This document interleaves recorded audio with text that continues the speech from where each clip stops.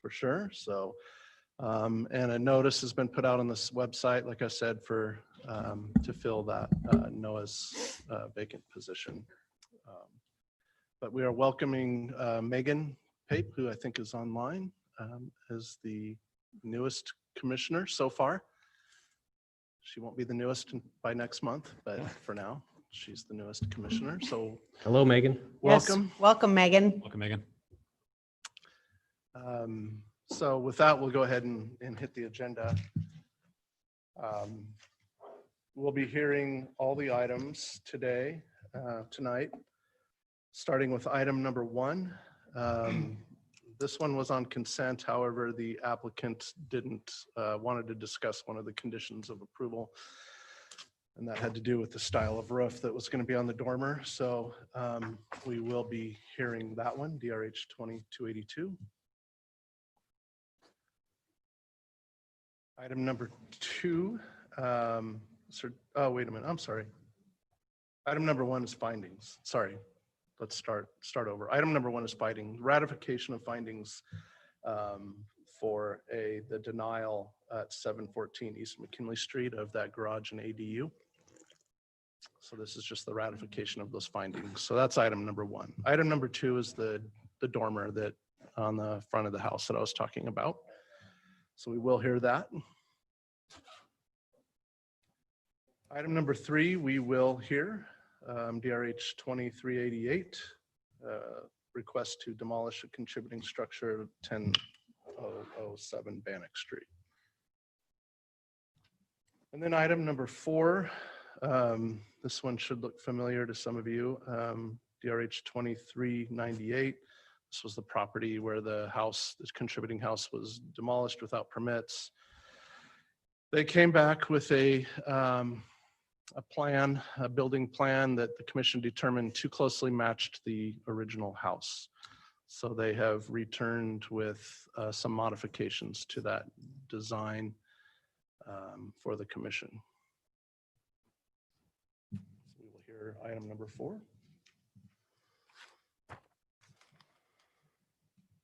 Item number 5, DRH 2402. This one we will hear as well at 1005 East Jefferson. Again, a request to demolish a contributing single-family structure in the East End Historic District. This one will have a lot of testimony to it. There should be, I think there's going to be some people showing up in person and as well as online to testify. So that's number 5. Number 6, DRH 2404 is a 1.5 story single family structure on a vacant lot at 1103 5th Street. And we will hear that one as well.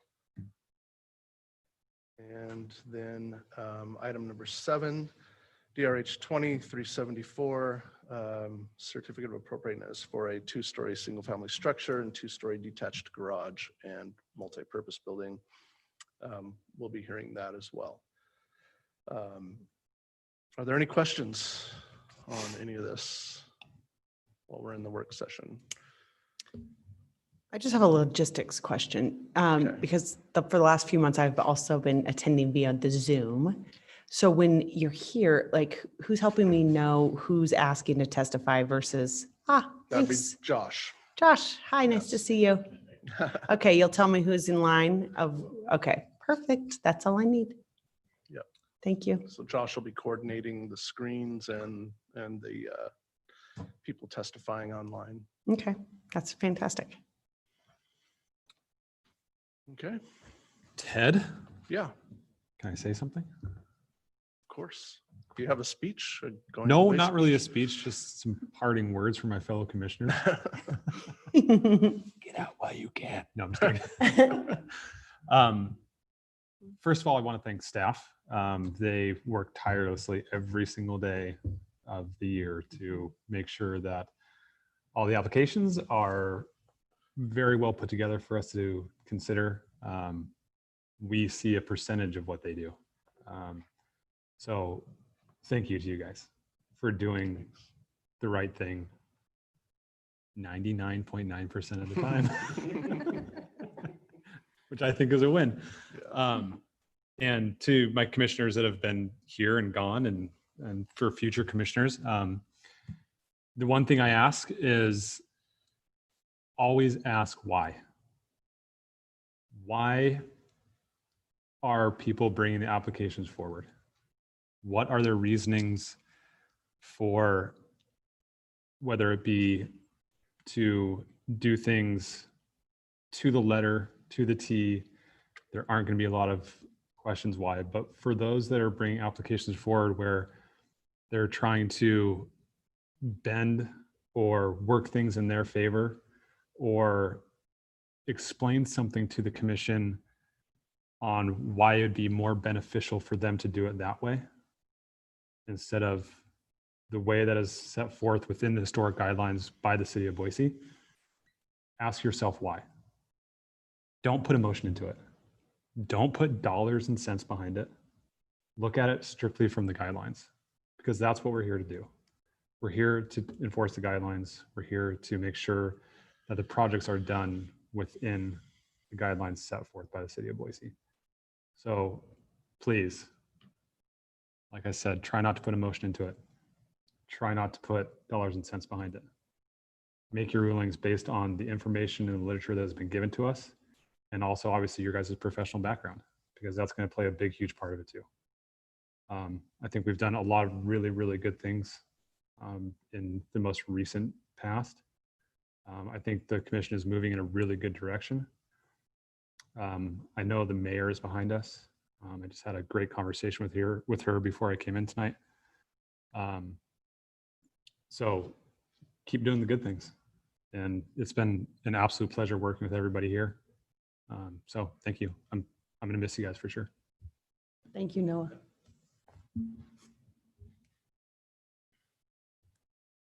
We gonna cry? I'm gonna miss you, man. Really, man. Anything else from staff that you have to offer for us tonight? Yeah, no, nothing else. I'm just, I can reference the email I sent out earlier that the code, we have a new code section that calls for, I think the intent behind it is, good decisions usually aren't made at the wee hours of the night, when emotions are probably running a little higher. So that's an option to, and the commission can determine that if we're at a point to where things are going to go on a little bit too long past 10 o'clock. I would say though that we just had our cutoff for October and it's a heavy one. So pushing anything back to October would be tough. So I hopefully we can just finish out tonight and get these applications off the table and not push them back. But I would just wanted to let you guys know that option, that if things are getting late, because I anticipate a lot of testimony on a couple of these. So, and so that things can go long sometimes. So for us, if we were the PNC commission, shoot, they go till, 1 o'clock in the morning all the time. So, Wow, I did not know that. so Okay, anyway, yeah, that's all. Hopefully Okay. we can just wrap it up tonight. perfect. Yeah, Excellent. so that's all I have. Anybody else have any questions for tonight for staff? I maybe just to reiterate a little bit about what Commissioner Richter said, we're probably going to see some emotional testimony tonight, and Mhm. Definitely. we gotta take that into account or not take that into account more specifically and stick to what the guidelines are and Right. hopefully make a correct evaluation, each of us. Excellent. Anything else from anybody? I just had a question. What do we normally do in the work sessions besides talk about the agenda items? Do we do anything else? Well, sometimes we have, in the past, we've had like opportunities for professional development. So we've had presentations from the city. We've had presentations from Devon, actually. We've had presentations from other individuals in the community who have expertise and knowledge and content expertise to help inform or grow our knowledge and expertise in the area. other things that you want to offer? Yeah. Or other so people that we've they can think in their tried to use experiences? them to, because the makeup of the commission changes periodically, trying to get the vision together of how this particular body wants to move forward on certain areas that can be really gray in our guidelines, and how they want to address those. For instance, we were heading down the road of really kind of reevaluating materials we allow in the historic districts as well, roof materials, window materials. So we've had SHPO come in and do some trainings with the commission in the past. I plan in sometime in the future, near future, hopefully, to have a consultant come in, maybe Carrie Davis come in, and she does a lot of our survey work for us. She does really good work. She's really, really knowledgeable. I was going to have her come in for a couple of sessions to do some training with the commission, because there is some stuff out there that's kind of iffy. Some of the language and some of the testimony that's been submitted as far as what's a demolition and what's not a demolition. Does, tearing off a roof mean the house is no longer contributing? Well, that's always been a question. What is the line? Where's the line that makes it non-contributing anymore? And so can you replace the entire roof and the house is fine? Where's that? What point is it just a new house that looks like an old house? That kind of thing. So Carrie has offered to come in and really do some work sessions with the commission on some of that and some other things. You'll hear her testify today a couple of times. So you'll meet her. But she's really, really knowledgeable. So so anyway, in short, we try to use them for growth on the commission, clarifying, things, some confusion. There's always confusion to clarify. So Yeah, and then also it's also about educating the public, educating builders, educating architects, educating real estate agents, material suppliers, making sure that they're up to date as far as what the guidelines are, what they're doing, what they're providing to homeowners and other builders and stuff like that, and how we can make that access of materials easier for them, whether it's through community outreach or one thing that we've been talking about as of late is doing like a builder certification program, where builders would have to go through a certification program even to pull a building permit within the historic districts, so they at least have read the guidelines. At least they know what they're getting themselves into, because 90% of builders that build in here, they get their building permit and they hit the ground running.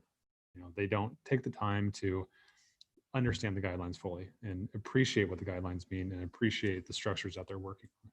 So that's been something that, I've been pushing for a little bit, and Commissioner Coffey, we've all been kind of pushing for some sort of certification program for builders to understand what it means to work in the historic districts and the importance behind doing it properly.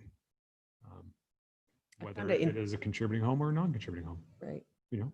Either way.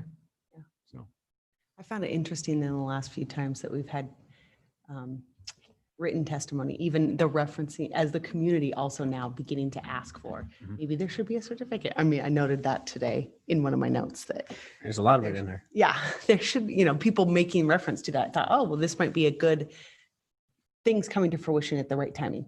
But so those are all kinds of experiences and things that we do. Any other good things? Questions? Yeah. Uh-huh. Keep on a roll of questions. So Ted, you got the results for the West End survey from our office. Has that information been publicized or shared with the commission? not yet. Okay. No, we haven't brought that to the commission.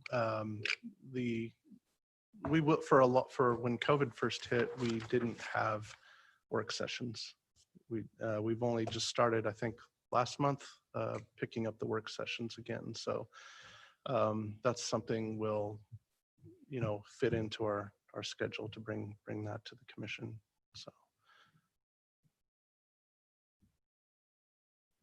Perfect. Great.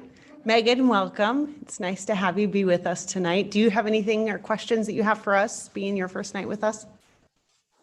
No questions as of now, but you're on mute, Megan. Oh, I think you're on mute. It says you're not, but I think you might be.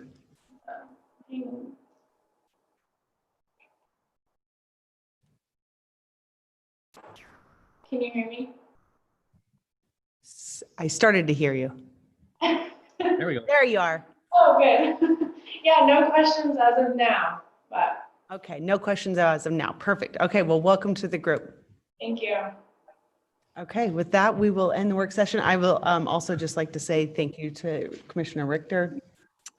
I, being new to one and not being a knowledge expert in the area of historic preservation, have come to learn a lot from you over the last, I've been only here for 2.5 years, and I appreciate your knowledge and expertise that you brought to the table, but I also appreciated the way for which you presented information and how you interacted with the public and the community in role modeling that. So I very much appreciate that. So thank you.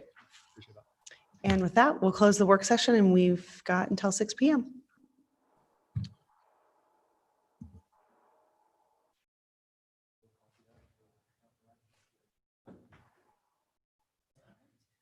Good.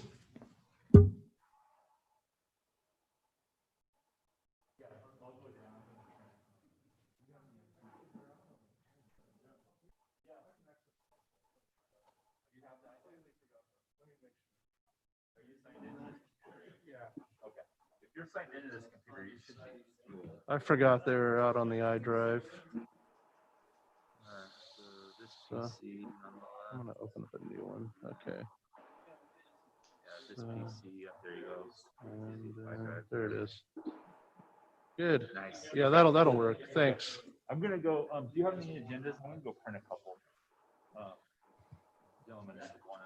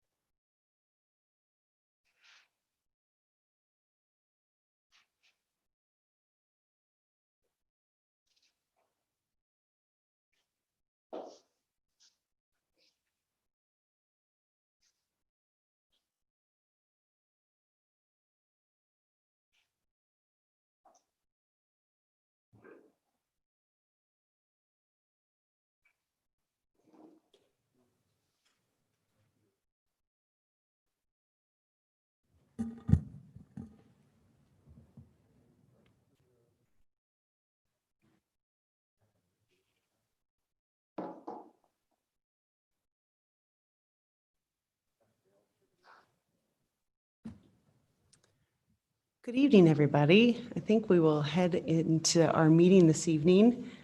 It is right at 6 o'clock, so welcome to those online and in person. It is September 28th, 2020, and this is Historic Preservation Committee session is starting. And my name is Erica Rupp, and I will be chairing our commission meeting this evening. Thank you for being here, and we are ready for roll call. Richter, Rupp, Here. Koski, Here. Brown, Here. Pape, Here. Pape. Am I muted? Here. Okay. Montoto, Maroney, Weaver, 5 present, 3 absent. All right. We want to check with Commissioner Pape. I think Commissioner Pape, can you hear us okay? Yes, she can hear us. Okay. We can't hear her. We're having trouble hearing. We're having a little trouble hearing you, so I'm going to have you test with me for a second. You can just talk to me. I like your necklace. It's very cute, by the Yeah. way. I'm trying to move the buttons. Can you hear me? I can kind of hear you. It goes in and out a little bit. Hmm.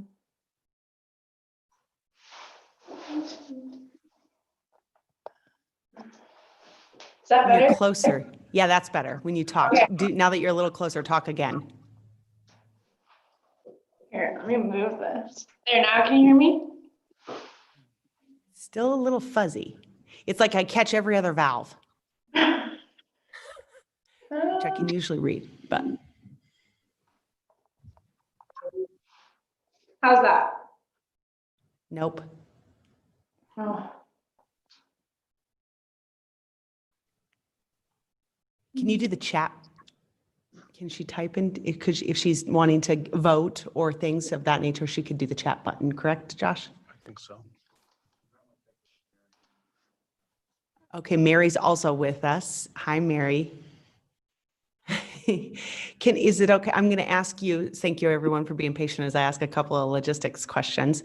Mary, as Megan's new to the panel, but as a member and voting, if we are in discussion, is it available for her to type in the chat box and also in voting? Is that appropriate? I think we should probably address the audio issue, mostly because the chat function is not technically a part of the record. It is for just Okay, clarifying. you know what, Mary? We're doing the same thing with you. So I'm thinking it might be us on our end, as I was catching all of your every other words as well. So I'm sure that was very wise legal advice. Unfortunately, I couldn't hear it. So we're going to do a quick test with Josh, who is, I can see, walk into IT. So that's great. And I'll also type in the chat. Okay, that's a great idea. You can chat. Oh, and so apparently the panelists who are with us online can hear both Mary and Megan Pape. So it is us in the room who are having the difficulty. Of course. We'll get it figured out.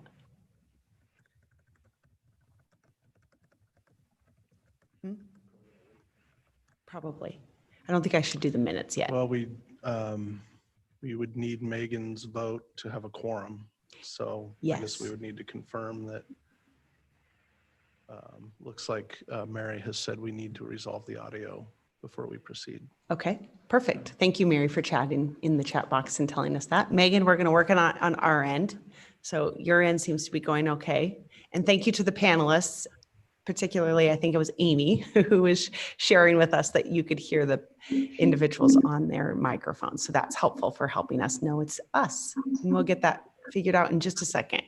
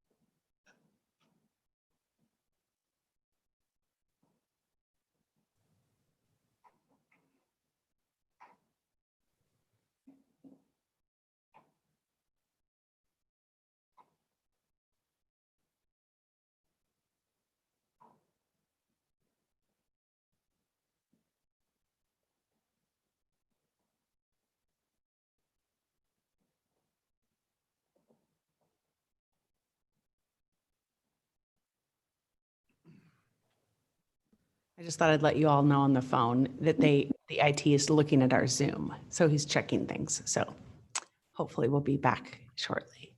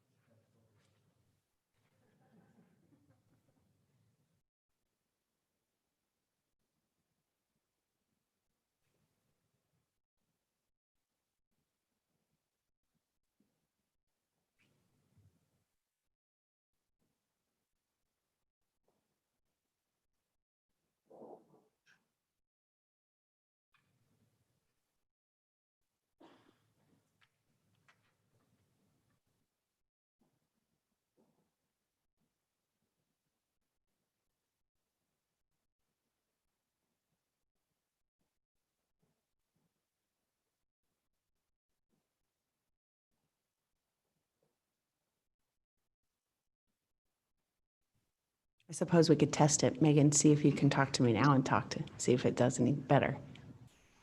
Test, test. Oh, I heard you say test.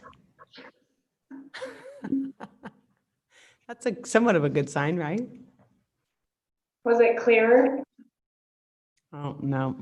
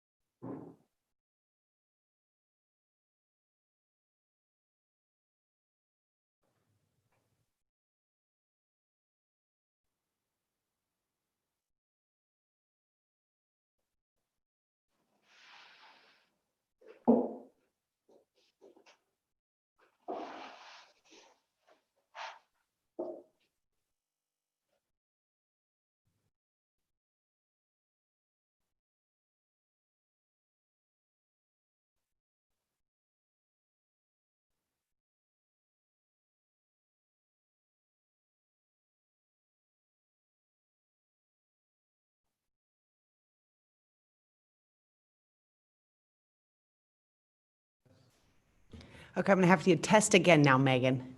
Can you hear me now? Oh, yes, I can. Yay. Perfect.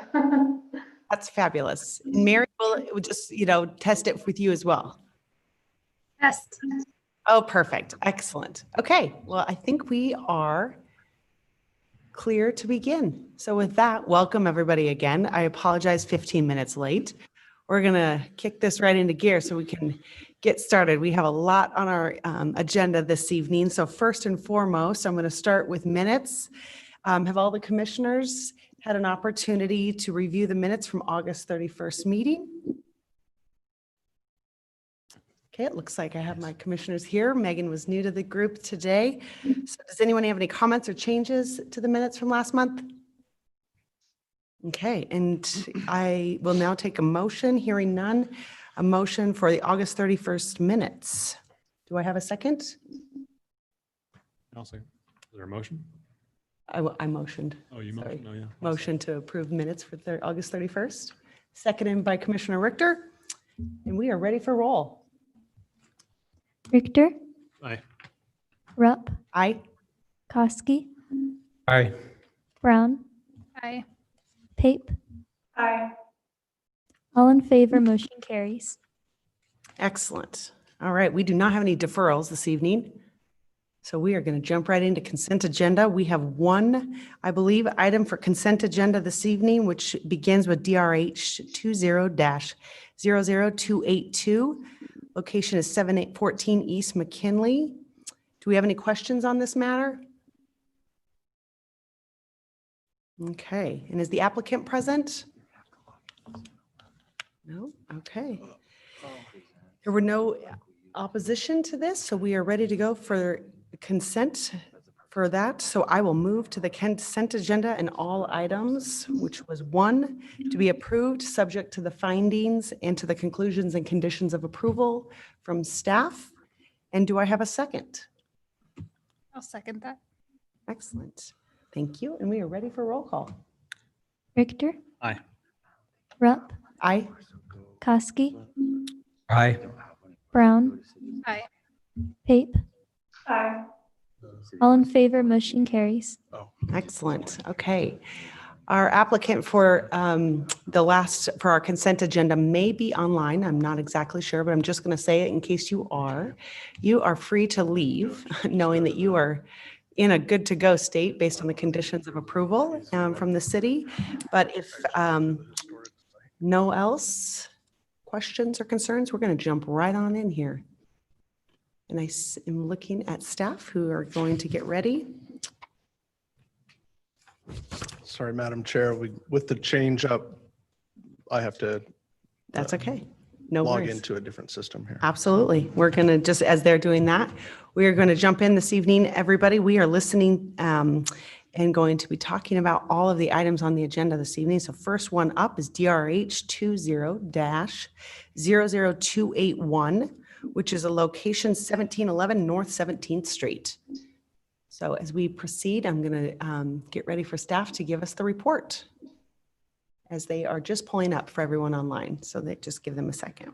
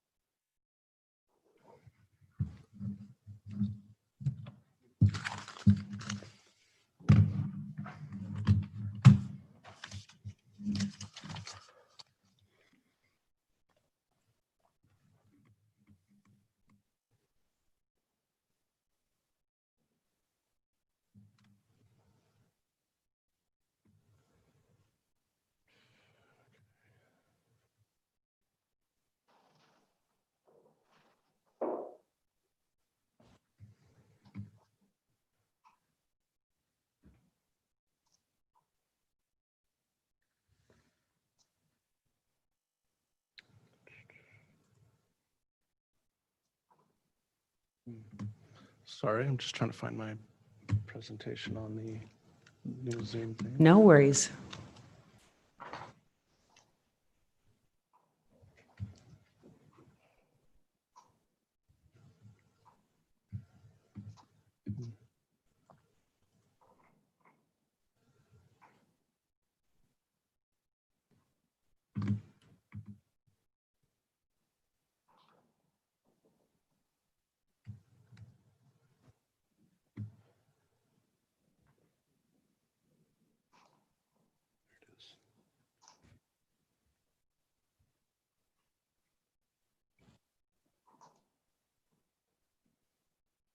Okay, sorry for the delay there. I hope everybody can see my presentation. Okay. Megan, you can see staff's presentation, correct? Yes, I can. Perfect. Thank you. You'll be my check-in for who if everything's visible online. So perfect. Thank you. Okay. All right, thank you, Madam Chair, members of the commission. Kind of a rough start to our evening, but we're there. We can do it. The item before you is a certificate of appropriateness request to add dormers on the front and rear roof elevations of a contributing single-family structure, and to construct a basement. Solar tubes are also proposed for the rear roof elevation. And that is an aerial of the house and a site plan. So the site plan won't really change much with this application, as most of the work is going to be either in a basement or on the roof of the house.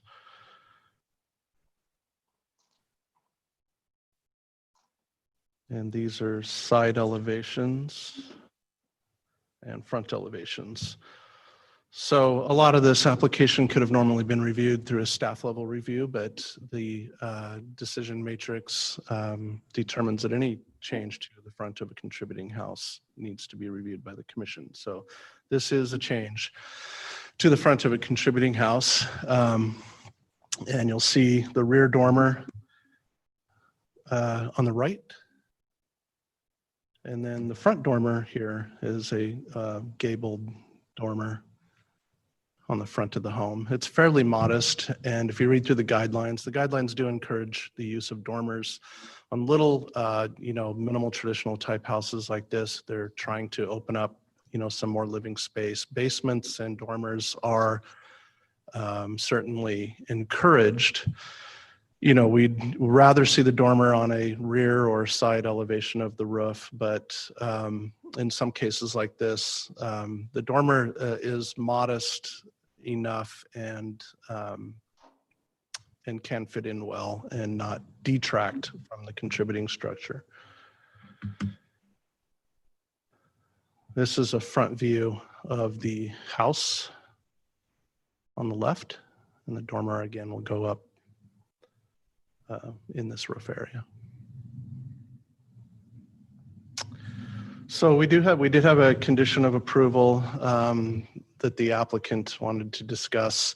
The condition of approval from staff was that the dormer have a roof that better matched the roof of the house, and that it be a hipped roof rather than a gabled roof. The applicant provided these diagrams to me today. His contention is that the hipped roof would not allow for egress out of that bedroom space. That will be a new bedroom space upstairs, which requires an egress built by the building code. And so the hipped roof, as you can see, as he draws it in, shows a shorter window or a smaller window area, and would not meet egress requirements by the building department. As well, the other argument is that the larger gabled dormer will allow more natural light into the space as well. And that the applicant should be online or here in person to speak in further detail. So the applicant, the staff does recommend approval of the application with the recommended conditions of approval in the staff report, including the condition of approval I just spoke of. Thank you. Great, thank you so much. Is the applicant present online and or in person?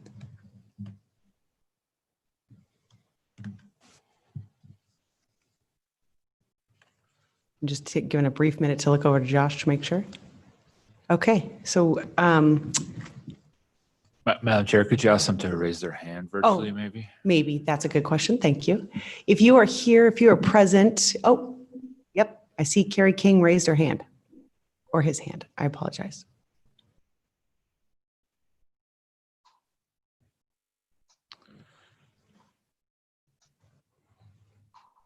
So we will unmute you.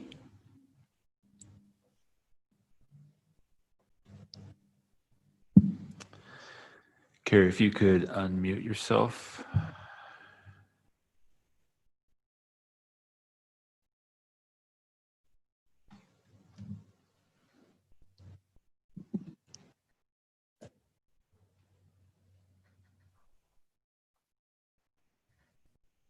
I'm going to reiterate, I'm just going to ask if Carrie is online. I see you had raised your hand. If you would like to unmute your line and share and just start talking, I'll make sure I'll know that you're there and present.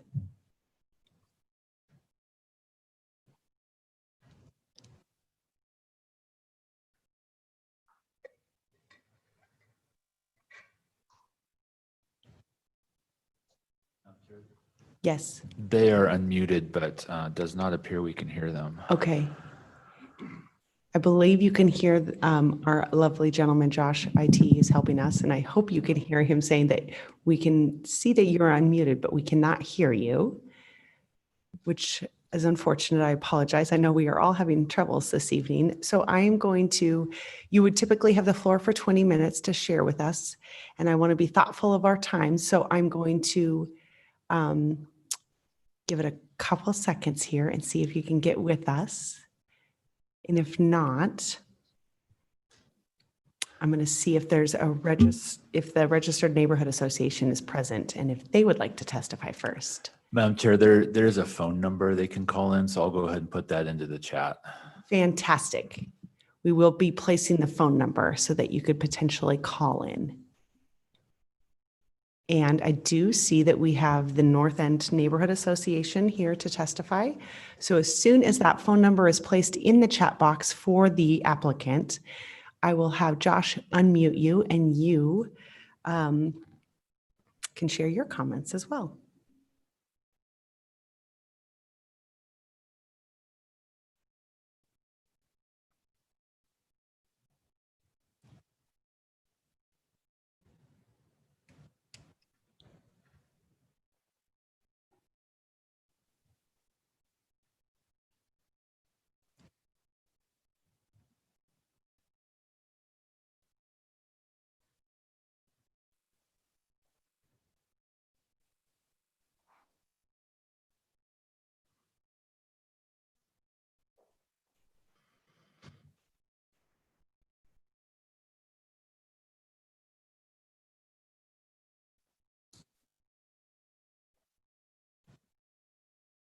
We are working on getting you unmuted.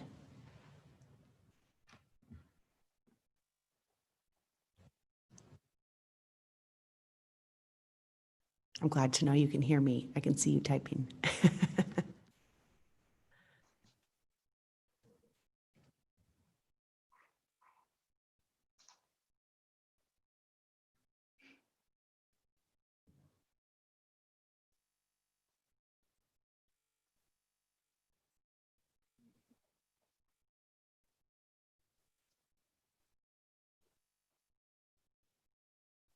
The Neighborhood Association.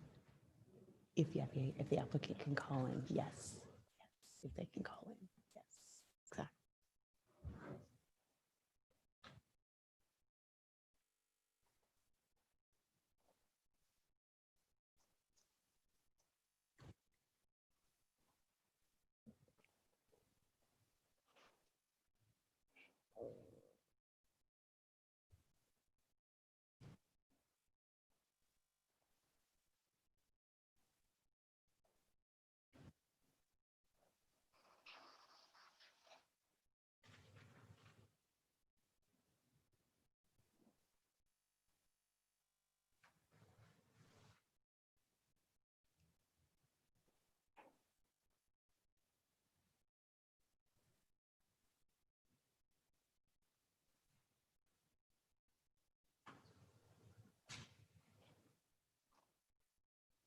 And if the applicant, I see the applicant is, I think there has been a phone number entered. So if the applicant is dialing in via Zoom and you have connected, by all means, you can also start talking and I'll know someone is present and being able to share and I'll proceed whomever gets on first.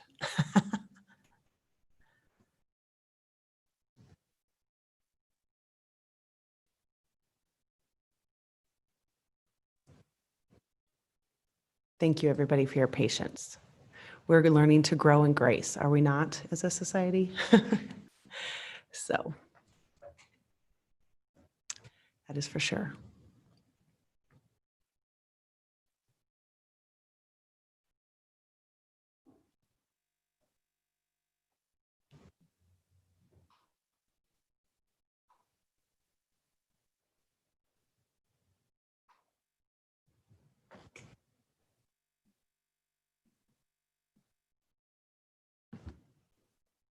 I should have brought chocolate. All things go better with chocolate.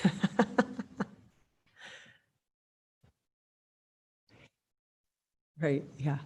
I do see someone's asking a question and our IT department, I'm looking to the left and for those online, and as that is where our lovely teammates are.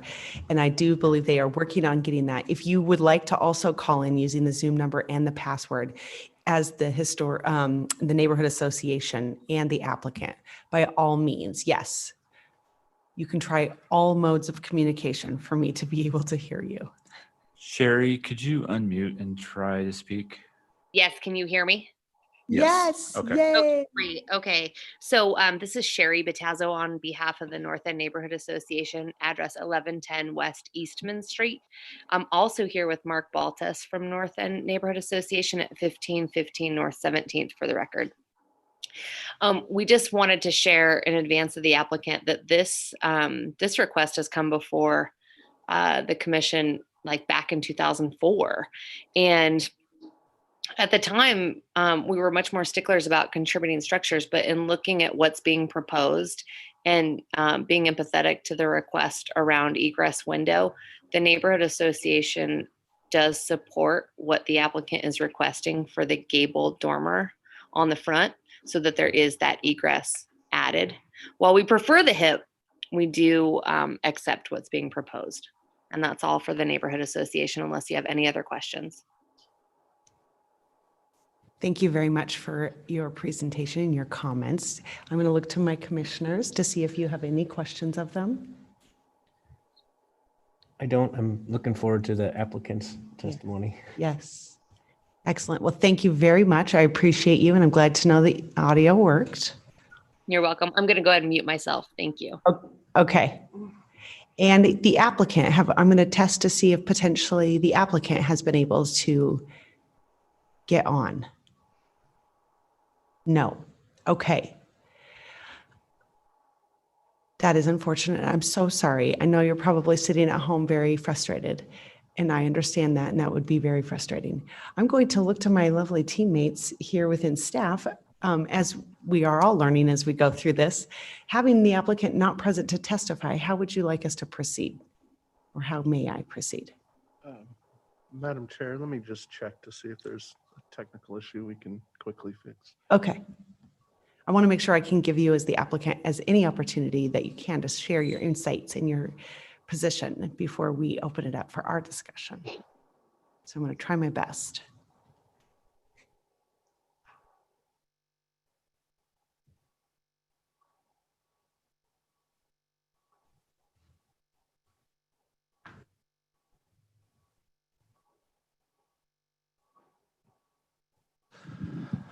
Madam Chair, there are a couple of phone numbers in the meeting now. So Carrie, if you are one of those, could you unmute and attempt to speak?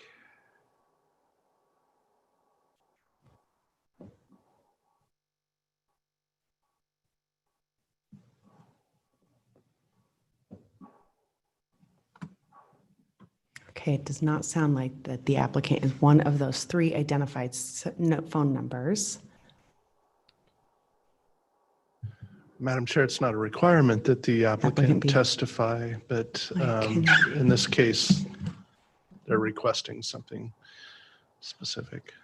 Yes.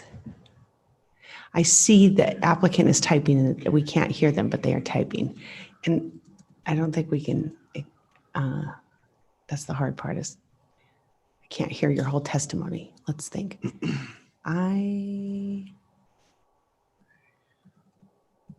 Oh, thank you very much, participant, for your comment. I appreciate that.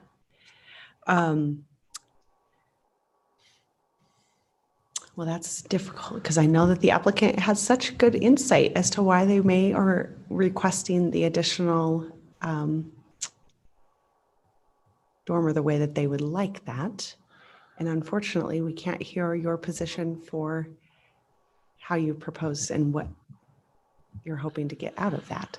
So with that, Commissioner Rupp, may I suggest that we move on to the next item and hopefully come back to this, because I don't believe we can have a discussion or vote without the applicant being able to give their to testimony. state his Potentially, if testimony, we could potentially defer this if necessary, but I would hope not to. So with that, I do agree with Commissioner in the sense that if I could proceed to the next one and we could come back potentially. Can I do that even though I've started Madam Chair, this? that you can reorder the agenda. Okay. If that, Well, look at me. I'm just going to reorder that better. agenda. An applicant? Madam Chair. Oh, And staff, is it necessary for the applicant to give his testimony for us to carry on with the application?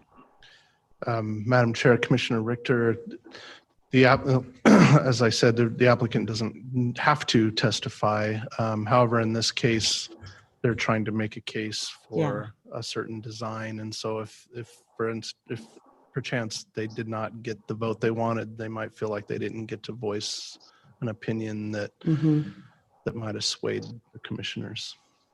So I would agree. So with Madam that, unless Chair, you're going how to about agree with the applicant, I guess. I would move that we take this item and go on to the next item, and after the next item on the agenda, we check back to see if they're available.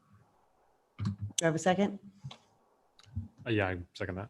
I don't think we need to motion that, but now that I know that I have a motion and a second, clerk, I'll have you do a roll call on that.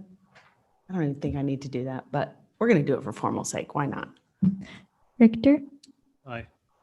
Rupp, Aye. Koski, Aye. Brown, Aye. Pape, Aye. all in favor, motion carries. Okay, perfect. So item number 00281, stay on the phone, keep trying, calling in and see, just talk. And if we start hearing over talking, I'll know that you've got on and I'll move you back up into the agenda. And with that, we will proceed to our next item. This night's going to get running smoothly, people. I guarantee it. We are going to move to item number 3, which is DRH 20-00388. Location is 1007 East Bannock Street. And with that, I'm going to turn it over to staff for a presentation.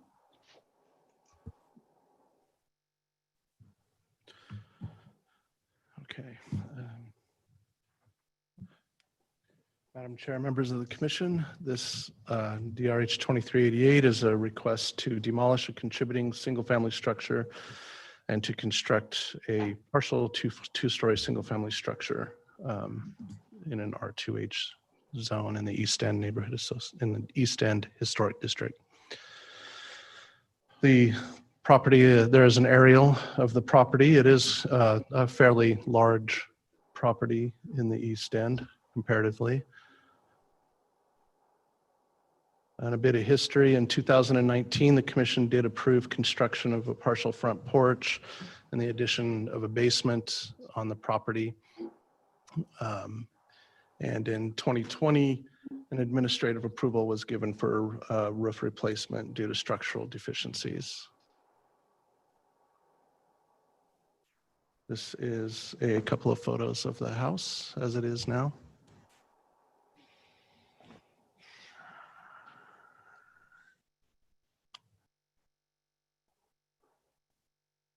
You do have some reports from structural professionals in your packet. They generally, just somewhat summarizing, state that the walls have little to no structural system in place.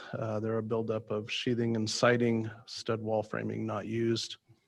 The city's building inspection manager was called out to inspect this site, or one of his staff was, and his determination was in agreement with the applicant's reports that the building did not have structural integrity and should be demolished. And these are the findings for demolition. The first one is classified as contributing. It is, so that's not met.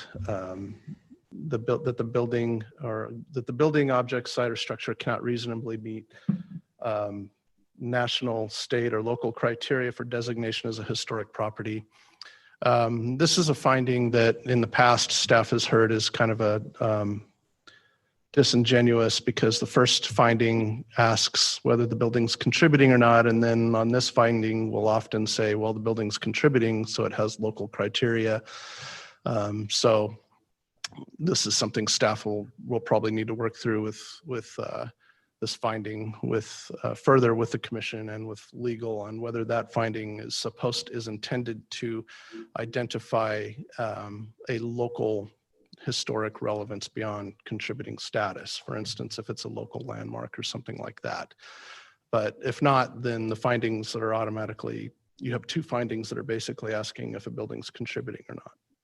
And so if it is contributing, there's two findings you cannot possibly meet. So that the demolition of the building, and I'll just reiterate on that, we've typically read that as the building's contributing in the local historic district, therefore it's got local relevance. So I marked that as not met with kind of a question mark.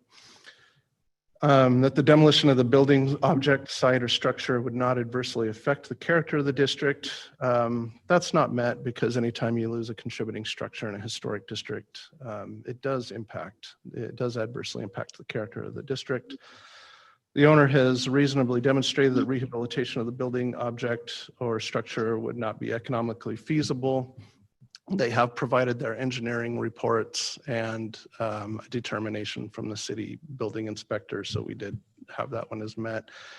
That plans have been submitted to redevelop the property that will generally have a positive effect on the district. Staff believes that one has been met. And though the application may not have met the 3 out of 5 findings as discussed, the staff, due to the city building inspector's determination, staff does recommend approval of the demolition. And now we'll move on to the new construction plans. So if demolition is approved by the commission, these are the plans for new construction. There's a comparative site plan existing on the left, proposed on the right. And then the elevations, front and rear. As you can see, there's a sort of a wraparound front porch on the front. And then the side elevations.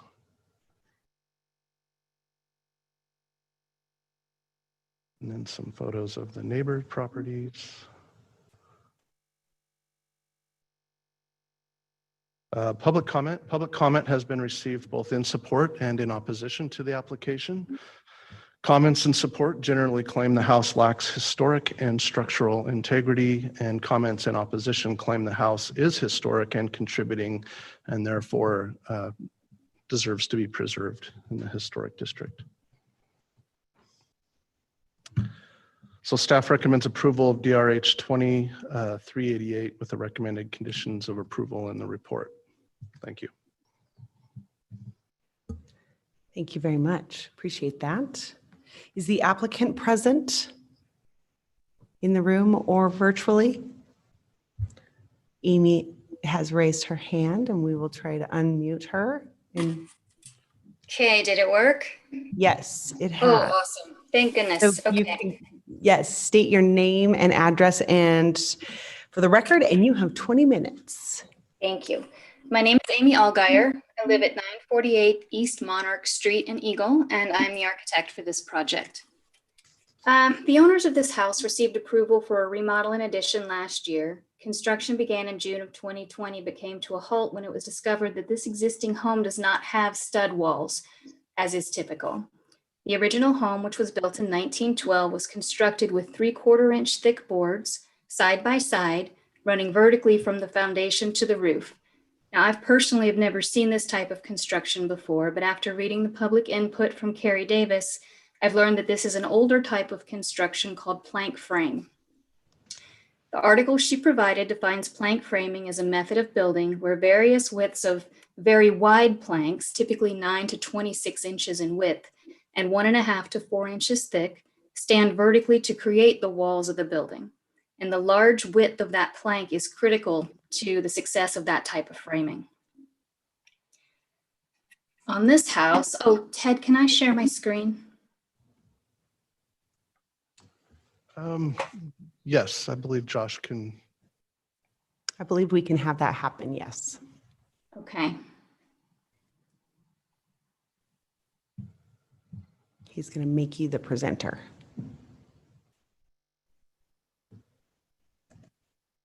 That's Ted. I see Ted's screen. Yeah, I need to stop. I think we will stop sharing Ted's and then we're going to try to see if we can get yours. Okay.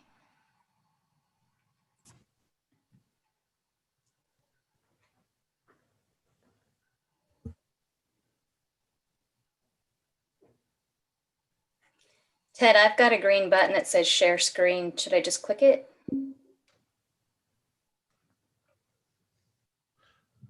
Yes, I believe so. We did see your screen, I think, for a short second. Here it comes. Okay. We can see it now. Okay, perfect. You're right in the way of my clicker. Okay, there we go. So on this house, the planks range in width from just 6 inches to 12 inches at the max. That's quite a bit less than the 9 to 26 inches traditionally used. And this does not provide the substantial width that we really need for that type of framing to be structurally functional. In plank framing, plank frames are generally 2 inches to 4 inches thick, and they're either pinned to the exterior of a frame or they span between a sill and top plate with varying types of connections. In this house, the planks are 3/4 of an inch thick. That's half the minimum thickness of a traditional plank frame, and there's no external frame, and there's no top plate and no sill plate. Plank framing depended on the very wide planks, diagonal bracing, or in the case of 3 to 4 inch thick planks, they would put dowels between the vertical boards to provide a lateral connection across the face of the wall. In this house, the planks aren't thick enough to dowel between. There are no wide planks, and there's no diagonal bracing to provide any sort of lateral connection necessary for a successful plank frame construction. Additionally, these planks are face nailed at the bottom of the plank into the rim joist, which means all of the roof load travels down the plank and hangs on those nails. So here you can see the wall plank coming down past the floor structure, past the rim board, and there's no sill plate. It doesn't bear on anything. It's just nailed into this rim board. Amy, I'm so Yes. sorry to interrupt you. I think you got to click on the picture for us to see it. I see 7 thumbnails, but I do not see the actual blown up photo. We have a lovely audience member Oh, here who's we helping go. us. Here I we think go. you have to share the screenshot. I have to share each one individually. Can you see You this got now? it. Brilliant. Thank you. So I may have to, I can go back if you want to see the earlier 2 photos. So this wall plank comes down. There's no sill plate. You can see the rim board below. This is the flooring. And then this wall plank is just nailed into the rim board. So all the roof load that's traveling down that wall plank is just hanging on that rim board. So there's no direct vertical transfer of the roof load through the wall to the foundation. And in many areas of the home, can you guys see that too? Did the picture change? Yes, the Yes. picture Okay. changed. So in many areas around the home, the planks don't even touch the foundation. Additionally, to prevent racking, plank framing relies on super tight joints between the planks to create a rigid wall. The planks in this house are not tightly abutted. Some gaps are as much as 1/4 to 3/8 of an inch wide, and this creates yet another problem with lateral stability. So to sum up, in this house, we have no external frame, no top or sill plate, no diagonal bracing or lateral doweled connections. We have poor resistance to racking because of the narrow planks and the gaps, and the roof loads are hanging by the sheer strength of the original nails. This is not a traditional plank frame home. All the strengths of plank wall framing, the wide planks, thicker wood stock, lateral bracing, and direct transfer of roof loads to the foundation do not exist in this structure. This was a layperson's attempt to construct an inexpensive home, and it is structurally unsound. It wasn't stable when it was built, and there's a reason the head of inspections has said this house needs to come down. This is a health and safety issue. Now, at some point during this house's history, furring strips and lath and plaster were added to the interior face, and another layer of siding was added to the exterior. This has greatly improved the lateral strength of these walls, and this is what has helped this house remain standing through the years. That lath and plaster, though, has now been removed as part of the approved demolition. So that it's taken away the lateral connections that these walls have enjoyed for the past 50 years or so. The neighbors report that the house appears to be shifting. The exterior siding is starting to crack, and that front leaded glass window had to be removed because it was bowing out and the lead joints were starting to open up. Now, it's been pointed out that buildings of this type in Boise and Idaho City have been brought up to code while retaining their historic character. And if those examples were traditional plank frame homes, I believe it. They're much stronger than what we're dealing with here. Additionally, we're not just trying to bring this building up to code. We have to stabilize this wall, separate it from the rim joist, which is the only structure tying it together horizontally, jack it up, and suspend it in the air while a new foundation is poured below. When we set this wall back down on the new foundation, we have to find some way for those 3/4 inch planks to meet the building code to support the roof loads of the house and the additions. This is not just a matter of stabilizing an existing structure. Now, I'd like to address some questions about the experience of our project team. Apparently, engineer Tim Johnson's comment that he's never seen this type of wall construction raised some concerns for Carrie Davis as to the breadth of his historic experience. She states that plank frame construction is not uncommon in a building of this era, but this statement is inaccurate. The article she included in her letter says that plank framing was common throughout New England and central Ohio and in adjacent parts of Ontario and Quebec. Those areas are nowhere near Idaho. The article also states the invention of the circular saw helped end plank framing in the mid-1800s. The majority of Boise was built well after that. It is inappropriate to insinuate that Tim Johnson's historic Boise home experience is deficient because he hasn't seen a construction type that was common on the opposite side of the country, petered out 50 years before the East End's earliest homes were built, and is listed in only one historic text. As for Colby Orchard's experience, I've worked with him on many, many homes in the historic district over the past 15 years, more than any other engineer I've worked with, as have several of my colleagues. I expect this commission has seen Colby come through here on projects from time to time because he often provides expert testimony. I specifically work with Colby because he understands that historic homes have unique strengths that modern homes sometimes don't, which means we're able to save more of an existing structure and do less sistering and shoring up. He has extensive experience with historic structures through his personal projects, and it's incorrect to say his knowledge of historic construction is limited or insufficient. As for me, I've worked in Boise's historic districts for 15 years. I've pulled 120 certificates of appropriateness in the past 10 years alone. I've come before this commission many times. I've worked with Jeff Naberman, Julie Archambault, Sarah Schaefer, Matt Halitsky, and now Ted, any of whom can tell you I bring a lot of projects through the historic process. Have I seen every surprise a historic home has to offer? Of course not. But anyone who expects that in order to demonstrate proficiency with historic home construction is not going to find a single person to fit that bill. This design and engineering team has extensive experience with homes in Boise's historic districts, and the attack on our abilities was inaccurate and unnecessary. Now, with regard to the criteria for demolition, the home is contributing. We don't meet that criterion. This house, though, is not individually eligible. The box indicating eligibility was not checked at the time the historic inventory was done. There have been no real changes to the home since 2002 when the inventory was done, so there's no reason to believe it's become eligible since then. Citing the home's contributing status in the East End as proof of its eligibility to meet local historic status is a circular argument. Its contributing status in the East End is a criterion in and of itself. It should not factor into the separate eligibility question. We therefore meet the criterion for being not eligible, as assessed by Donna Hartmans in her original unbiased inventory of the home in 2002. Now, this home is contributing, and losing a contributing structure does affect the character of the district. Out of hundreds of projects I've worked on, this is only the second contributing home I've petitioned to take down. And the only reason I believe demolition is the best option here is because the actual amount of historic material that we would lose, it's small. We already have approval to remove the roof, the floor, the foundation, and the rear portion of the existing structure.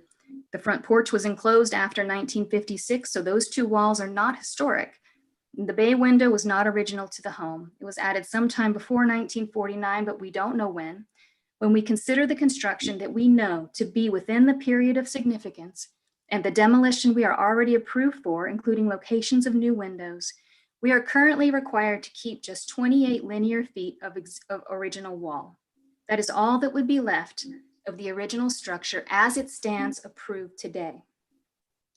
So when we talk tonight about full demolition or demolishing a home, please understand that we're talking about 28 linear feet of a wall that is 3/4 of an inch thick, substandard plank frame construction that can no longer be used structurally to carry the loads of this home.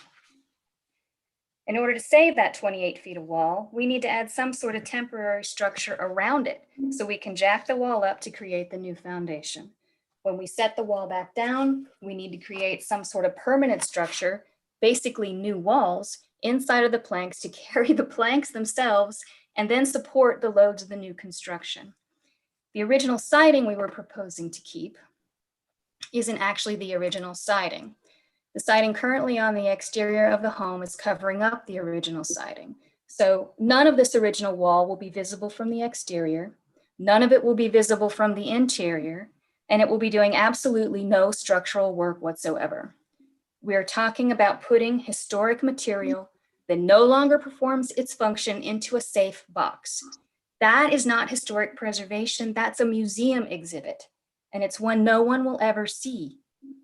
Because so little historic material would remain, because it would no longer be a functioning part of the home's structure or appearance, because two experienced engineers can see no way to salvage the walls other than to abandon them, and because the head of building inspections has indicated that the house needs to come down, we believe the demolition of these walls, while unfortunate, will not be a detriment to the district or the neighborhood. Additionally, 3 adjacent homeowners have written letters in support of this demolition. And if anyone in the neighborhood were likely to be negatively affected by this demolition, it most reasonably would be them. We therefore feel that we have met this criterion. We believe the proposed design, for the reasons outlined in our letter of explanation, would have a positive effect on the district and adjacent properties. The homeowners on either side of this property have written letters in support for the proposed design, and because of this, we feel we have met this finding. Now, I haven't touched on the financial aspects. The owners were aware coming into the historic district that building here and renovating a historic home carries a heftier price tag than other projects. They were fully accepting of the additional cost to jack up and save the existing walls, but now they're being told they're paying extra to jack walls up that they're going to have to replace anyway. In her letter of opposition, Barbara Dawson says that the cost of remediation should not be a consideration of this commission. But it absolutely should. Of course it should. In fact, of the 5 criteria for demolition, one of them includes a criterion that relates to cost. It states the cost must be economically feasible. There has to be a rational nexus between the cost of remediation and how much history we're actually preserving. In this case, stabilizing, jacking up, and encasing the original planks inside a new wall structure for 28 linear feet of existing wall costs 850% more than the cost of just building 28 feet of new stud wall. This commission's been extremely reluctant to set any hard guidelines as to what they consider feasible. But I would argue preserving planks that were substandard to begin with no longer function and can't be seen at a cost of 850% more does not represent a rational nexus between cost and benefit. Given that, I argue that we meet this criterion. Beyond that, if the original planks are not visible or structurally functioning, how are they keeping this structure historic? If the home has a new foundation, new floors, all new walls, and a new roof, are we not creating a false sense of history by building a home that looks like the original but isn't? Now, we believe we have strong arguments for meeting 4 of the 5 criteria for demolition. We feel the proposed home fits in well on this block of fine larger homes, and we have the support of the immediate neighbors. I'm going to yield the remainder of my time to the owners and then stand for questions.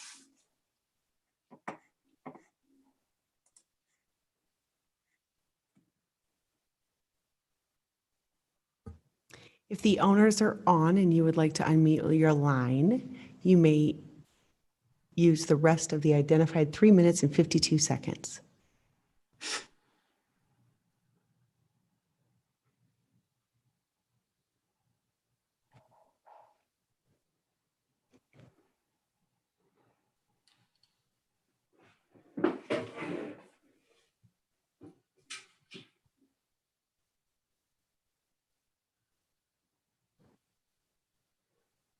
Hello, can you hear me? Yes, we can hear you. Thank you. If you state your name and address for the record, that would be great. All right, can you still hear me?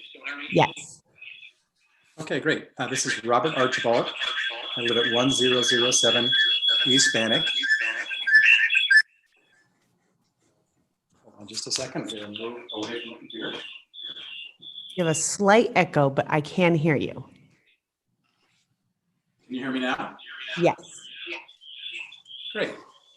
This is Robert Archibald. I live at 1007 East Bannock Street in Boise, Idaho. And Madam Chairperson and Commissioners, I'd like to thank you for yielding the remainder of our virtual time for us to give a brief discussion.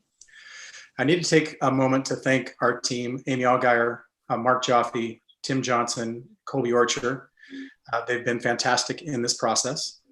I would also like to thank the Boise City Building Inspection Team, and of course, Ted Venegas, Senior Historic Preservation Planner, for fielding our many questions that we've had throughout this process. I'm certain Ted would like to change his email address after this project. I'd like to thank the East End Neighborhood Association members who stay engaged to try to preserve the features of this wonderful neighborhood. I also need to say thank you to our immediate neighbors who have been exceedingly patient and supported us with this project despite its many delays. My wife, Lisa, and I have lived in Boise for 17 years. My wife is a native of Idaho who convinced me that Boise would be a great place to raise our children. Boise has exceeded our expectations professionally and personally and is a fantastic place to call home. For most of our 17 years here, we have lived in the East Foothills. Both of our children attended Roosevelt Elementary just down the block, and both graduated from Boise High School. When we acquired the property at 1007 East Bannock 2 years ago, we instantly fell in love with this quaint home in a quiet neighborhood on a beautiful tree-lined street. We are grateful to enjoy the proximity to work, the Greenbelt, the Boise River, Foothill Trail access, and most importantly, the East End neighborhood community. Before the purchase of our home, we did extensive research. We talked to many friends and neighbors who have gone through this process before us. Despite their challenges, we chose to proceed. We surrounded ourselves with dedicated professionals who have updated and preserved numerous historic properties in the East and North End historic districts. Over the last 2 years, we have worked to gain approval for a very tasteful remodel that is in keeping with the historic guidelines and city codes. We remodeled the accessory dwelling unit on the property in late 2019 so that we would have a place to live during the main home remodel. We sold our home in the East Foothills during the early months of the COVID-19 pandemic and moved to the property in question. We began approved work on the infrastructure, replacing water lines, necessary sewer lines, geothermal, and electrical services to the property. We encountered a setback with an unstructurally sound roof, as Amy has mentioned, and were given approval to replace that in April of 2020. We began work in earnest on the main home to prepare it for the previously approved lift and remodel. We had every intention of proceeding with our previously approved plan when we encountered the insurmountable problems with the structure that Amy has outlined. We were saddened to learn from 2 independent licensed structural engineers and the city inspection team that the house is unsafe and needs to come down. As Amy has outlined, there are no studs in these walls. They are supported by 3/4 inch, 12-inch boards placed vertically side by side directly onto the foundation with large gaps in between them. There are no sill plates or headers, no grooves or notches as were used in some homes with the board and plank construction. To put it simply, the home was supported primarily by lath and plaster and 2 layers of external siding. Since the removal of that lath and plaster required for the lift and remodel, the house is now bowing, listing, and leaning where it should not be.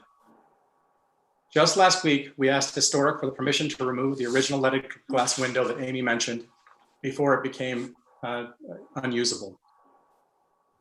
We'd like to point out that each time we have encountered any issues on this property, we have stopped all work. We've revisited the house, the issues with our team, and sought the guidance of the historic preservation staff. Time. Mr. We Archibald, respected the process every step of the way, and we have worked tirelessly to ensure that all of the options available to us have been thoroughly considered. Mr. This Archibald, summer, with no other clear path forward to preserve this insufficiently constructed home, we went back to the drawing board to design a new home that we believe is congruous with the historical and architectural features of the East End neighborhood and Mr. fully Archibald. compliant with all the rules set forth in the guidelines of the historic district. My hi. wife and I yearn to be able to move forward with these plans so that we can have a permanent place to call home. Mr. Archibald, can you hear me okay? We No. respectfully urge you to approve demolition of the main home on our property and further approve our application for new construction set forth in this proposal. Thank you for your time. Thank you very much. I hope everybody can hear me okay. I'm going to ask Megan to give me a thumbs up. Okay. Thank you, Megan. Mr. Archibald, I appreciate your feedback and thank you very much. So I'm going to ask my fellow commissioners if you have any questions for staff or the applicant.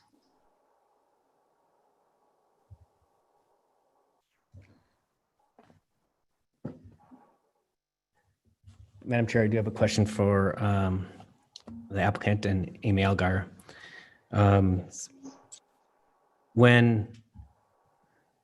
When you started working on this project and some of these issues were came into light, obviously you have a very nice, attractive house that has stood the test of time there, and you did stop, which is great. But have you considered at that point revising the plans? Obviously, you have a dream. The owner of the property has a dream to construct it, what was originally designed. But when you work on a remodeled house or an old house like this, you run across things. So was it ever considered to do a redesign to keep what is existing there and add on additionally? Commissioner Koski, that's sort of the problem that we're running into. We're not finding a way to keep what is there. Ted initially offered to allow us to take down those existing plank frame, substandard plank frame walls and put up studs instead. But then we realized that that was going to be pretty much a total demolition. There wouldn't be anything left. And we can't build back something that was originally historic because that creates a false sense of history, which is why going forward, after we talked to the engineers who said they don't really see a path forward, and after speaking to the the building inspector who said it needs to come down, the owners opted to go and design a new home so that we could at least bring that forward to get that criteria of demolition met.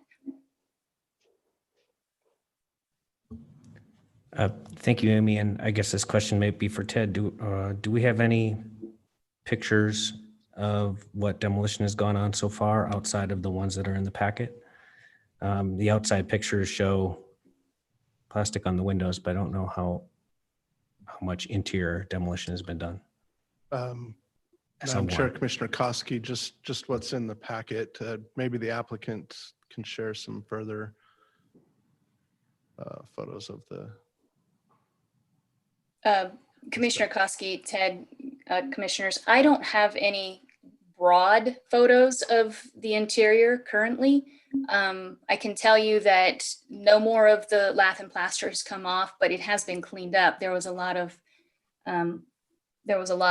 debris on the floor, and that's been swept away. In terms of exterior, it hasn't been changed any further, and interior, we haven't touched those plank walls at all. They're still covered with 4 layers of wallpaper.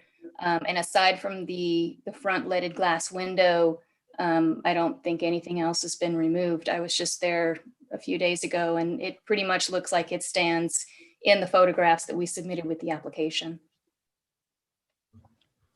Thank you.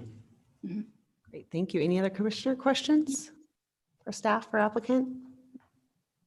All right, with that, I will ask if the Registered Neighborhood Association is present and would like to testify. If they could raise their hand or unmute themselves. Hello, can you hear me? Yes, we can. Thank you. Hi, this is Brittany Sigliano with the East End Neighborhood Association. If you could state your name and also your address for the record, and you too have 20 minutes. Thank you, Madam Chair. Commissioners, good evening. Again, Brittany Sigliano. I live at 403 North Mobley Drive. I know we've had some delays. I won't take the full 20 minutes, so maybe we can get a little further ahead and on track. And quickly, Commissioner Richter, I'd just like to thank you for your service on the commission. You will be greatly missed. Tonight, I am here to ask you, as the Historic Preservation Commissioners, to make a decision that will honor the original guidelines of the East End Historic District. When the district was created and adopted in the early 2000s, nothing that was presented or adopted was unreasonable or unrealistic then or now. The intent of the district is to honor the form and character of some of our most defining characteristics, predominantly the small craftsman bungalow and large side setbacks. Back in May of 2019, ENA was supportive of the addition and plans for this proposed property at 1007 East Bannock. In fact, it's one of the main goals of our recently adopted neighborhood plan, Goal 1.3, which is to support redevelopment when it fits within the historic district and urban character of the neighborhood complements the form and function of its adjacent surroundings. The original proposal did just that. Since that time, and as work has progressed, the structural stability of the existing home has come into question. Demolition should always be considered an absolute last resort for reasons that include environmental stewardship, economic sustainability, and cultural identity. I would like to take this moment to thank Ms. Allgaier and Burke and Lisa for following the process. We know that this is a significant setback, but the fact that you have followed the process shows your integrity and means a great deal to the neighborhood and the historic district. Thank you. As a representative of the ENA board and as partners with the city and HPC, I do have some questions regarding the new proposal. We would have preferred to address these earlier with the owners and architect, but we didn't receive plans with enough time for a prior conversation. The original plans call for a much smaller footprint, over 450 feet. Additionally, larger setbacks, over 10 feet in the front and 8 feet on the east side, and a full basement as opposed to the half basement and the addition of a half story. This is a significant change from the original design, and we are curious as to why. The loss of a contributing house is a blow to the historic district, and I know not one that they had intended to do, but the loss of additional green space makes it a little more challenging to digest. While we don't like to see demolition in the historic district, the replacement is much larger than the original plans. We're curious as to the purpose for the half story and partial basement, as opposed to a single story and full basement, being more congruous with the neighborhood? What is the reason for moving up as opposed to continuing to go down? The initial plan shows a lot size of 9,583 square feet. I'm going to throw a lot of numbers, so I'm also going to go a little slow here. So the initial plan shows the lot size at 9,583 square feet. The current plan shows 9,900 square feet. I'm a bit confused at how the lot has grown over 300 feet in the last 18 months or so. According to the Ada County Assessor, the lot is 0.22 acres, which is indeed the 9,583 square feet. If the lot did not grow and my calculations of the proposed lot coverage of 3,380 square feet divided by the 9,583, then the percent coverage is actually 35.2. I am not a mathematician, I could be wrong, but if there can be clarification, at least on how the lot has grown over 300 feet, that would be helpful for further informed decisions. Finally, referring to our neighborhood plan again, goal 1.5 is that we will strive to protect and preserve historic districts and other historic places and functions through regulatory tools and partnerships. The commission is that tool and our partner. We trust that you will take the information this evening and make a decision that is fair and representative of the form, function, and character of the East End Historic District. Thank you.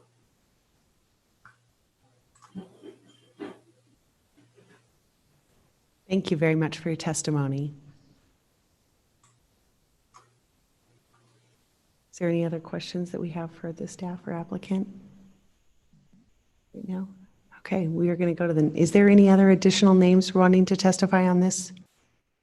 Come forward, please. You can state your name and your address. You have 3 minutes.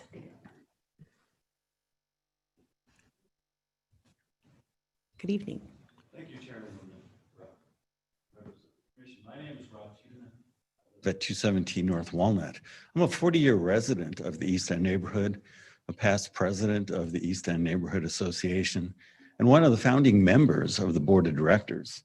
My testimony in regard to this project, one of two I will testify to tonight, follows. My concern with the application for a residential certificate of appropriateness to demolish a historic home at 1007 East Bannock Street is as follows. Issue number one of a factual nature. While inspections can differ in rigor and thoroughness, the due diligence required for an older historic home being considered for an extensive remodel warrants a practical owner and their agents to gather all the information needed to determine if it is prudent to proceed.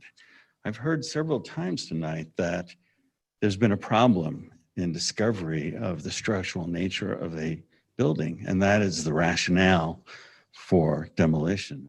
How is it that that was not discovered prior to the applicant being before you this evening? How is it a thorough inspection of the structure considered for an extensive remodel did not reveal these defects when some, especially those revealed at the start of demolition, were in plain sight?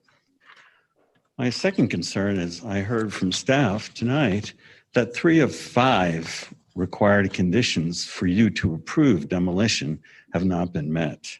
How is it that you could move forward and violate implementing rules and regulations of city ordinance and allow for this to proceed? I urge you to work with the mayor and city council to provide the resources for city staff to fully deploy and enforce the historic preservation ordinance and to support their work with your decision-making. Your rejection of this request is the first step in that path. Please deny this application, and by doing so, voice your care for the integrity of the ordinance and the historic East End neighborhood. Thank you. Thank you very much.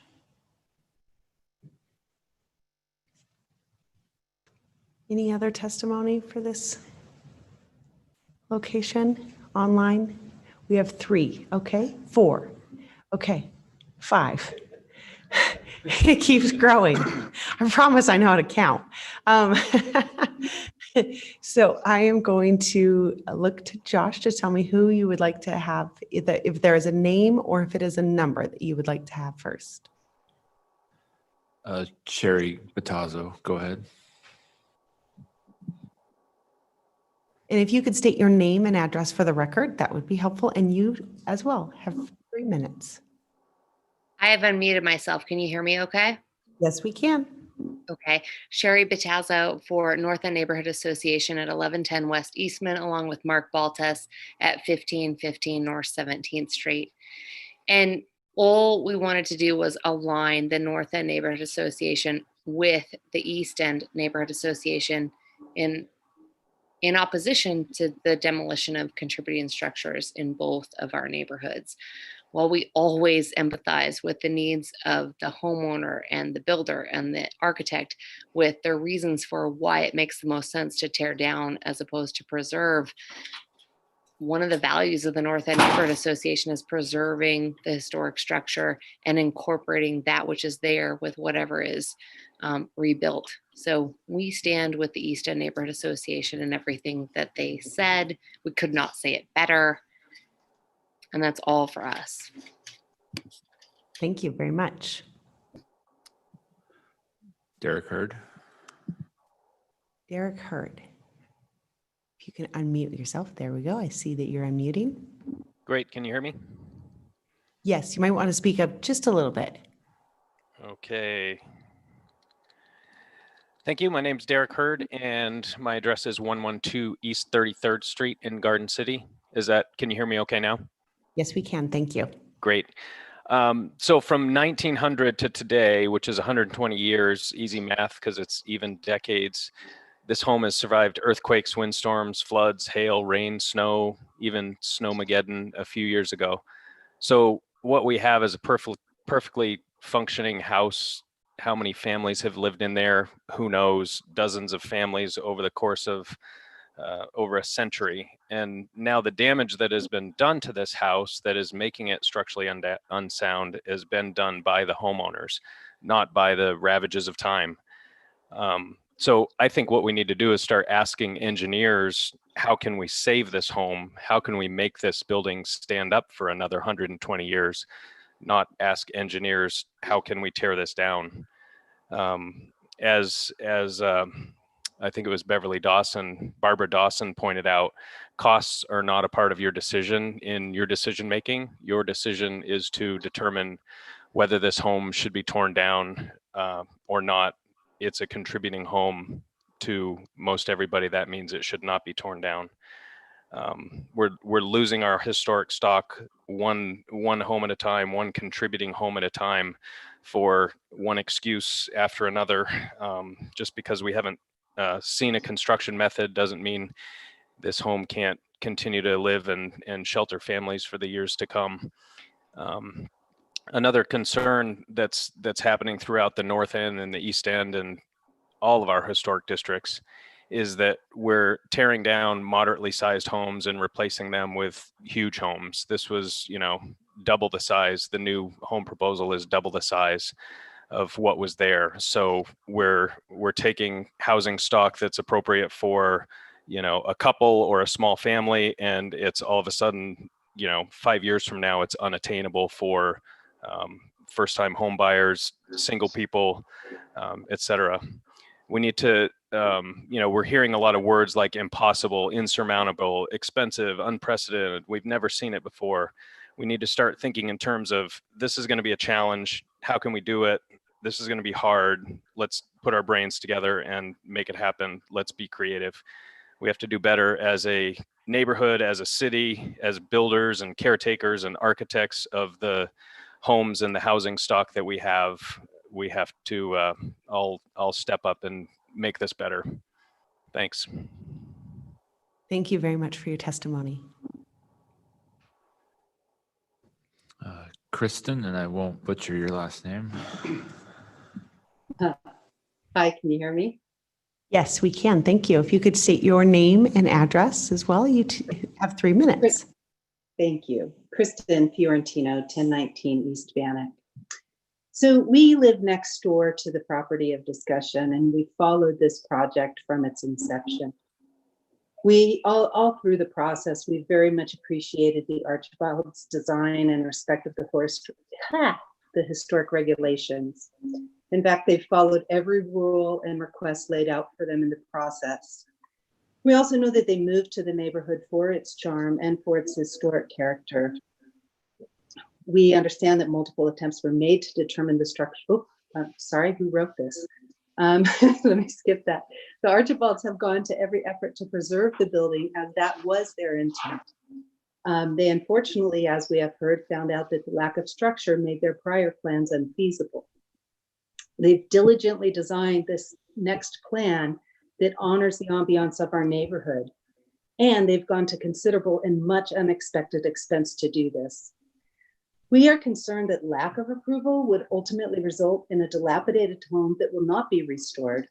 We do not want to live next to a deteriorating structure. The proposed structure will ultimately add to the charm of our neighborhood, and we welcome it. The story and a half fits in with all the other 2 to 3 story homes on our block of Bannock, as well as all but one of our Alley-Mate homes. Going up in height is consistent with our neighborhood, clearly. They have respected the footprint regulations as well that are laid out by the city and the Historic Commission. They're asking for no variance or exception in that. Multiple neighbors have written in support of this demolition and approval of the Archibald's very respectful plans. Furthermore, there's been written testimony of the homeowners of 1007 East Bannock dating back to the 1930s. And the family stayed mostly in this, the home stayed mostly in the same family. They are also in support of demolition and rebuild and state that they think this should have been done years ago. As next door neighbors, we fully support the demolition of the existing structure and approval of their beautiful period appropriate design for a new home. Thank you for your attention to this and the long consideration that you're giving it. Thank you very much for your testimony. Carrie Davis. Hi, can you hear me? Yes, we can. Thank you. My name is Carrie Davis. I live at 1007 East Jefferson. And I bring to the table a Master's of Science in Historic Preservation and over 20 years of experience in the field of historic preservation consulting across 20 states nationwide, including the documentation, assessment, and National Register listing of thousands of buildings and structures. My background includes preservation law, assessment and conservation of historic building materials, preservation planning, and the certified rehabilitation of dozens of historic buildings. I mention these specifics only so as to make clear that my testimony is rooted in extensive experience with just this kind of project. I'm professionally obliged to call attention to a few items. First, I'd like to address, and I appreciate Amy's identification of the challenges that this home presents.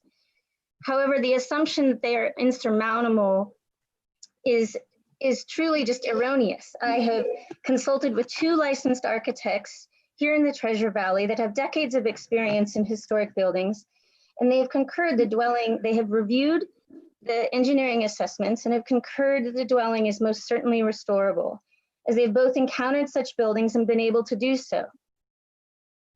I would also address the fact that, yes, I included in my written testimony a report, an academic report regarding this type of building technique. It was not meant to be seen in such a narrow view. In fact, I would argue that Idaho was settled by folks from back east and is actually not uncommon to see construction techniques migrate with people as they move cross country. Another point that I would like to make, she made some really good points about the differing sizes of the members of the building, the planks. That's actually absolutely to be expected because these were built by folks with little construction skills and with available materials. So inconsistencies in the techniques and sizes and so forth are not uncommon. So they should not be misconstrued as again, an insurmountable scenario or set of set of circumstances. I would just, one other point I would make is that alteration, per the National Register, alterations gain significance over time. So whether or not secondary siding is on or a porch was enclosed, if that's more than 50 years of age, the guidelines actually mandate, the Secretary of Standards mandate that those are taken into account as potentially significant in their own right. So again, I would urge the commission to not be swayed by those suggestions that it might not be eligible. Though admittedly much easier and convenient, when faced with a challenge, the solution should not be to scrape the site and build a much larger house. Time. Creative. Thank Thank you you. for your testimony. I appreciate it. Paula Benson. And we have one more. Hi, can you hear me? Yes, we can. Hi, I'm Paula Benson. I'm speaking on behalf of Preservation Idaho. Good evening to you all. First, I'd like to say that I'd like to almost give these folks a gold star for following the rules and stopping work when they realized that they needed to exceed their certificate of inappropriateness. And I appreciate Amy's thoughtful overview of what they found. To echo some of the comments made earlier, however, one challenge that we have is that we go from a standing 100-year-old house to a total demolition as the result of an attempt to update the house. And while houses need to be updated and made relevant, once we get into them and we find things that are unexpected, it's difficult for organizations like Preservation Idaho and for neighborhood associations to have to stand on the sidewalk and watch what's being done and decisions being made and structural engineers doing their work, but not being permitted for justifiable reasons, perhaps, to be able to go and see for ourselves, or to have somebody like the Idaho Heritage Trust, a true third party, come in and look at these sites. They have decades of experience to really be able to say, can you save it or can you not save it? Because if they say no, then we would step down. But our challenge is that we're left to take the words of people that are hired for specific reasons to do their jobs. We do not mean to impugn their integrity. However, we are concerned that they go in with a very narrow and a much more modern focus than is necessary. The other concern is when demolition becomes a pathway to a larger footprint, which seems to be what is occurring here. As noted by one of the commissioners earlier, we have to ask the question why. We're going to take a 100-year-old home that has withstood everything Boise has had to throw at it, and we're going to let it end up in the landfill, which is certainly not part of sustainability and not certainly part of Blueprint Boise or the Secretary of the Interior standards. So if something has to happen here, we'd like to know without a doubt that there's truly no way to save this. And in addition, we'd like to see that homes that are built on these properties, if in fact that's the direction that the commission decides to go, are made the relative size of what they were going to do in the first place, that this does not become a pathway to larger homes, because that just makes us concerned about the process itself and the incentives that are put out there for homeowners intentionally or unintentionally. Thank you very much for your time. Thank you for your testimony. And I believe we have one more. Oh, two more. David Thomas. Hello, can you hear me? Yes. Thank you, Madam Chair and members of the commission. My name is David Thomas. My wife and I reside in Boise's East End at 917 East Washington Street, where we have lived for about 24 years, and including when the residents of this neighborhood voted to subject ourselves to the benefits and burdens of becoming a historic district. I am a licensed architect, and I am a former member of the commission from 2004 to 2007. I feel compelled tonight about this proposal to demolish 1007 East Bannock Street. This home is only obviously a few blocks away from my own residence. I was prepared to testify regarding structural deficiencies, but given the testimony of the architect and owner tonight, as well as Carrie Davis, I'm gonna pass on that portion. I believe that Carrie was much more elegant than I might be regarding that. But I wanted to go on to say, every loss of a contributing structure pains me and affects the neighborhood in a negative way. For that reason, a replacement structure should be highly scrutinized. I also challenge whether or not the applicant has met the finding regarding having a positive effect on the district. That's in relation to the proposed structure. If this home had been burned to the ground and the applicant was looking to replace it, it would seriously be questioned, or I would seriously question the size of the proposed house, both in terms of being 3,800 square feet, which I think is likely unprecedented in the historic inventory of the district, and its site coverage, which is proposed to go from 21 to 34%. I would also ask you to consider that neither the Secretary of the Interior's guidelines or your own condone construction of new structures that mimic historic structures. If you do find your way to approve the demolition of this home, I would urge you to seriously consider the appropriateness of the proposed design. I can understand how surrounding neighbors surrounding this project would support any movement of the project. That aside, the continually allowing applicants to demolish contributing structures, you're allowing the destruction of the very fabric that makes this neighborhood so special. Building new structures that are incongruous with the neighborhood fabric are in fact damaging to the integrity of the neighborhood. How it is this project has progressed from a modest remodel to a 3,800 square foot new structure is not understood.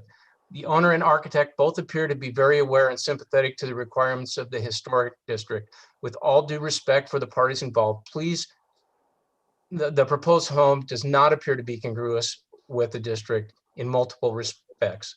Thank you for your time and service. Thank you very much for your testimony. And we have one last member. Bill Roy. Hi, can you hear me?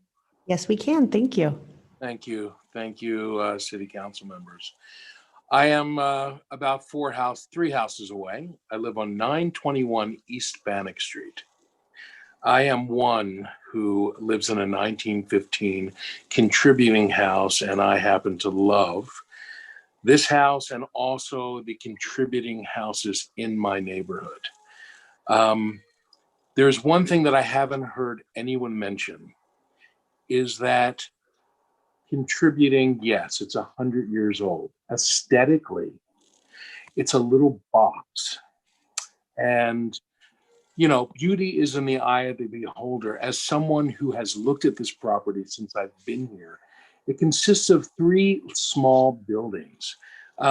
It's nothing architecturally that I find so appealing as I pass it every day.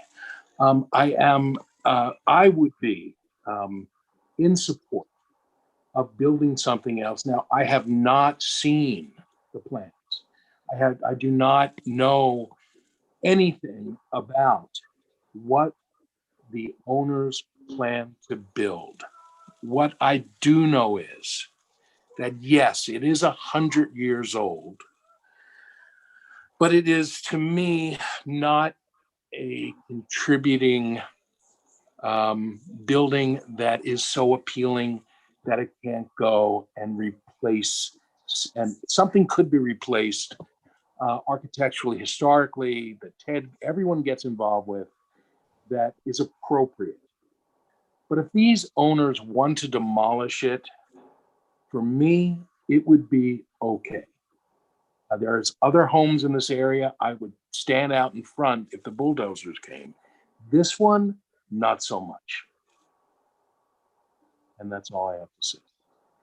Thank you for your testimony. Okay. I appreciate everyone's input. Any last final public comment? Individuals that have signed up. Okay. Oh, ma'am, yes. Come forward. You can state your name and address, and you too have 3 minutes. Okay.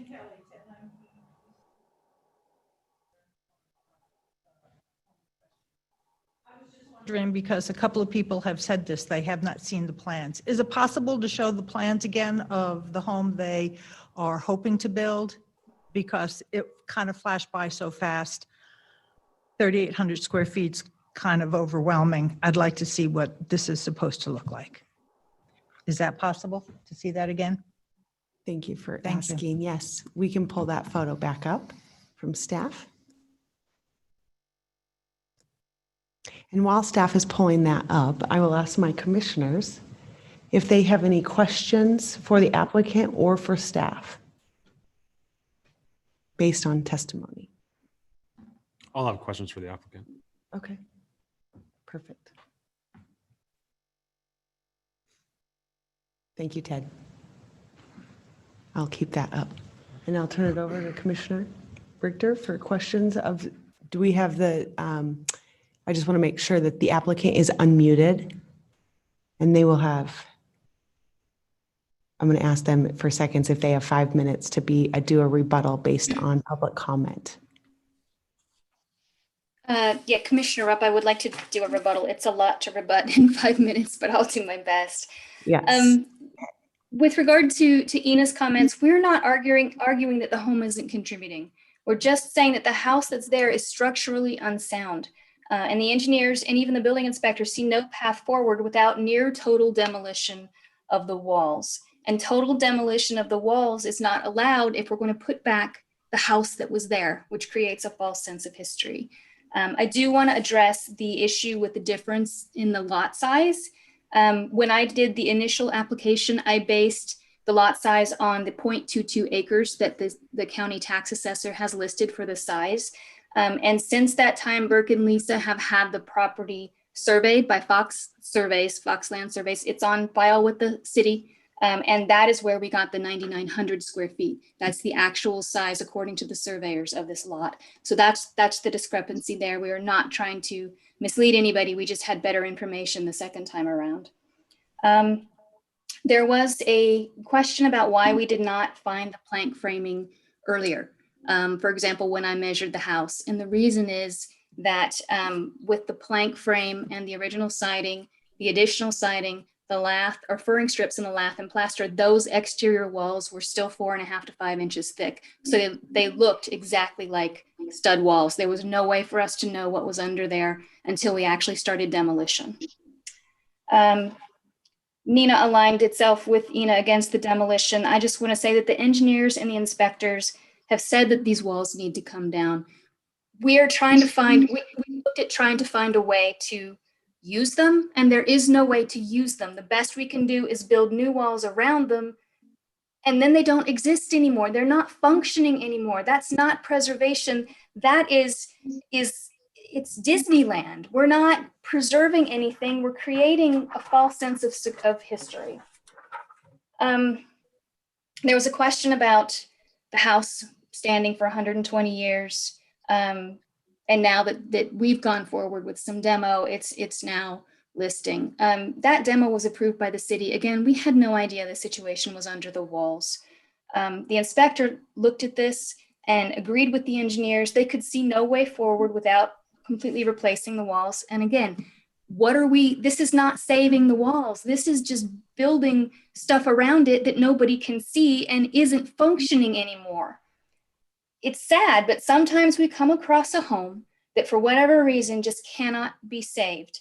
And as I said, this is only the second time in 15 years that I've requested this. And we've explored many possibilities, and the options are difficult, they're expensive.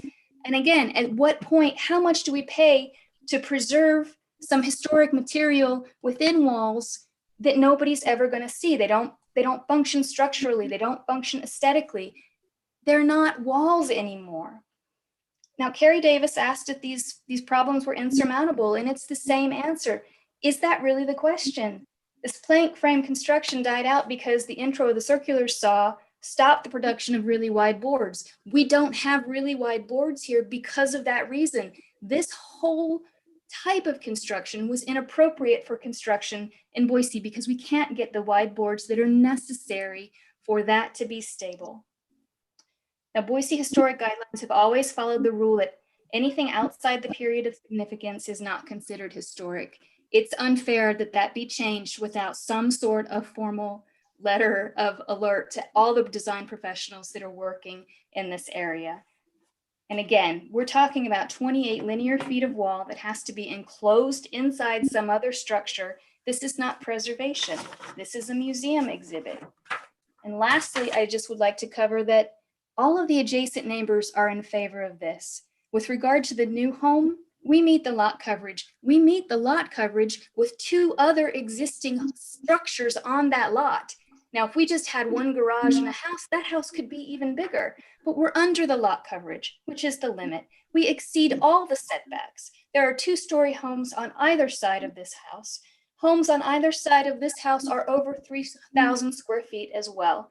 This is not an incongruous house in this neighborhood, and especially with regard to the homes that are on either side of it. And I think that's all the notes I have. Thank you very much.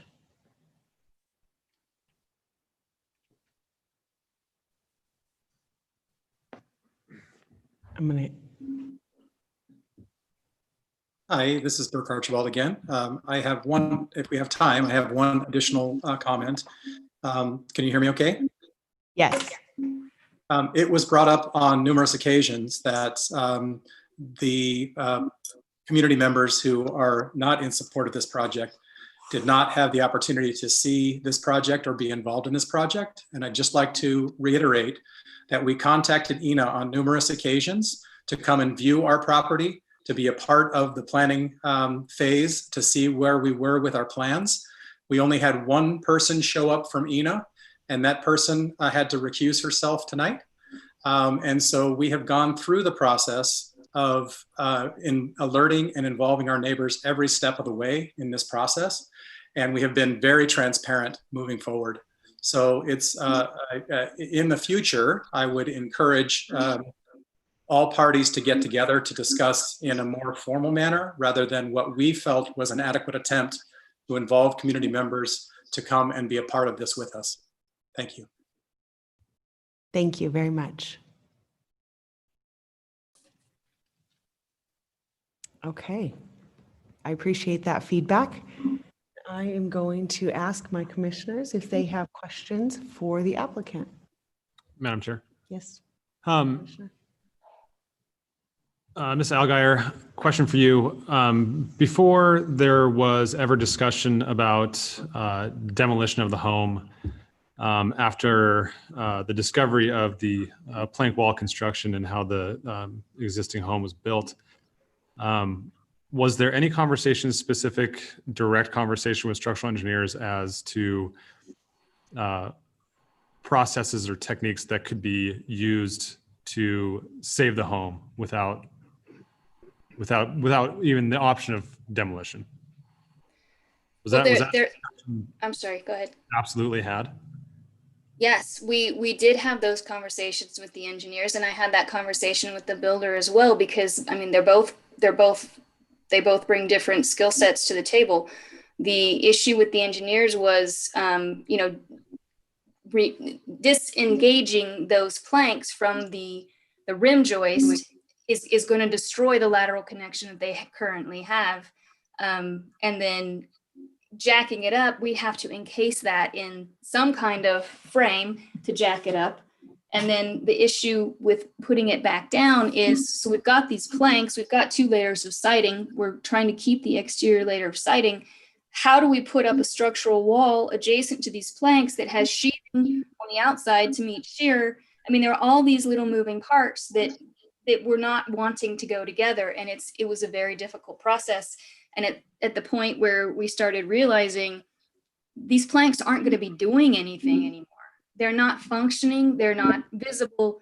You know, we can sandwich these planks into a wall, but how much are we paying to jack these planks up and hold them in place and put them back down so they can be encased in a wall and never seen and not do any work, when we're talking about a cost that's 850% more than just being able to take these walls off and put up new stud walls?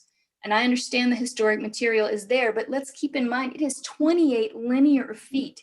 There's no roof anymore. There's no foundation. There's no floor. The whole back of the house is gone. How many hoops do we have to jump through to preserve this little bit of structural material when these owners have done everything right from the very beginning. And right now they're sitting here wondering if they're going to be able to move into a house at all. I understand that. I'm just trying to wrap my head around, why you would have to disengage the planking from the sill plate and from the rim board.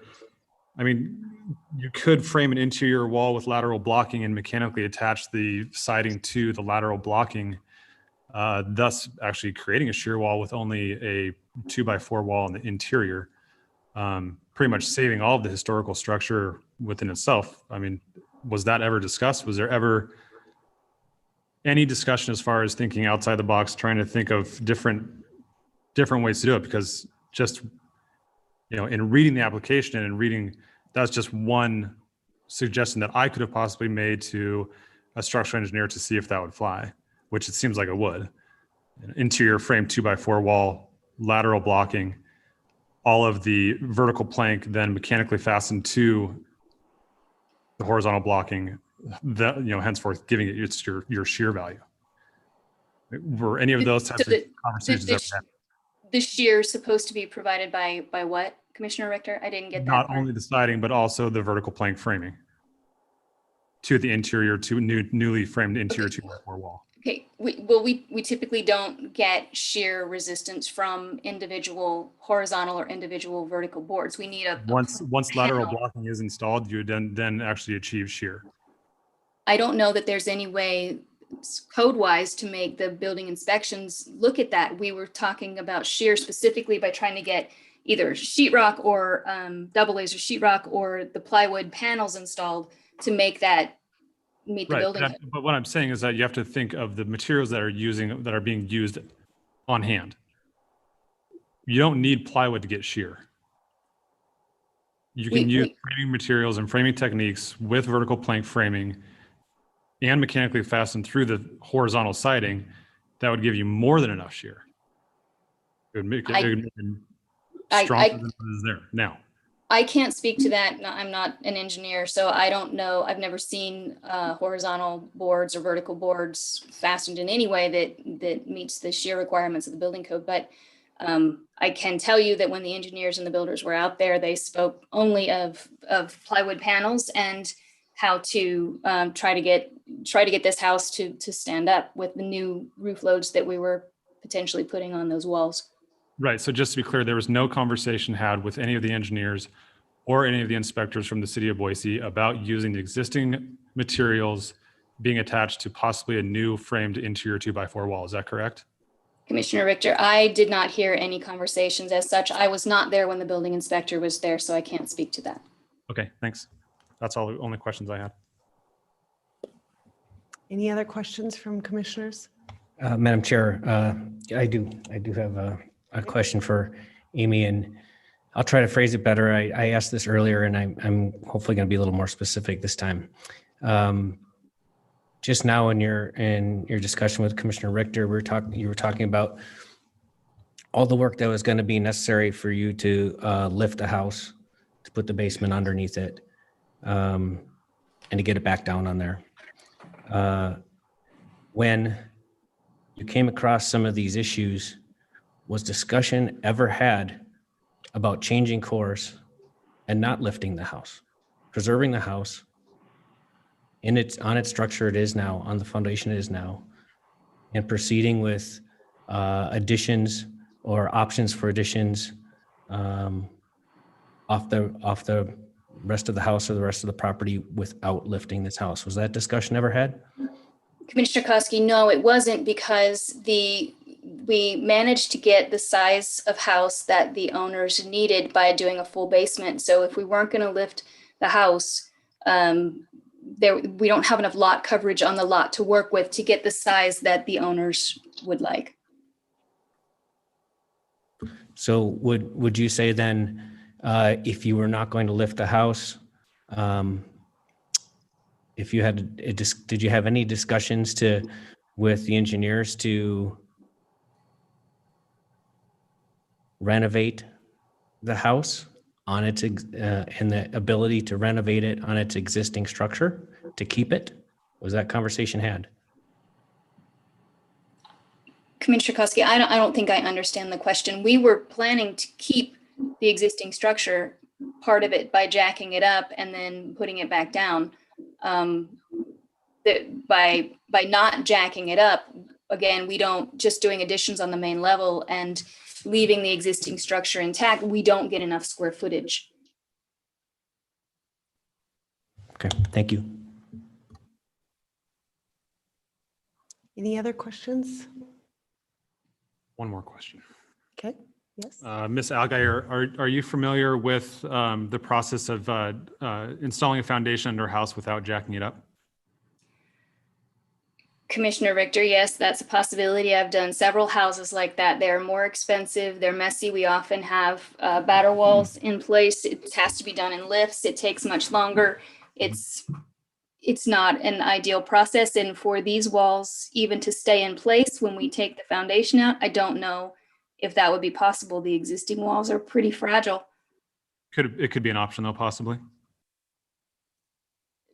Potentially at much greater expense to the homeowners. All right, thanks. Appreciate it. I'm going to keep asking until I hear no's. Any other questions? Okay, all right. Any questions for staff before I close the portion? I see we have, I think someone, I can't tell, I can't read that far away. Do we have somebody? I think it's closed, that portion. Okay. Okay. I just wanted to make sure I wasn't seeing something that was going wrong. So with that, I will close the public portion and I will look to my commissioners. If there is a motion, if not, we can discuss prior to a motion. And Megan, I'll keep an eye out so I can watch for you as well. So let's have a discussion first before we have a motion. It looks as though. Anyone? Madam Chair. Yes, Commissioner Richter. I'm going to go ahead and make a motion before we have any discussion. Okay. I'll make a motion to deny DRH 20-00281 based on the information that has been set forth today by not only public testimony, but also by local professionals and also evidence that was found in the application itself. Thank you. Do I have a second? I will second. Okay, discussion. Well, since I made the motion, well, I mean, we all know that tearing down contributing structures within the historic districts is the last thing anybody wants. I'm sure it's the last thing the applicant wants. I know that the applicant has a nice new set of plans for a new home to be built on the site. But I think there are some steps that could have been taken early on to prevent us even having this conversation of demolition being a possibility. I think the applicants have a true opportunity to go back and look at other options and see if there's a different way that they can make this project successful. Because I know there can be. I know this project can be successful. So with knowing that there's other options for them to take, other avenues, other ideas to look at, I think that's where they should start and go from there. Thank you for your comments. Others with thoughts, feedback? I'd like to speak, Madam Chair. Yes, Commissioner Koski. I'm actually excited and enthused and grateful for all of the testimony, all of the work that's been put in by staff, by professionals, by the neighborhood associations. I'm a little bit of goosebumps up here, just knowing that this is part of what makes the city so great is everyone's involvement and their passion for what they stand for and their comments. So I'm very grateful for that, very excited for that. The fact that we have a structure that, while at this point is not maybe proceeding where the homeowners would have liked, doesn't mean it should be demolished. We have a building that not only is contributing in its state, but I actually think now it's a little bit of a gem. We've got something that is historic in its way of construction, its method of construction.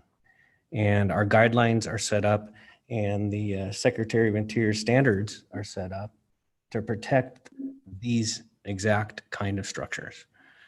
I believe there's a way to keep the structure and rehabilitate it, while maybe not what was initially planned, I think can be done. And I think professionals can be found that can renovate, remodel, repair, preserve, versus replace, replicate, remove. I mean, this is the Historic Preservation Commission, not the Historic Replacement Commission. So I'm definitely in support of Commissioner Richter's motion. Thank you. Other comments? I have a comment. Yes.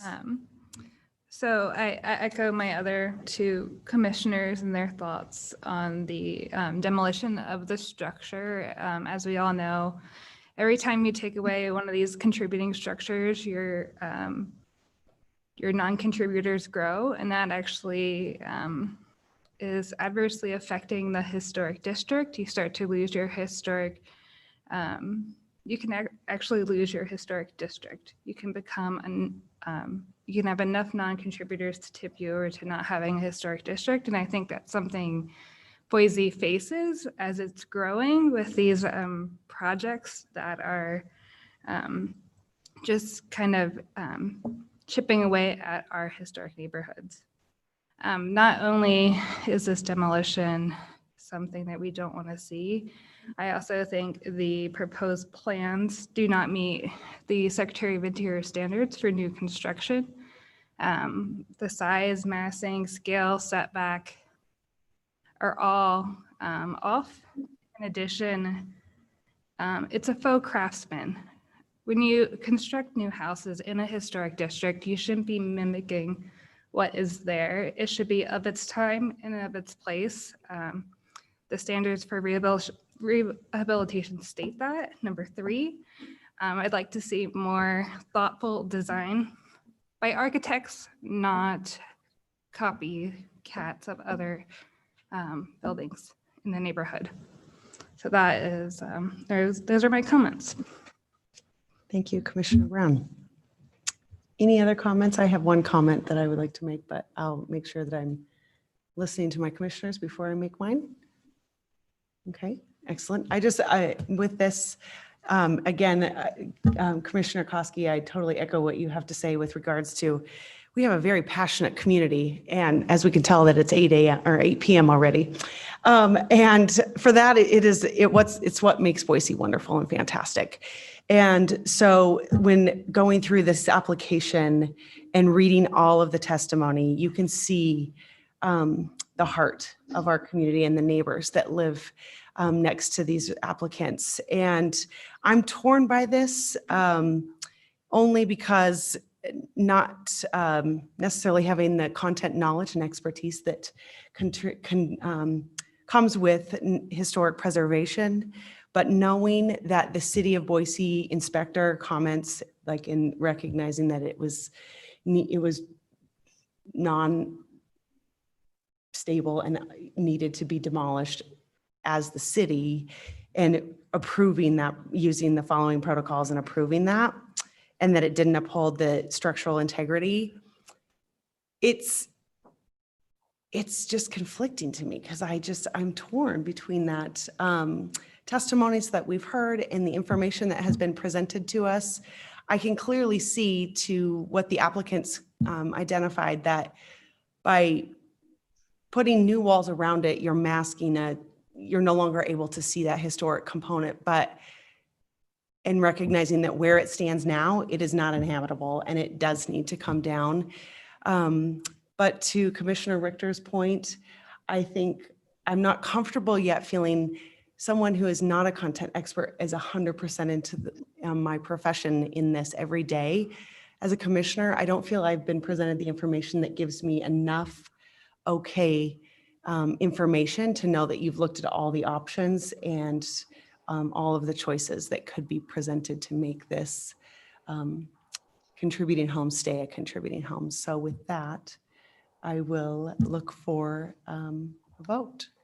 Madam Chair, can I make one more comment? I Yes, think it's you may. important. Yeah. I think it's important to note that in the Secretary of Interior standards for rehabilitation, items number 2, 4, 5, 6, and 9 Mhm. are all in question here, and I don't believe they've met that, as well as the fact that 3 of the 5 they failed to meet 3 of the 5 Yes. conditions for demolition. So I think Thank those you. are very important to note. Appreciate that. Thank you. With that, I'll look for a roll call. Richter, Aye. Rupp, Aye. Koski, Aye. Brown, Aye. Pape. Aye. All in favor, motion carries. All right, we are moving to item number 4. Madam Chair? Yes. Want to go back to item number 2? Oh, yes, I was just going to see, actually, thank you for asking me that. And let me look to, if the applicant is able to hear us and we can hear them, we will go back to item number 2.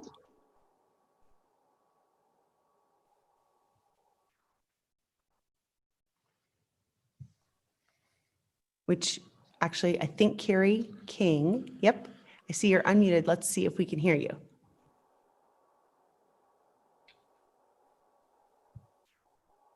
Unfortunately, I cannot yet. I'm so sorry.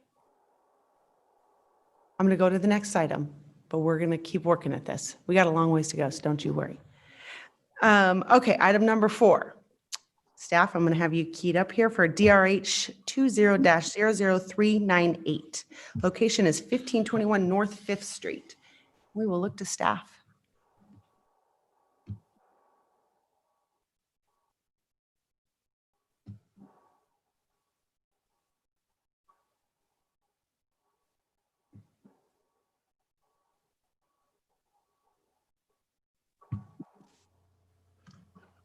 Madam Chair, members of the commission, the item before you now, DRH 20-398, located at 1521 North 5th Street, is a certificate of appropriateness request to construct a partial 2-story single-family structure and associated site improvements in the North End Historic District.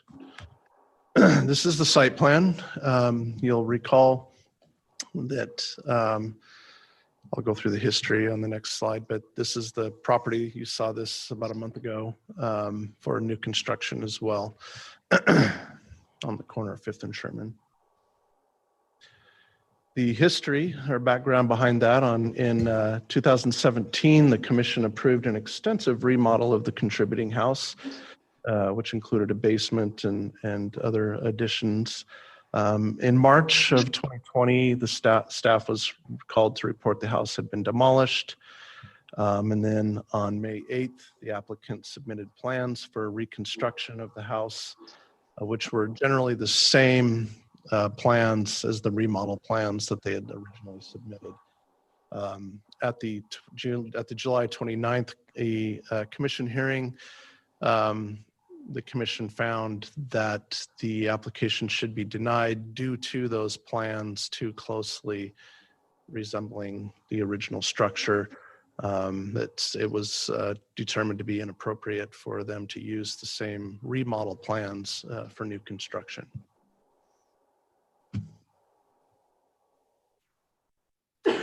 For the new house being proposed now, this is the new site plan, and I'll say it's generally in the same footprint as the original plan. And these are the elevations. So I'll just slip to the elevations that were originally brought forward and denied. So the main on the front, I would say, is the change of the roof type from a hipped roof to a gabled roof, and then the change from the porch from a shed style porch cover to a gabled porch cover as well. Those are the main visible features on the house. And then here's the other street, the street elevation along here, which is also down here. So the applicant has made some design changes, including a change to the style of the roof and entry to the building. Those are the main alterations.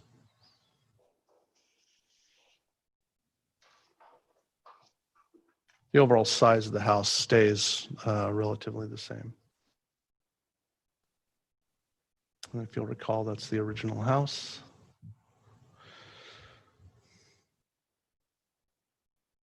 And staff does recommend approval of these plans with recommended conditions of approval in the staff report. Thank you very much. Any questions? Okay, great. Thank you very much, Ted. With that, is the applicant present? I see we have a raised hand, I think it says.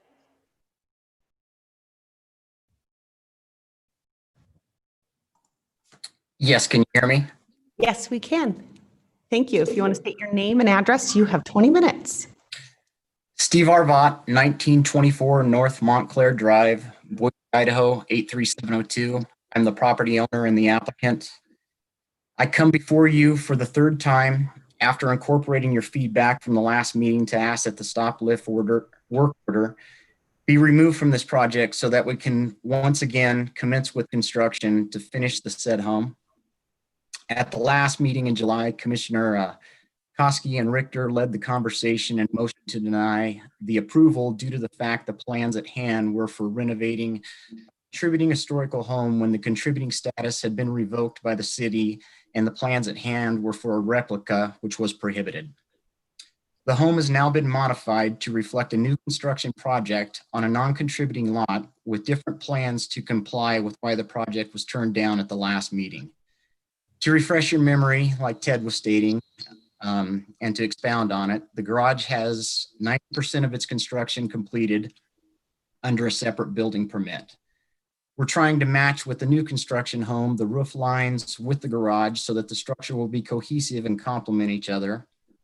In addition, the basement and plumbing rough ends are installed on this project to date, whereby restricting us to working under the confinements of the existing footprint in the ground already. Most of the home square footage in the previous plans are from the proposed addition that never existed and were not part of the original contributing historical structure that the city deemed demolished. I say this to remain focused on the original contributing structure is what needed changed as to not be a replica, despite us modifying all roof lines on the home in the addition to be able now and to remove all hip from the previous plans to further differentiate it.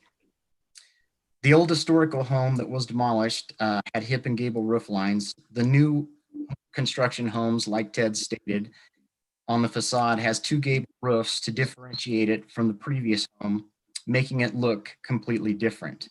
We have attempted to match the gable roof pitch on the proposed home to the garage, in addition to all the proposed new construction roof lines having changed from to gable from hip. The old historical home had only lap siding. We have now changed the siding materials to include board and batten with lap siding to create a different visual appeal, in addition to have it match the existing garage structure. Also, we have changed the existing front porch and entry to accommodate visual changes from the old historical home by adding a door with transom windows, changing the column styles, adding cedar siding where beaten board was previously used, creating more visual changes. I've spoken with some of the immediate neighbors, garnering their feedback and have their support as they are anxious to see this project get off dead center and be finished, since this has been at a standstill for almost 7 months now. I do not believe the proposed home closely mimics the old home as it has a totally different street appeal. The addition section of the old home is offset from the old structure because the basement foundation was constructed before the stop work order was issued. We have tried to be mindful by changing window designs and use of material in gables to differentiate it from the previously old approved historical plans. I ask and come before you tonight to approve this project so that we can once again commence with construction to finish the said home. And I'll now open it up for any of your questions or the other public testimony. Thank you. Thank you very much for your comments. Do I have any questions from commissioners? Madam Chair, I have a question for the applicant. Yes, by all means. Since the contributing home was illegally demolished back in March, have you been penalized at all by the city as far as or contacted to be penalized by the city with any fines or levies or any kind of penalty because of the illegal activity? Still hear me, or do I have to unmute again? I can still hear you. I have reached out to Ted Vanagas and asked him that question after the last meeting, and at the present time, no fines or levies have been levied against me or discussions regarding that. Thank you. Madam Chair, Mr. Vaught, has your builder been asked to go through any sort of certification program to educate himself of the historic guidelines that are set forth by the city of Boise to educate him to know what to expect? I can't answer that question. You would have to ask Ted Vanagas that question if he's reached out to him asking him of that. But to my knowledge, I would probably say no. Unfortunately, the builder is not here tonight because his mother had an issue and he had to go to the hospital as an emergency. Okay, thank you. Any other questions for the applicant or staff? Okay, thank you very much. Is the Registered Neighborhood Association in attendance and would like to speak? All right. Can you hear us, Commissioner Rupp? Yes, we can.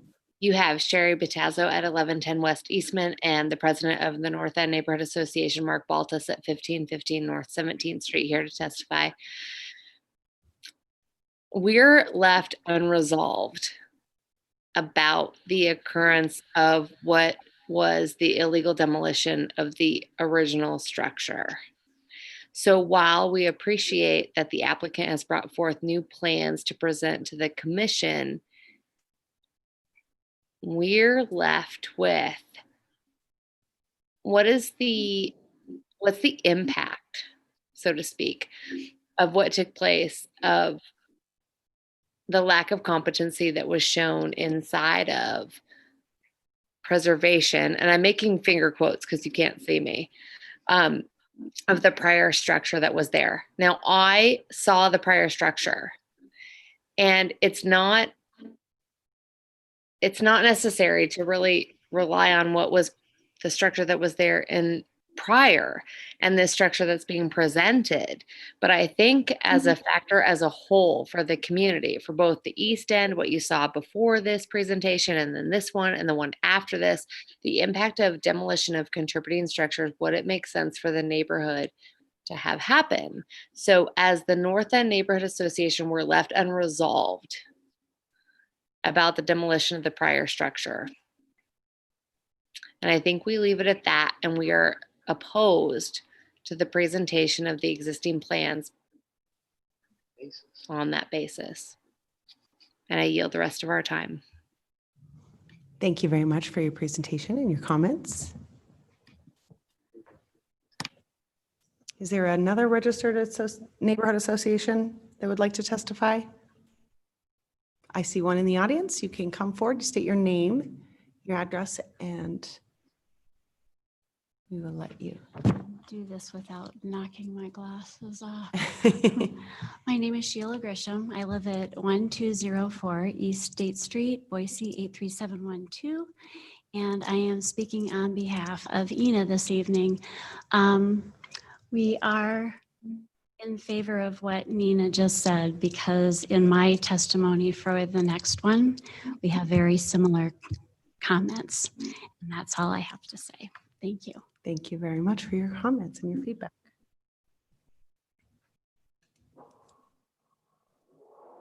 Any other neighborhood associations? Okay. Do we have any other individuals who have signed up to testify? Okay, I see we have, Josh is notifying me that we have some individuals. If you could state your name and your address, and you have 3 minutes. Carrie Davis. Hi, can you hear me? Yes, we can. Thank you. My name is Carrie Davis. I live at 1007 East Jefferson in the East End. I only found out about this by reviewing the agenda materials and was quite alarmed. I read the transcript from the last hearing on this property and understand the commission had some very serious concerns. I'm wondering how to prevent this from happening in the future. This is a very disturbing trend that must and can stop. To that end, I'd like to call attention to a few items that warrant consideration, as far, not specific to this project per se, but how do we stop this from continuing? Because there is a clear pattern that's happening citywide with these quote unquote accidental teardowns.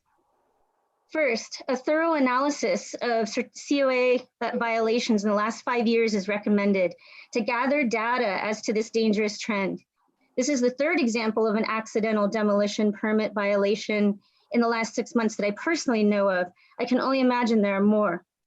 Currently, there is zero incentive to follow the law because there is no penalty. The rules are apparently only for those who have the honor to follow them. Second, these types of permit violations are misdemeanors, and the code allows for penalties and fines. At a minimum, they should be enforced. Third, preliminary analysis of previous projects reports indicates that the quote, repair rather than replace portion of the Secretary's standards is often not taken into account in project approval. And as long as something is promised by the applicant to be, quote, replaced in kind, it can be approved at the staff level. This is a very slippery slope that encourages a lot of contractor on-site, off-the-cuff decisions. And that results in the asking of forgiveness instead of permission scenario we have ourselves in. 4, the replacement house in a scenario such as this should not be allowed to be so much larger than that was illegally removed. If a 1-story, 1,000 square foot house was illegally demolished, then there should not be the reward of being allowed to have a much larger house on the same site. 5th, it is not false historicism to rebuild a house of similar size, scale, materials, and design as what was illegally removed. The Secretary's standards allow for this and even have guidelines how to subtly differentiate to avoid false historicism.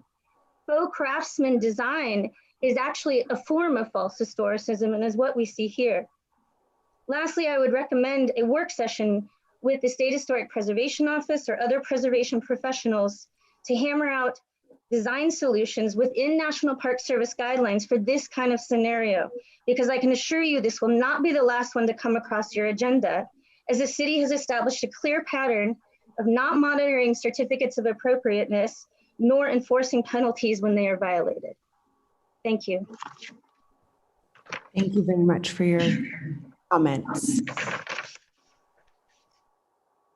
Do we have other testimony? Yes. Paula Benson. Hi, this is Paula. Can you hear me? Yes, we can. Thank you. So this is also something that I found out about recently and read the text from the last hearing. I hate to repeat myself, but there's certainly some overlapping things that we're seeing tonight. In this case, a contributing home was demolished without any permit or any approval being submitted to the city at all. In the text from the last hearing, the contractor and the owner seemed to be saying that they didn't know what they were doing was wrong, and that even if they knew it was wrong, they couldn't help it because the house was so far gone. So if I understand it correctly, they insinuate it's the house's own fault that it's been demolished, so they might as well just build a new version on the lot. This logic is disturbing, to say the least, and certainly brings up the 2 points that the commissioners have already brought up, as though they were reading some of our minds regarding, is any fine going to be levied, and is any certification being considered by the city so this doesn't happen in the future? Who would reasonably expect a 100-year-old home to be built like a home in 2020 or be in the same condition? And if contractors aren't sure how to manage what they're likely to find in historic homes, they really shouldn't attempt to remodel them. It's not the house that's unsound in this scenario, it's the approach to the remodel of the house that is unsound. And the fate of this house sounds like demolition by neglect because it stood empty and was not maintained for so many years.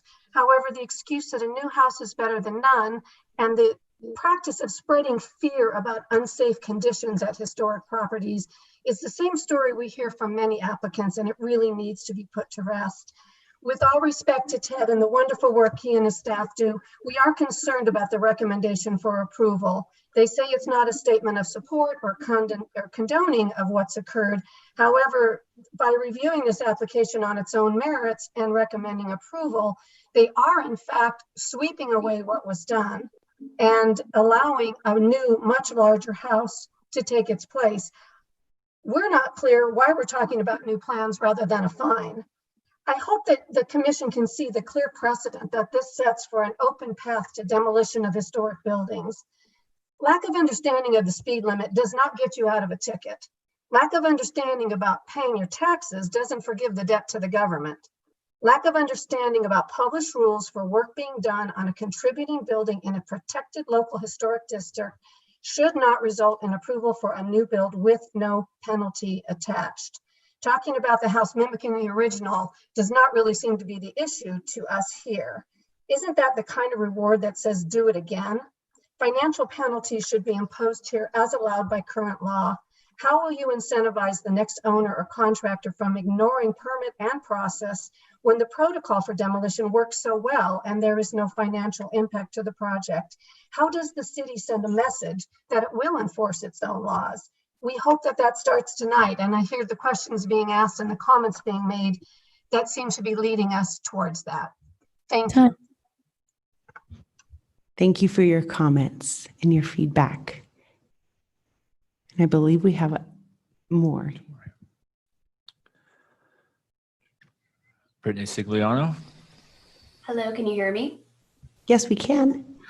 Brittany Sigliano, 403 North Mobley Drive. I am talking as myself, representing myself and no one else this evening.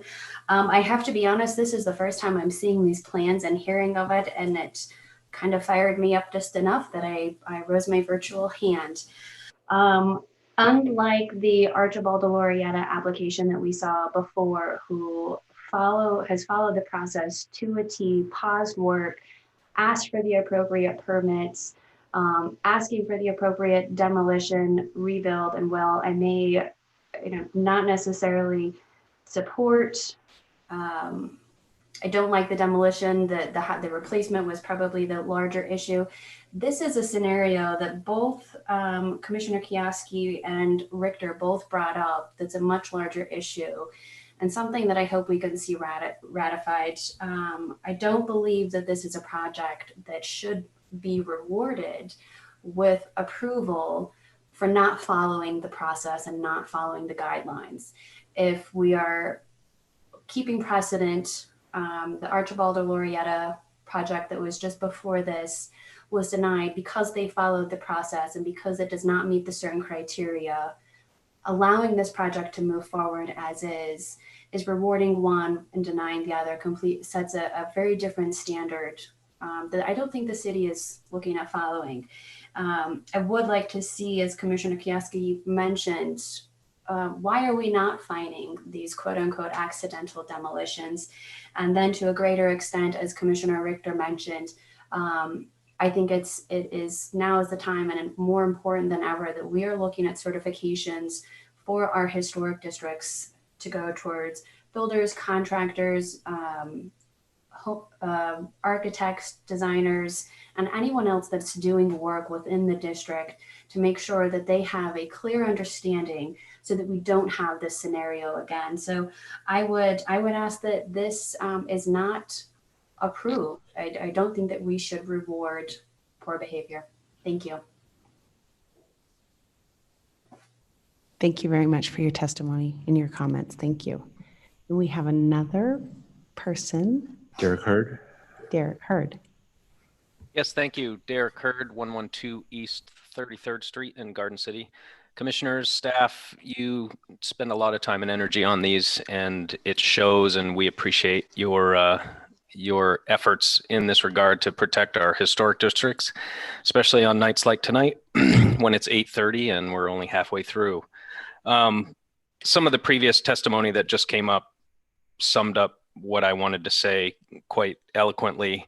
So I just want to reiterate, where is the accountability? Where's the accountability for the builders, for the designers, the architects, the homeowners that are doing these illegal demolitions? It's apparent that integrity alone and paying attention to the rules alone and doing due diligence alone is not working. So we need to ask what the city is going to do to, help save and preserve our neighborhoods. Is it fines? Is it certifications? Is it delays? Is it, stop work orders that never end? I don't know the answer to that, but those questions need to be asked. And also, something that came up on a previous application has come up on this one again, is the guidelines talk about not mimicking history. The national standards talk not about mimicking history. The last one was a brand new house that was a faux craftsman.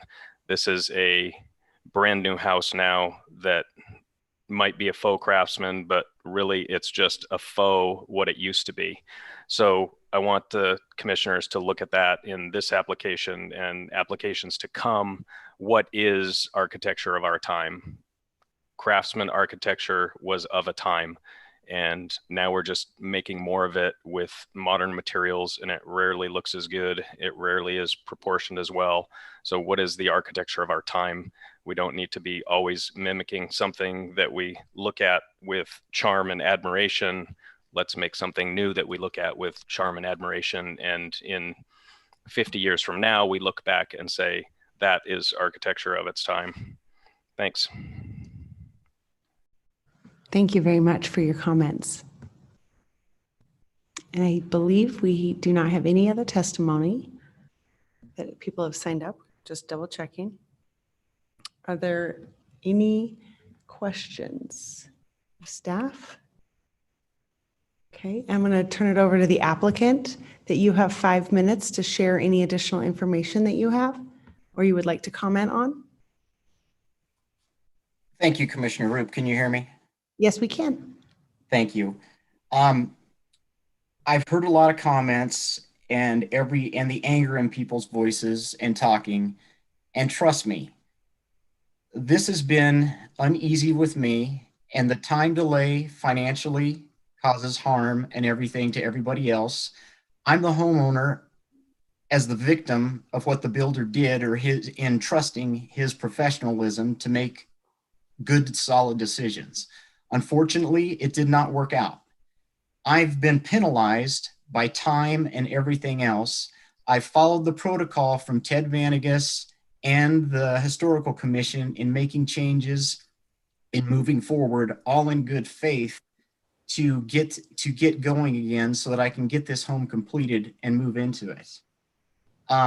Regarding people talking about a lot of things unresolved, I feel a lot of things have been resolved. We brought out a lot of points at the last meeting where this bifurcated process between the city and the historical district needs a lot of revisions to the present language and everything else, and protocols that need to be followed in the future so that these things don't happen again and there's not victims out there such as myself going through what I am going through. And I need you to keep in mind and people to understand the basement and rough ends are done. They're installed. I'm dealing with an existing footprint. To rip all that out and to redo it all would be a huge financial expense. I'm in this well over six figures in just the improvements and where I am now, having gone through the lift, lowering the home floor joists is breaking and breaching, and to be where the point that I am now. So trust me, I have been very conscientious of what's going on. And Nina and the East End's Neighborhood Association's complaints, once again, those are issues they have with the historical district and the city. I have been following your guidance and Ted's guidance to be where I am today to get this approved and move forward. And that's all that I'm simply trying to do. I have talked to Ted about fines and stuff, and we've brought to their attention where there's been contradictions and maybe a knee-jerk reaction that the city imposed a demolition too quick when they should have evaluated what needed to be preserved, as opposing to tell us to clean the site up and get everything taken off. Unfortunately, we can't go back in time and recreate all this. So maybe fines haven't been imposed upon me because of some of the issues and how things were handled, which maybe needs a rewrite of the historical district and the city's processes going forward. And I look forward to getting this home built. It fits within the neighborhood. The immediate neighbors are tired. They want to get it done. They support this project. So I hope that you can approve this tonight. Thank you.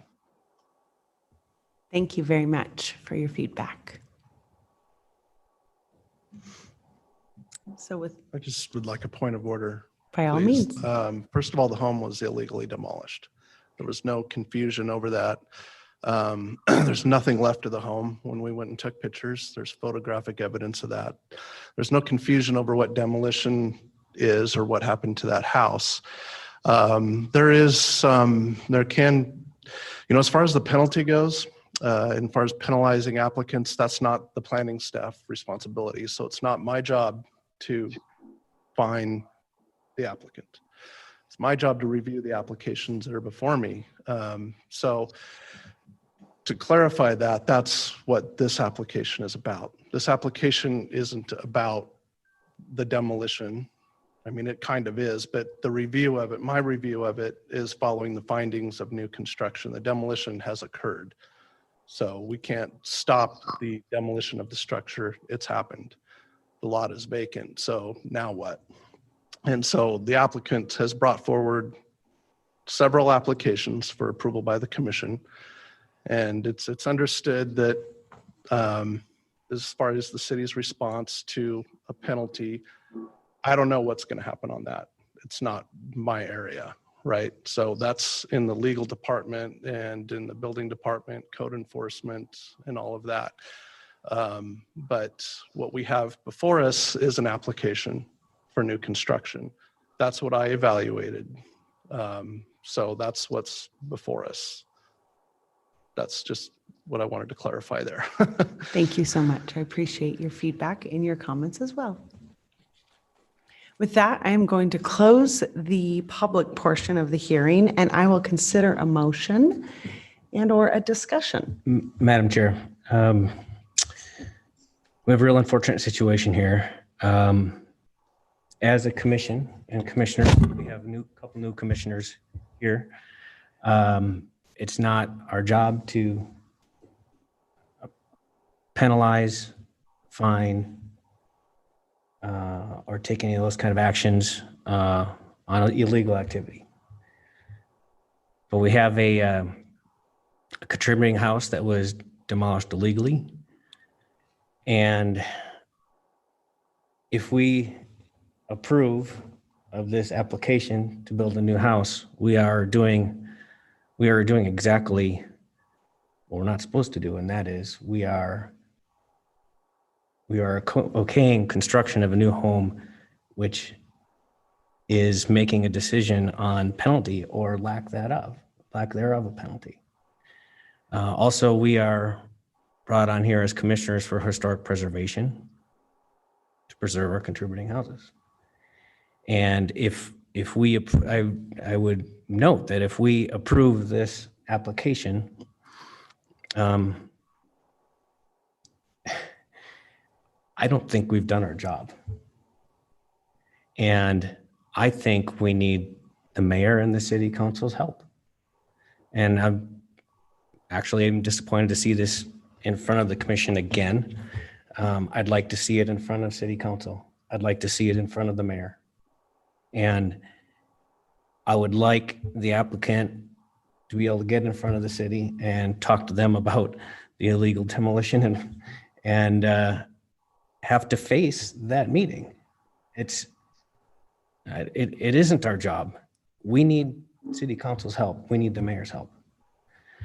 And for that reason, I'm going to move that we deny DRH 20, help me out, It is 00398. 200398. I move to deny. Thank you. Thank you. Do we have a second? I second that motion. Okay, we have a discussion. I just want to point out Yes. that we need clarification to make findings for the denial based on the application. Right. So otherwise, it goes to it'll go to city council, and the city council, what the city council has to determine is, did the commission err in its decision? And if there aren't strong findings taken to the city council on the commission's decision, the city council can simply find that the Applicant has that done the its commission job. erred in its decision. So in your motion, please clarify what the issues are, and if there's anything the applicant can do, maybe there isn't, to rectify the situation. Thank you, Ted. So would you like to Madam Chair modify- and Ted, I guess then the question would be, how can we elicit the city council's help on this one? I'd like to get it in front of them. And if denial is the way to do it, I think that's the way we have to do it. If there's any other way to get this in front of city council, I'm all ears. Madam Chair, Commissioner Yeah. Koski, denial would, if you deny the application and the applicant chooses to move forward to city council on appeal, then that is a way to get it in front of city council. I'm just recommending that you just kind of make clear what your decision is, and whether that decision, I'm not telling you obviously what those findings need to be. I'm just asking for you to make clear findings on your decision, because we have to write up a report to the city council explaining the reason why this was denied. And if the denial is due to what you've been discussing, then the denial is due to what you've been discussing. I'm just saying that it just makes it'll still go in front of city council. It just makes it a little bit different for city council when they have to find did the commission err in their determination or not. That's what the applicant's going to ask for, and that's what they're going to claim when they go to city council, that the commission, our points of appeal are this, and this, and that the council did not review our application on its merit, that kind of thing. So that's kind of my point, that we're reviewing an application here, but the discussion has all been around the demolition rather than the application. So I'll just leave it at that. And Thank you obviously make your decision and just, again, try to be clear on that, on your findings. Thank you very much. So we have a motion and a second, but I think what Ted's asking for is some more clarification on the motion. But if we'd like to have if you'd like to re-clarify your motion, you may, or if we'd like to have a little discussion about that, we can. Madam Chair, Commissioner Koski, you could deny it based on the fact that what existing house was there is a single-story house, and when the new house is going in as a partial two-story scale massing, that is replacing the house that was illegally demolished. The scale and the size and the massing of the house that's being proposed is much larger than what was there before. So that could be part of your motion. We could also, standard 9, it's a may be a stretch. New additions, exterior alterations, or related new construction shall not destroy historic materials that characterize the property. To destroy the entire house. That's the historic materials. I want to be able to give a clear direction to the applicant. So, and if by pulling up some of these other items that the other commissioners have mentioned, yes, but I don't want to give, I'd like the process to move along. It's frustrating. It's frustrating for the applicant. It's frustrating to not be able to get to a conclusion.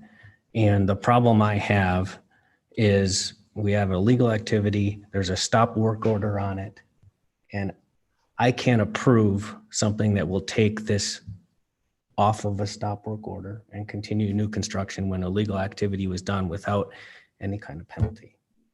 And I do believe, I really do believe we need city council's help on this one. And I want to get it in front of them. So that is, unless you can read my motion back to me for clarification, I don't know if that's possible. I don't need to add anything more to it. okay. I will just make a comment that I respect where you're coming from with regards to it is at a stop and you don't feel it's right to give a go ahead to move forward. I can see so many parallels of the last case that we just heard, who's done all the right things, and we still don't feel like we have all the necessary information to make an appropriate decision.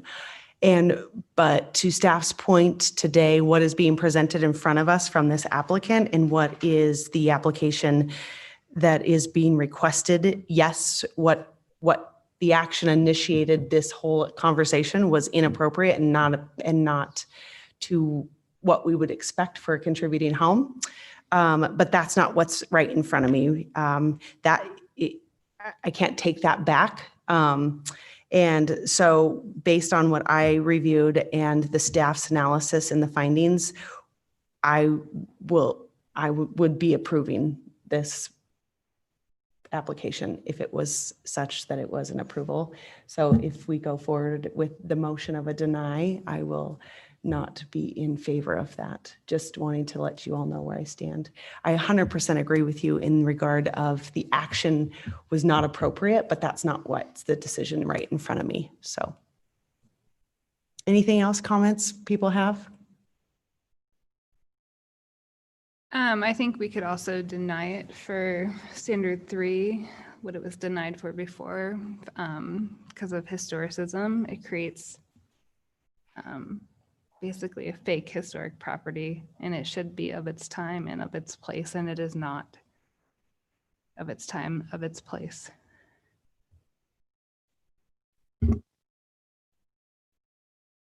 So I think the motion that we have at hand does not have those things referenced in it. The motion at hand was a denial with a request for going in front of city council. But I think we might, based on staff's recommendation, just want to clarify just a couple of additional things if that's what you're wanting to present, so that city council appropriately can know exactly why we were denying, and they will make a choice if we did that right or wrongly to proceed. Okay, Madam Chair, I'll restate my motion. Thank you. I don't want to change it, so hopefully I restate it the same way. If once that vote has taken place and there's other motions that want to come forward, if it doesn't pass, then so be it. But my motion is that I move that we as a commission are faced with a project that has a stop work order on it for illegal demolition. And I don't believe as a commission that we can approve this to take it off of a stop work order, and that I would like it to go in front of city council for their help. We need their help on this one, and I'd like to see it go in front of them. For that reasons, I move to deny. Okay, thank you. And a second. And I second that motion. Just want to make sure we have it all down. And we're ready for a roll call. Richter,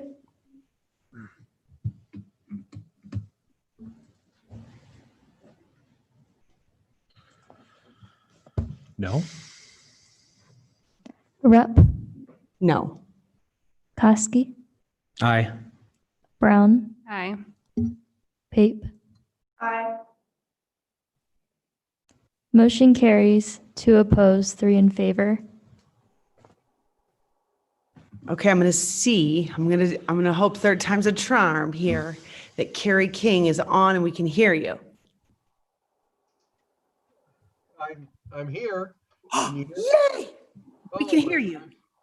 I can't believe it. Very quiet. I get really enthusiastic, as you can tell. You might need to talk a little louder. Okay, I'll try. You're getting there. Okay. Okay, Yeah, I think I'm that'll here. work. We should be able to hear you. Okay. We're going to come back to DRH 20-00281. And we had staff, so I'll just catch everybody up if you're welcome joining us for, this round. We moved back up to item number 2. We had staff presentation of this request to add dormers and a rear elevation of the contributing single home structure to construct a basement, as well as adding solar tubes that are proposed for the rear elevation. And the applicant, who is able to talk now, has wanted to come and share feedback and talk to the commission with regards to the conditions of approval that were proposed by staff. So I think I've caught us up. Staff is going to pull back this report so that we can see that if you are joining us or if you've still been with us and may have forgotten. And Mr. King, I believe, I'm going to turn it over to you, and you have 20 minutes. If you can state your name and address and share with us your input, that would be great. It's Kerry King, 1711 North 17th Street. And I would just like to reiterate what Ted was saying. I just want to put the gable up with the dormer with the gable in, and for fire access, and it's going to be the only window in that room up there. And so I need light and ventilation. So I would ask the commission to approve with the gable in, please. Okay. That's all. Thank you for your feedback and your comments. Do we have, is the Registered Association present? Madam Chair, I think we heard from the. Oh, yeah, we did. I'm so Neighborhood sorry. Association. You're right, we did. I appreciate that. And I actually see that they raised their hand, and I do remember that they spoke in favor of the conditions of approval and supported the application as such. That's correct. And we're unmuted. And yes, we support the application as such. Thank you. Excellent, thank you. I'm glad my memory is still going well. Excellent. So good. Thank you, staff. Appreciate it. So are there any questions of the applicant? Anyone on? Okay. Applicant, you have 5 more minutes. If you have any other last minute additions or things that you wanted to make sure you communicate with us? No, I don't think so at this time. I just chose to go vertical instead of horizontal, just to preserve what I have here. So. Okay, thank you. And I just don't want to be remiss. I forgot to ask, we did do the Neighborhood Association, but I didn't ask if there were any public testimony to this application. Okay, so now with that, I will close the public portion of the hearing, and I will consider a motion and or a discussion.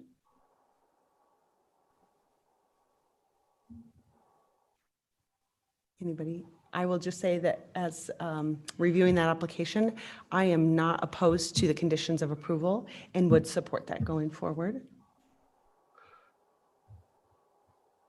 So I guess I could make a motion. I make a motion to approve based on conditions of approval. Actually, nope, I take that back because now I just remembered that the conditions of approval are what the staff outlined and the applicant is wanting to do differently. I had to think about that, sorry. Hold on, I'm talking out loud as I process what that was, the difference with regard to what the applicant was wanting and requesting versus what we had outlined in conditions of approval. So I have to reframe that just a second. If anybody has any other comments, they Can I make a comment while Yes. you're coming up with that? We've got a contributing house that we're altering the front facing facade of. And there's many, many things in our guidelines and in secretary standards about doing that or not doing that. And it states in our guidelines in 4.1 that dormers that historically did not exist should be placed at the rear of the house and as much out of view from the street or public right of way as possible. It goes on to state the introduction of new dormers when required for the habitation of unused attic space must be designed to minimize damage to the historic roof forms of the existing building. I appreciate the work the applicant's gone through to create additional living space. Looking at the design, as the layout is drawn, the egress would need to come out of the front dormer, not the back.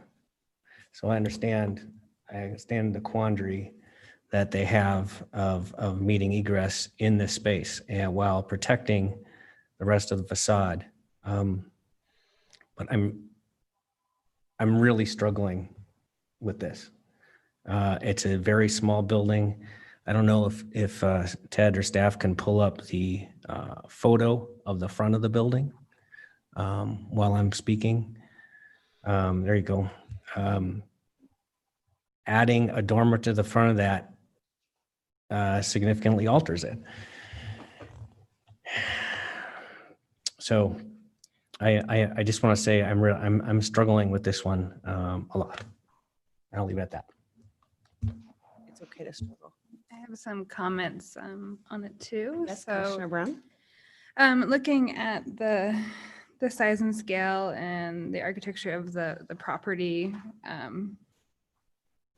I also am struggling with this one because adding a dormer to the front alters the design of the original structure. There also looks like replacement windows at some point too that are there. So when you start adding all of these changes, it really affects the integrity of the structure to the point that it's almost a non-contributing structure to the district. That's a professional opinion. So that's something we need to take into consideration when we're making these changes, especially these what we think are small changes, but they have a really large impact on the structure of the size. So. Thank you for that comment. Other feedback or comments? The reason why I was in support of the applicant was recognizing that, yes, that the changing of the dormer and the significance of the guidelines, but recognizing also that taking that rectangular piece, but knowing that the bottom half of the house, like trying to align that and how it, aesthetically looked more pleasing, I think, to have it the way that the applicant is proposing, as well as the best use of the space of the home. And recognizing that there was not, that the neighborhood association was in support of that there was no other additional components that were not being met by that. So I can recognize and respect where you're coming from and see that it potentially has some impact in the future, but making the decision on today and what I know, I was not opposed to that. So with that, I guess I'll make my formal motion and now that of approving the applicant's proposed changes for DRH 20-00281, following all other recommendations as outlined by staff. Do I have a second?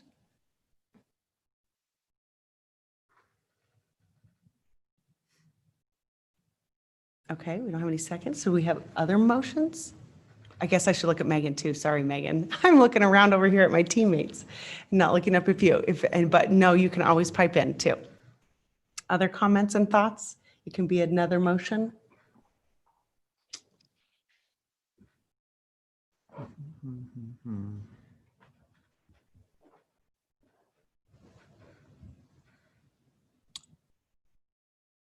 We can still have discussion. It's still open for discussion as well. Madam Chair, I mean, I struggle with this one a lot as well.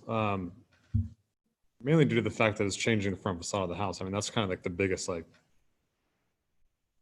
glaring red flag of this whole application. I mean, I understand the intent of the applicant, but by changing the front facade, that drastically it moves it too far off the mark. It doesn't fall within any sort of our supporting our guidelines as far as what we're trying to achieve here. And so in my opinion, I'd have a really hard time supporting this application as set forth today.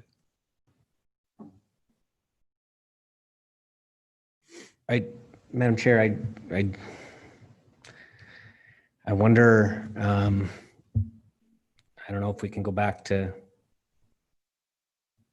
questions for the applicant. I don't think we can at this point in time, but could the design, and maybe I'll go on Commissioner Richter's knowledge base here too, could this be redesigned to have living space upstairs without that front dormer, to have egress space out a back dormer, more aligning with our guidelines, just by a rework of the floor plan of the second floor to put the bedroom area in the back of the upstairs instead of the front. Do you think that's possible? I mean, anything appears to be. Anything's possible. You're eliminating a ton of square footage by doing that. That's just essentially by eliminating that dormer. That's where you're eliminating a bunch of square footage. So it'd be a question for the applicant if that's even, is that even a viable project for him at that point? Right. Ted, would you be able to, excuse me, Madam Chair. Yes, Commissioner Kosky. Ted, would you be able to pull up the floor plan?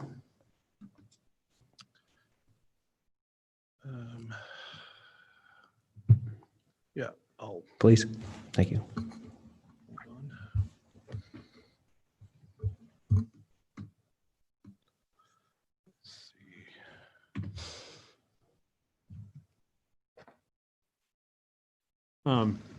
Correct me if I'm wrong, but is the bed and the bath are currently designed in the back of the house anyways?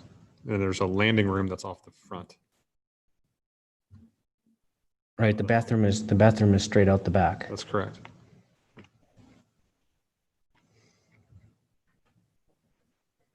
I think you'd have to look at the roof structure. You'd have to see what the pitch is to see what the distance from top and bottom chord of.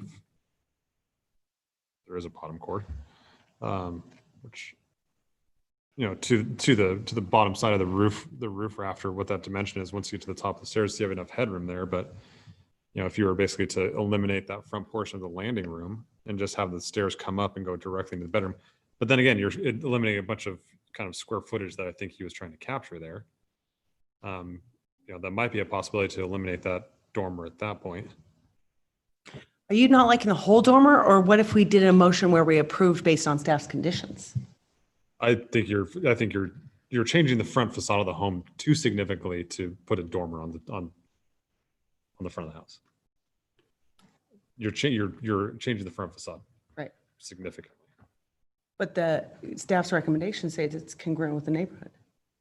And then, and it hits 3 out of the 5, Sure it does. But it also changes the front facade pretty significantly. I don't think it looked bad. Huh? I thought it looked good. Cool. But it I don't think everything. it looks. So- I don't think it looks bad either. But it's changing the front facade of a contributing structure. Yeah. Right, but it meets all the standards and met 3 out of the 5. And It's still changing the front facade of a contributing structure. It doesn't meet the standards for rehabilitation. Yeah, But it's not- I don't think it is a the standards to are for demolishing, not for addition. it was previously, yeah. Okay, Therefore, acting I'll, demolition is Madam not- Chair, I'll put out a motion to Perfect. maybe forward this discussion a little more, so maybe we can take a break after this Yes, before we move to the next one. yes. So, let me get my bearings here.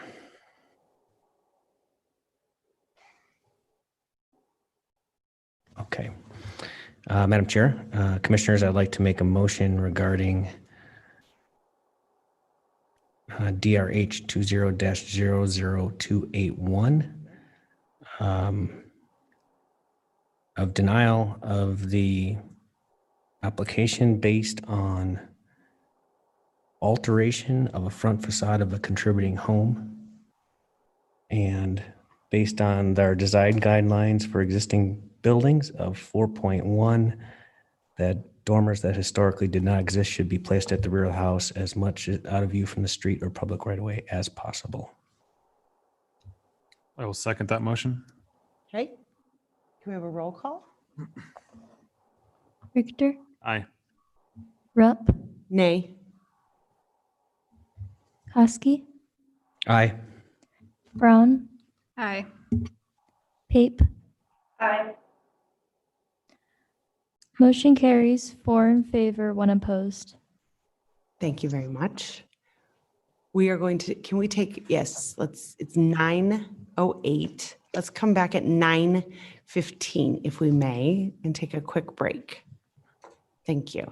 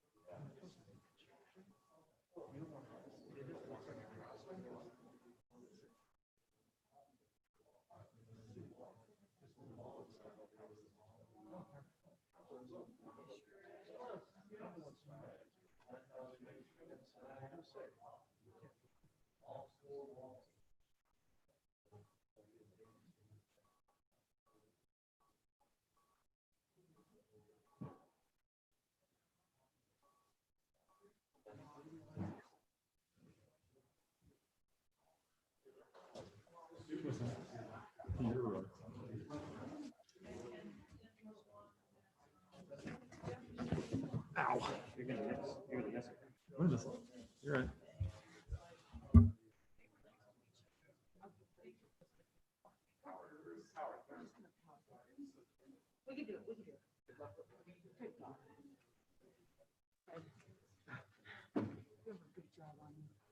Yeah, it's good times.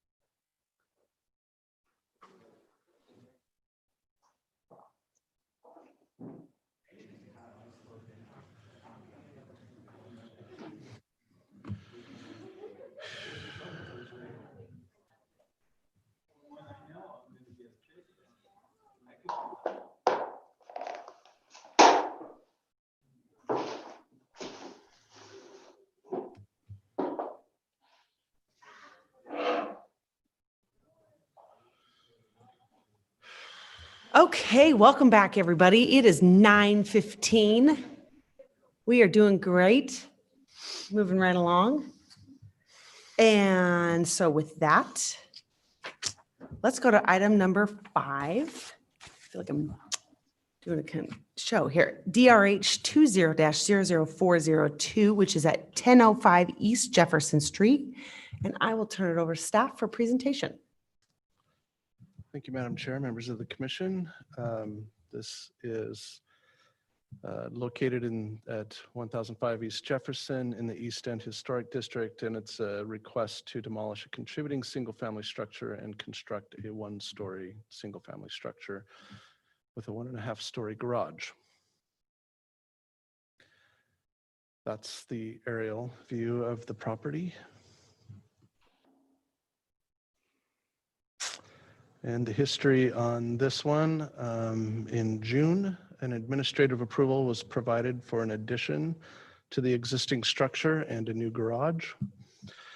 In August of 2020, the applicant for the project contacted staff and reported that the contractor had removed almost all of the roof on the contributing house. So staff contacted the contractor, told him to stop work on the property until the project could be reviewed by the commission, which essentially takes us to where we're at now. And that's a photo of the front of the house. As you can kind of see through the windows, it's already most of the roof and has been removed. Structural reports indicate roof, walls, and floor have significant structural deficiencies. Almost every stud would need to be replaced or modified. Homes not connected to the foundation, bottom plates, lower portions of the studs are degraded beyond functional use. Based on photos, the roof framing did not meet code for deflection or stress, and the reports indicate restoration is not feasible.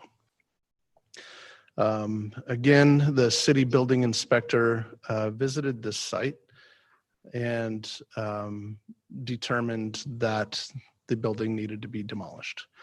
And I did ask him specifically, I did ask our building inspection manager, if he thought the work being done on the property caused it to become structurally unsound. And he said he did not think that it was a structurally deficient building prior to that as well.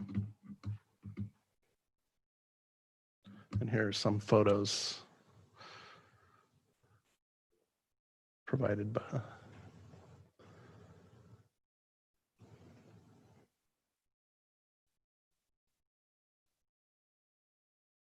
and as you can see on this one, most of the roof had been removed. I'll say it was the architect for the property that contacted me when she had found out that the contractor had done this.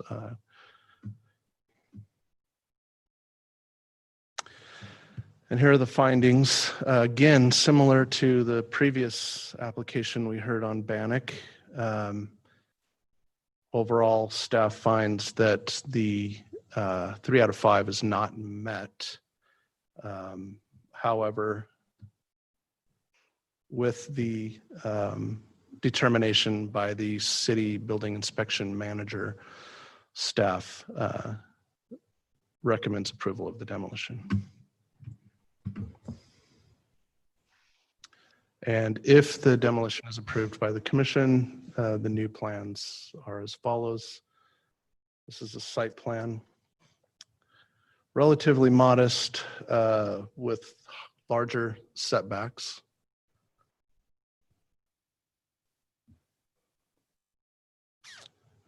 And this is the front of the home on the right, and then the rear, and then the sides.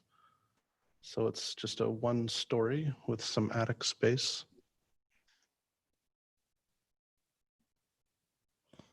And sorry, those garage pictures didn't come out on the slide, but that's the 1.5-story garage with storage space above. Public comment has been received in support and opposition. Comments in support generally agree with the structural assessment and attest to the character and skills of the applicant. Comments in opposition claim the house is not structurally unsound and that it needs, and that it, sorry, I can't read my slide. That it does not need to be demolished and can be rehabilitated and continue to contribute in the district.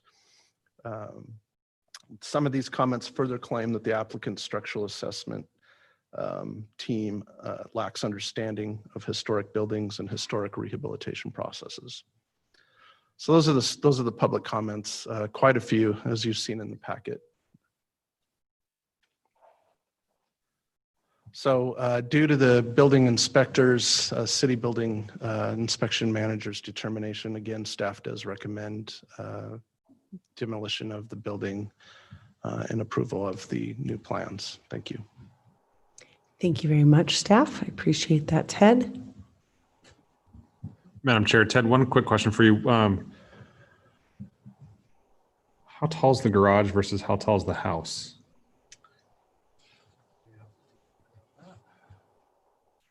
The garage pictures came up fuzzy. I believe they're about this. Madam Chair, Commissioner Richter, they are both 19 feet, 8 inches to peak. Thanks.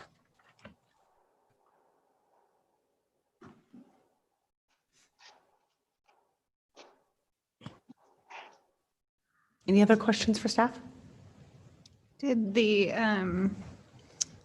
city official who inspected the house, did he have any other comments on the overall structural integrity? Madam Chair, Commissioner Brown, no. Typically, this isn't really something the city requires, these inspections. A lot of times we'll get an applicant requesting the building inspector to come out and request inspection on a house. And a lot of times it's to try to see if they can get the house determined to be structurally unsound. And I would say it's rare. I mean, we have 2 instances here tonight, unfortunately, but it's rare for the building inspector to go into a house and say it needs to be demoed. It's very rare. Usually he'll come to me or he'll shoot me an email and he goes, yeah, I inspected it. It's in rough shape. It does not need to be demoed, but it's in rough shape. It just needs some fixing up. That's usually what he says. As a matter of fact, we had in January, we had a request to demo a contributing house. Back in January, they had the inspector come out and look at it, and it was a rough building, but he went through it and he said, yeah, it's rough, but it doesn't need to be demolished. But the commission actually approved that one to be demolished anyway. There's no, because these are just invites from the applicant, there's no report written or anything. Usually they come to me, they send me an email saying, yes, we inspected this, we agree with the applicant's assessment, or we don't agree with the applicant's assessment. So in the 2 cases we have today, he happened to agree on both of them that with the applicant's engineering assessment. Thank you. Thank you. Other questions? Okay, with that, I will see if the applicant is present, virtually or in person.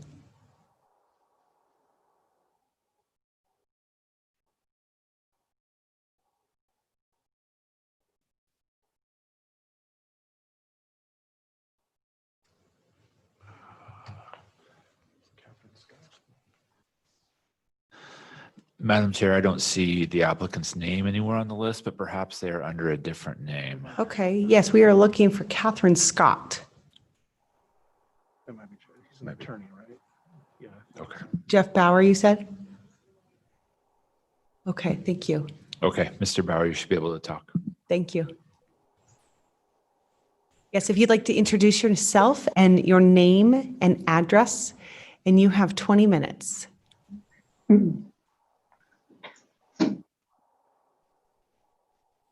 Good evening, Chairman Rupp and Commissioners. Jeff Bauer, 601 West Bannock in Boise. Can you guys hear me? Yes, we can. Thank you. We do have video available here. I'm not seeing that you guys can see us, but that's an option if everyone wants it. Okay. Again, Jeff Bauer. I'm with the law firm of Givens Pursley, and I'm here tonight on behalf of the property owner in this case, Utai Nakashini. With me tonight is Miss Catherine Scott, the residential designer for the project. Utai is here, and Larry Christensen with Christensen Brothers Construction is here as well. He is the builder that's been working on the property since we received our initial approvals late spring, early summer. There are 2 issues before the commission tonight. First, demolition of the current structure at 1005 East Jefferson. And second, the approval of a new single-family residence and detached garage on the property. I'll be addressing demolition, and Ms. Scott will discuss the new home and its compliance with the historic design guidelines and city code. Before I begin my discussion, I want to thank city staff for their time and effort on this project. We have reviewed the project report in detail. We agree with all of the conditions of approval recommended by Mr. Venegas. Demolition in this case is allowed for two reasons. These are legal reasons, and two distinct provisions of Idaho law provide that demolition can and should proceed. First is Idaho law and the Boise City Code.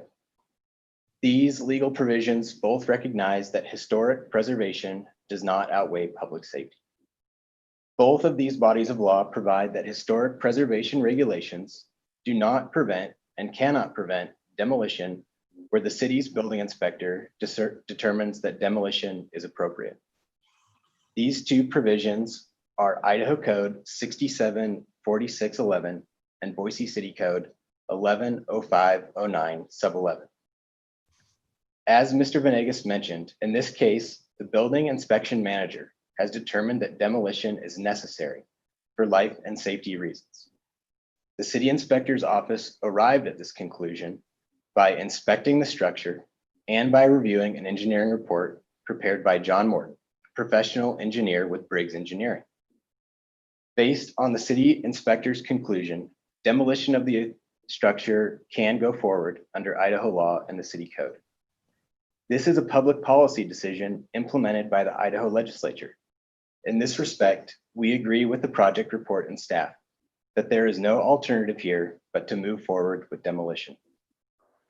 We are participating in this certificate of appropriateness process as to the demolition at city staff's request and direction.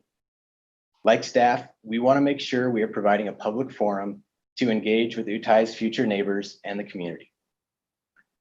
We also voluntarily held a neighborhood meeting to provide another forum to connect with Utah's East End neighbors and take feedback.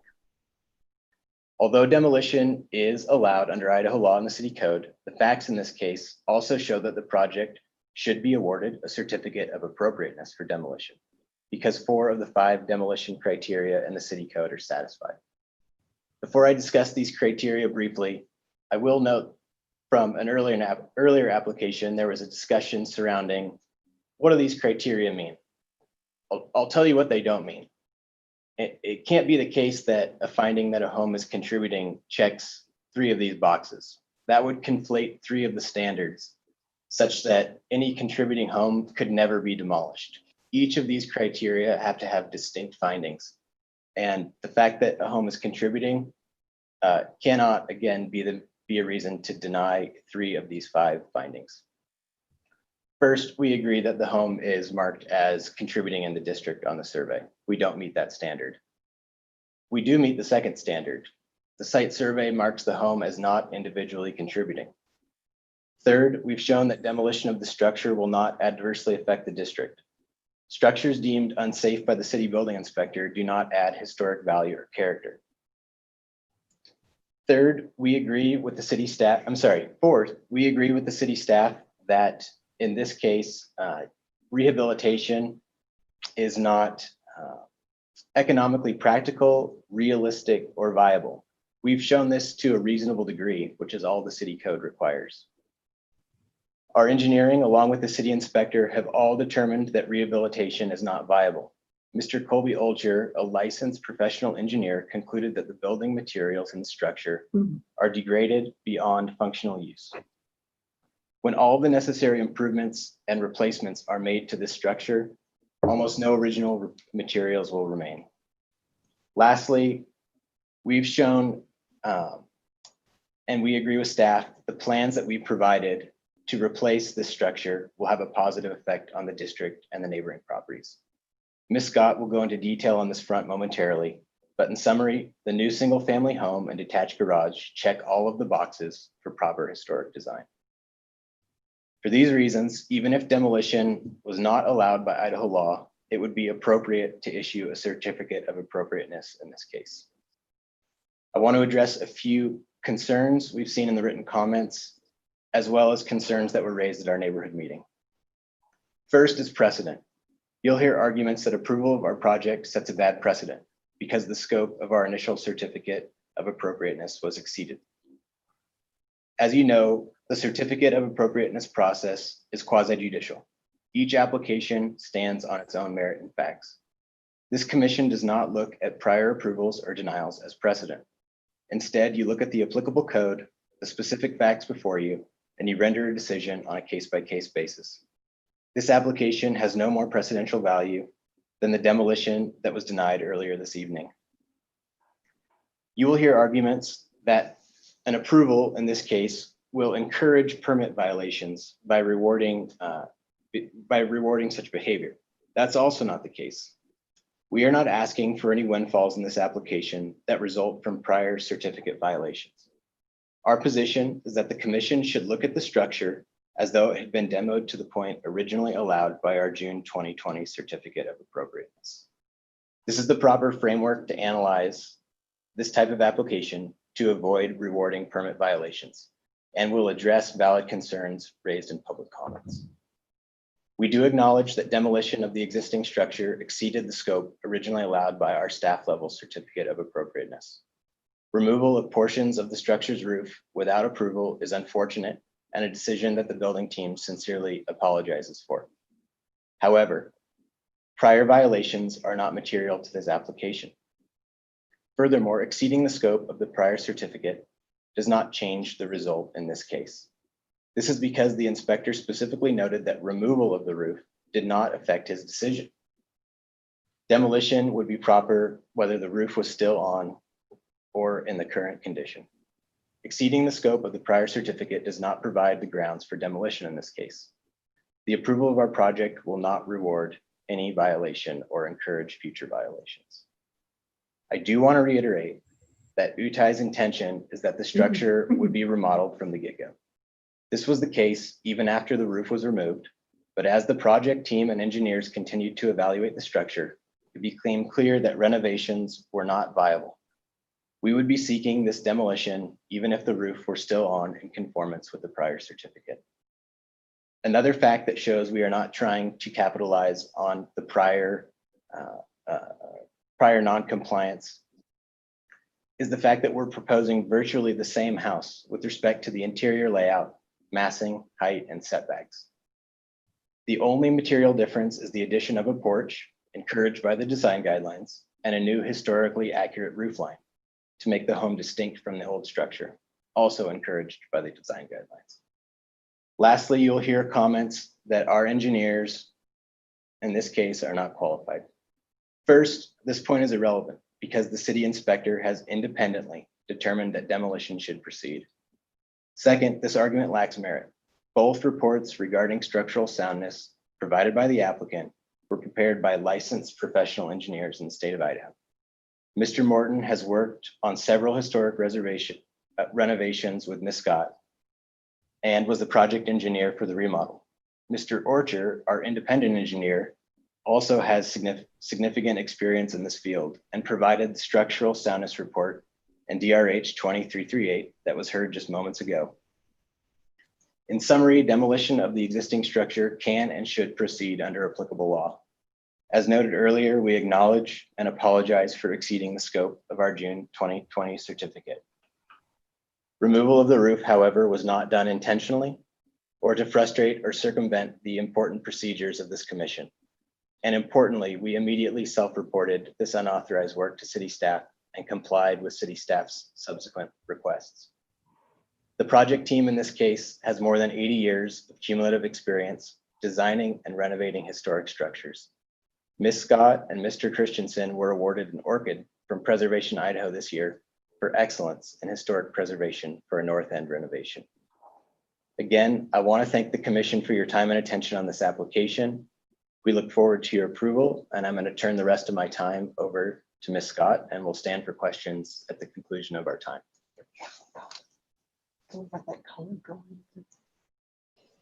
Hey, Ted. Yes, we can hear you. For Catherine's portion, it would be great if I could share my screen. We can have that done for you, yes.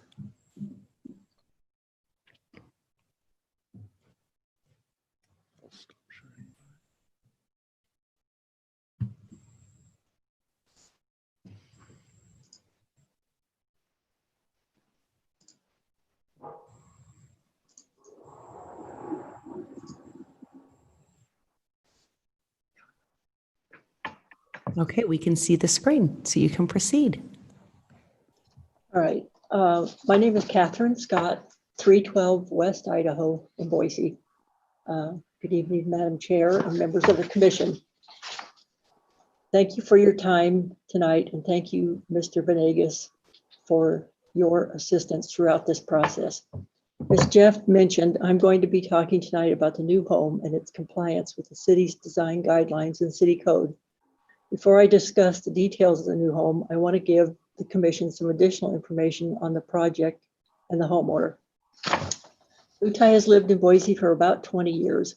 In fact, 15 years ago, we were neighbors in the East End at the townhouses at Bruce and Bannock Street.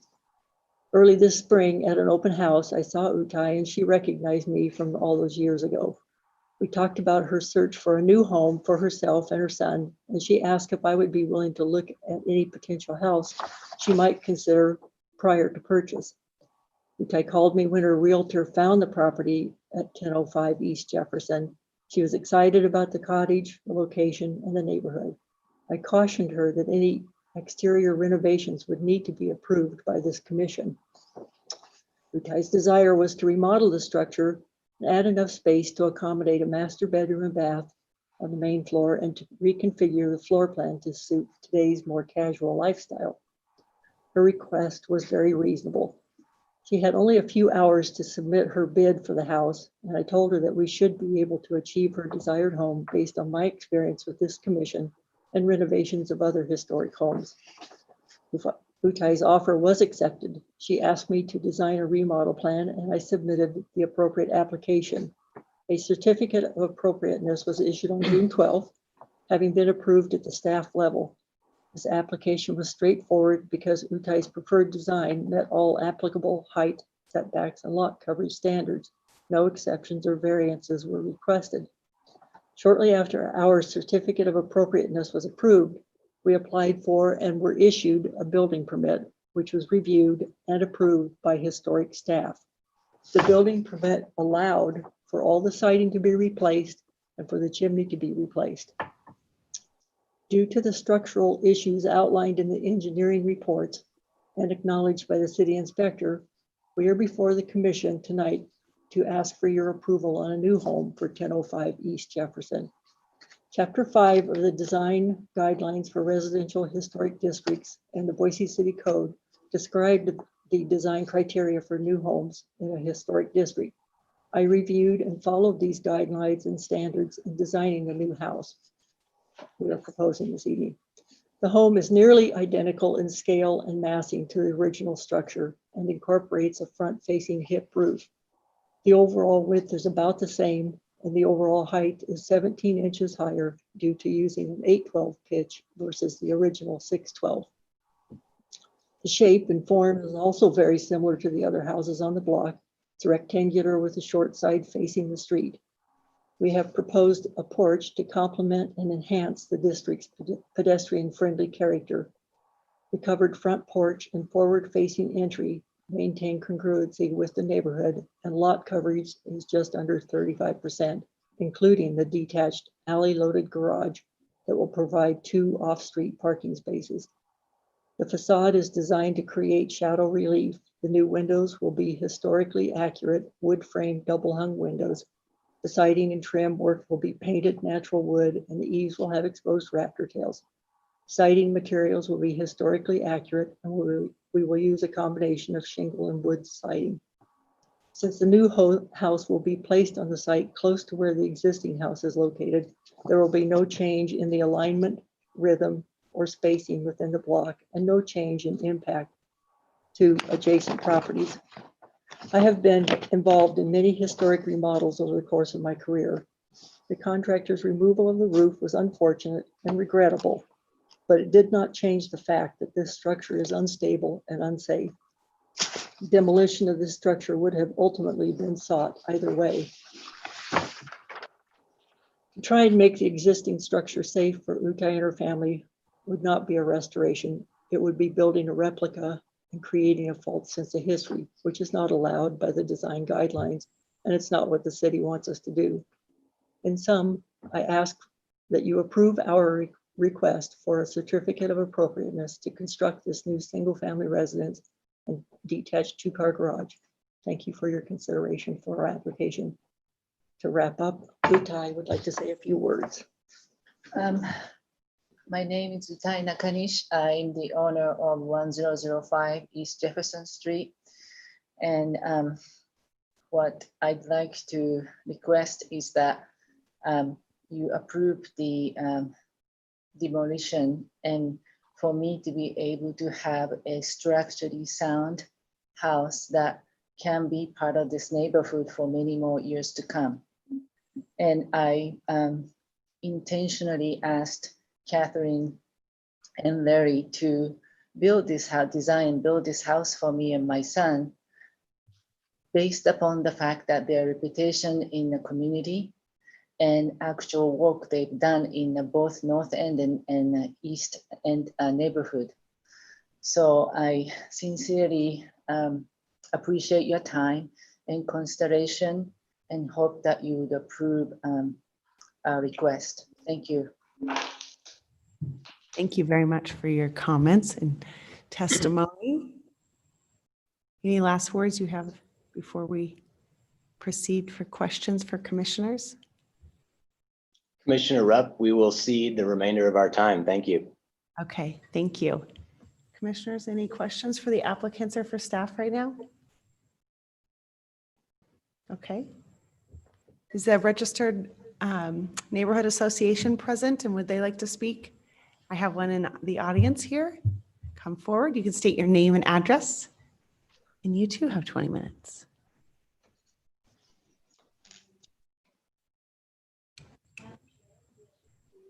Grisham, and I live at 1204 East State Street, Boise 83712. Tonight, I am speaking on behalf of the East End Neighborhood Association in opposition to the demolition at 1005 East Jefferson. Anytime that ENA has an application for a contributing house to be demolished, we are disheartened. We have an historic district that many people worked hard to create. There had been neighborhood meetings with residents, surveys, voting by the residents, and then a vote by city council. It doesn't matter which board created the historic district or who was on city council at the time the historic district was passed. It's here now, and it's our job to continue to take care of them and protect them. ENA submitted a letter of opposition for the demolition along with a few pictures and a small piece of the timeline that had occurred for your packets. I don't want to take up your time reiterating what was already there, but I do want to take a few minutes to go over some of the key points. When ENA received notice of the original application to remove the sunroom and add a master suite, we didn't oppose that application. We understand that sometimes these houses are small and quirky and need to be updated, and that is all understandable. The reason ENA is opposing the demolition is because this is a contributing house, and while it may have needed work, it did not need to be demolished. When the builder came across issues with the roof of the house, he should have stopped work. He should have contacted Ted, Ms. Scott, and figured out how to work things out together, how they could resolve these issues together. This is all part of the process with working in historic districts. These homes are old and sometimes there are issues that need to be resolved. That shouldn't automatically mean demolition. Some may say that these guidelines are a pain to work with, but it's basically the same as CCNRs for any suburb. They are created to protect the neighborhood. You are given guidelines to follow, and those guidelines should be adhered to. In this case, they were not followed. The roof was almost completely taken off and the debris taken away before anyone could take a look at it to see if there really was a structural issue or not. In this case, they went above and beyond the scope of work that had been permitted. Whether this was an accident or not, it shouldn't be acceptable behavior. The East End is a small historic district with approximately 455 homes, half of which are contributing. This may be just one home to many, but we could stand to lose 4 contributing homes in the next few months. And 4 contributing homes in our small district is a little less than 1%. If the demolitions continue at this rate, we will not have a historic district to protect. The city is starting a process of revamping the zoning and ordinances to line up with Blueprint Boise. To me, this is the perfect time for architects, contractors, Preservation Idaho, community leaders within historic districts, and the city to work together to improve the historic guidelines and application process so that they all line up together. The city could implement a certification process for architects and builders that want to work within the historic districts to ensure they understand the process when working in the historic districts. They could also implement a no working on Saturday and Sunday unless the builder is there working alongside them to make sure that something like this doesn't happen again. In this case, ENA opposes the application to demolish 1005 East Jefferson due to the lack of concern for the process shown by the builder, and we request that they repair the house and follow their original application plan. The guidelines are in place to preserve these historic districts. They should not, however, be ignored for the convenience of contractors because it's easier for them and to simply start over. I had 2 comments about what was being said by the lawyer, Mr. Bauer. I disagree with his comment about it not setting a precedence, because if architects and contractors and homeowners see that we are allowing this to happen without any repercussions, it does set a precedence. It allows them to think that they can do the same thing. So anyway, and then the other thing I had to say was in your report packet, you do have pictures, statements, an inspection report, and receipts from the previous owner that state that the house was structurally sound at that time. It was done in 2016, and I highly doubt that in 4 years, the house would have dilapidated that much. Thank you. Thank you very much. Do we have any other neighborhood associations wanting to comment? Sherry Batazzo is present. Okay. I've unmuted myself. Is that acceptable?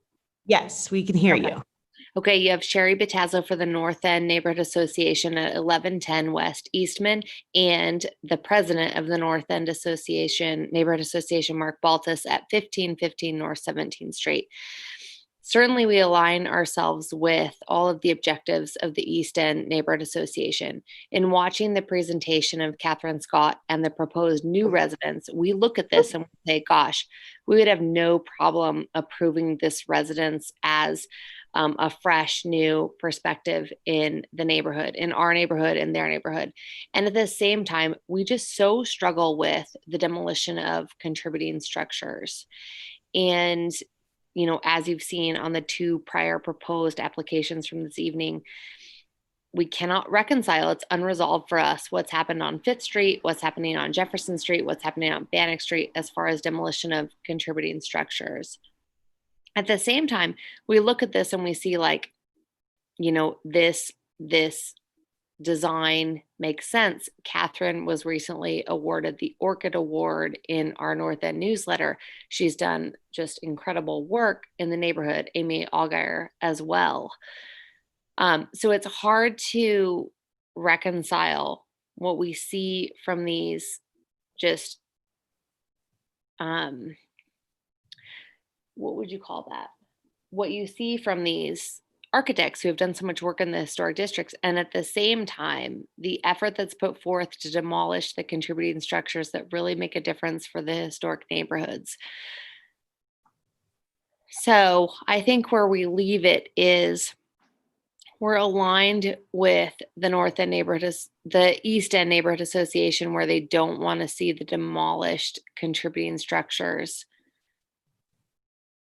at this time, as it's the same thing that we're facing in our neighborhood. I think we leave it there.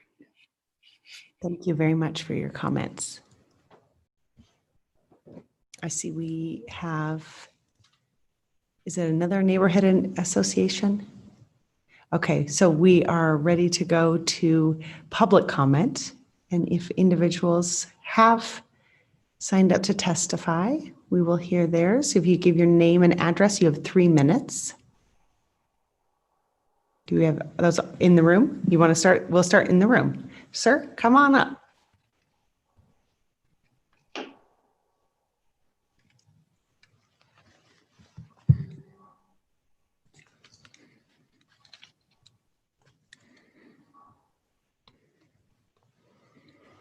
Thank you, Madam Chairwoman and members of the Commission. My name is Rob Tiedemann, 217 North Walnut Street.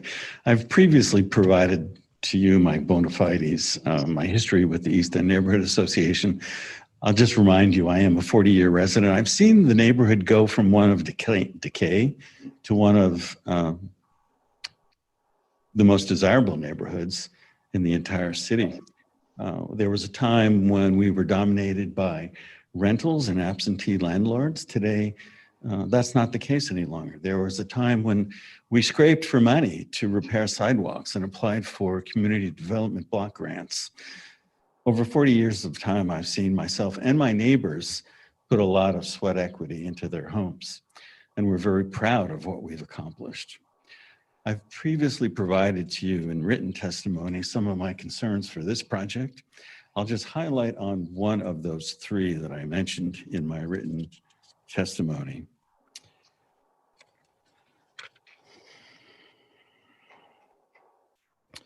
My neighbors and I have voted to self-regulate ourselves by supporting adoption of City Code Title 11-0509 as ordinance, in part because doing so protects the investment in our homes that's dependent on the charm and historic character of the neighborhood.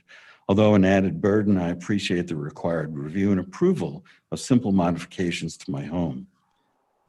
To approve this residential certificate of appropriateness to demolish a home would disregard our faithful compliance with the law and make exceptions for others. It would disrespect the labors of the East End Neighborhood Association and people like past President Steve Lord, who worked to author and rally others to support adoption of the Historic Preservation District. And it will be judged by some as neglect of our reasonable expectation that the ordinance would be enforced by the City of Boise. While demolition of this home is no small matter, I believe the precedent set by approval of this request is of greater importance than the simple decision to approve or deny the certificate. My work as an advocate for our neighborhood in Boise and with other local governments suggests to me it would provide cover for scofflaws and passively encourage the intentional gaming of the system. I ask this question: if you approve this residential certificate of appropriateness, what protections are you prepared to author, and what are you prepared to do to rally the Boise City Council to adopt enforceable measures to prevent the future degradation of our historic neighborhood? I urge you to work with the mayor and city council to provide the resources to city staff to fully deploy and enforce the Historic Preservation District Ordinance and to support their work with your decision-making. Thank you for the work you do as dedicated professionals in the public interest and offering your knowledge, skills, and abilities to make Boise the most livable city in the United States. Thank you. Thank you very much. Come on up.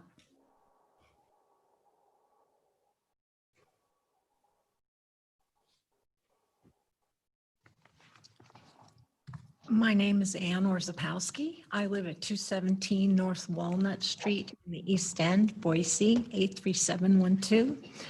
Thank you for the opportunity to comment on a request for approval to demolish an historic East End home.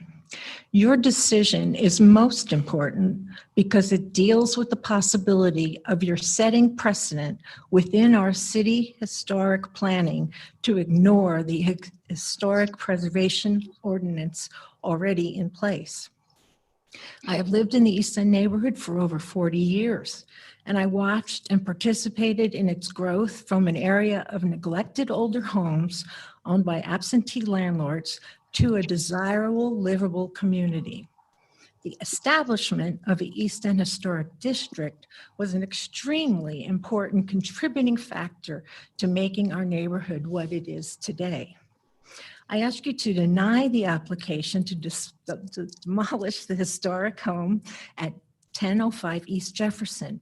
This home, which had been determined to be a contributing structure to our historic district. According to emails on record with the city, the demolition by the homeowner's contractor of the front 2/3 of the roof of the home was unapproved. The home would have been savable if not for the contractor's unapproved work. I ask, by making the decision to approve the demolition of the home, does the city intend to neglect to enforce the historic preservation ordinance and ignore this and any future unapproved work on our neighborhood's preservable historic homes, which are supposedly protected by City Code Title 11-05-09? Our neighborhood supported the adoption of the Historic Preservation District. Many of us who are owners of contributing homes have had to go through what seems to others to be a burdensome review and approval process for simple changes or improvement to our homes. We willingly do this because we feel it is in the best interest of our neighborhood. I ask that you and the mayor and the city council consider the more diligent oversight that's needed to enforce the HPO in the future. Please deny this application and maintain the integrity of the historic preservation ordinance. Thank you for the work you do and the opportunity for comment. Thank you. Thank you so much. I appreciate your comments. Do we have any other additional comments in the audience in front of me? Okay, I'll turn to the virtual audience. David Thomas. Hello, can you hear me? Yes, I can. Thank you. Thanks. Thank you again, Madam Chair and members of the commission. My name, for the record, is David Thomas. My wife and I reside in Boise's East End at 917 East Washington and have for about 24 years. And again, for the purposes of the record, I am a licensed architect and former Historic Preservation Commissioner. So much of the commentary in the packet seems to bolster Ms. Catherine Scott's efforts and her commitment to well-designed projects. And I have a lot of respect for Ms. Scott, and I do not feel that her honesty or integrity are at all at issue here. But the project needs your attention now because the contractor's cavalier approach to remodeling in our beautiful historic district, the dismissive approach to preserving what remains of that home right now today is disappointing. What's the point of having a historic district if the lesson learned here is that you can go ahead and demolish if you're able to wreak havoc before anyone notices? Please do review the photos for the hinge point mentioned in the letter from Briggs Engineering. It is noted, I only noted it on the front wall, no others. My point, my point is that other portions of the facade could be saved, and I think that it could be overcome on the front facade. My home had similar issues when I remodeled it last, and they were not all that significant to deal with. With all due respect to the city inspector, I'm not aware that the city inspector has any background in historic preservation, nor am I aware that he's an engineer. Whether or not allowing a demolition and a full new build here would be a reward for ignoring the ordinance in place that protect our beautiful historic buildings may be debatable. What is not debatable is that unauthorized demolition has become quite an unfortunate trend and one that seems to be calculated more often than not. The statement by Jeff Bauer that removal of the roof was not done intentionally is laughable. It certainly wasn't done on accident. The fact that there's little or no consequence to demolishing a structure without approval is what occurs here. I wish I was wrong about this, but time and time again, I see homes that are demolished by contractors or owners who should absolutely know better. The fact is that they do know that there are no consequences.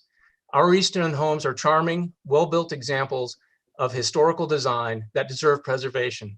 I'm saddened the contractor removed any or everything but the front facade, but thankfully the front facade, arguably the most important part, remains, and the applicant should be required to rebuild what is left of his home, or her home, as it was originally approved. Thanks for your time.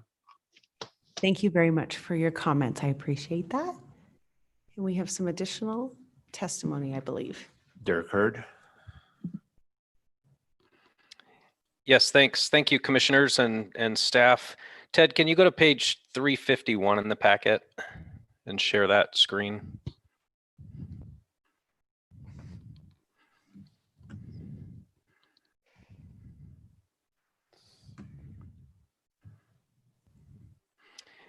It was mentioned by some previous testimony.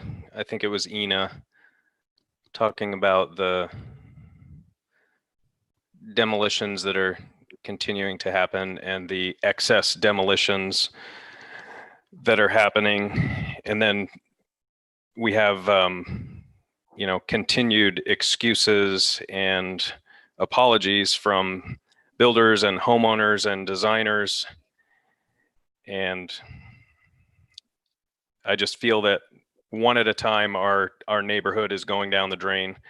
And as you can see, Ted's going to bring up in the packet, page 351 is a picture of this home and the lovely inspector pointing at a drain.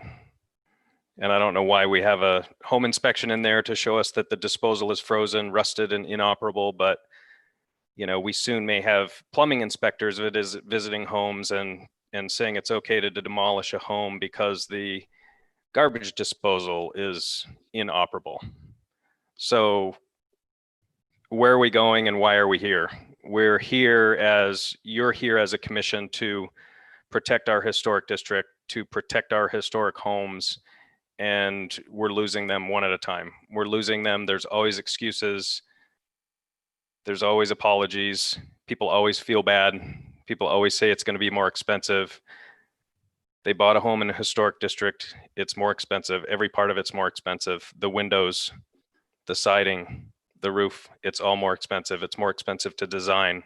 It's more expensive to engineer. So where are we going and why are we here? You guys are here to protect this district and uphold the guidelines. This is an illegal demolition and it should have never happened.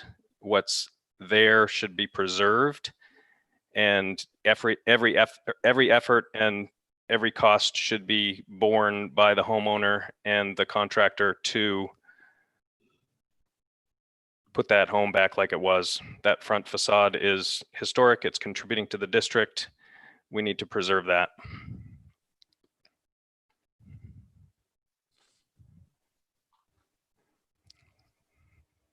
Thank you very much for your comments. I Well, believe that Ted's bringing that up. He's bringing that up. Going down the drain. Our historic homes are going down the drain. Was that page 362 you said? Or 332? 351. Oh, 351. So sorry. Yep. I'm He's getting there. And then to quote a previous commission chair, once it's gone, it's gone. Right. And to quote commission chair well before her, if you don't like it, go to Meridian. Thank you. Thank you. I appreciate your historical context. I'm sorry, I can't see the page numbers on here. Am I getting close? No, I think you've passed it. It's a gentleman who's pointing his finger at a drain. I think he's referencing like historic preservation is going down the drain. Yep. Ted's like focused on the number. He didn't quite hear your underlining comment there. It's okay. I have it on my screen. Do you all have it on yours? Okay. And then for the record, 2 pages beyond that is of interest as well. East End Boise Gem. Here we have how many ever years ago Stephen Phipps listed this home for $375,000. You will fall in love with this East Boise charmer. This cottage looks as if it was straight out of a fairy tale with a happy ending. So let this home have a happy ending and preserve that historic front facade. Thank you very much. And I believe we still have additional comments. Paula Benson.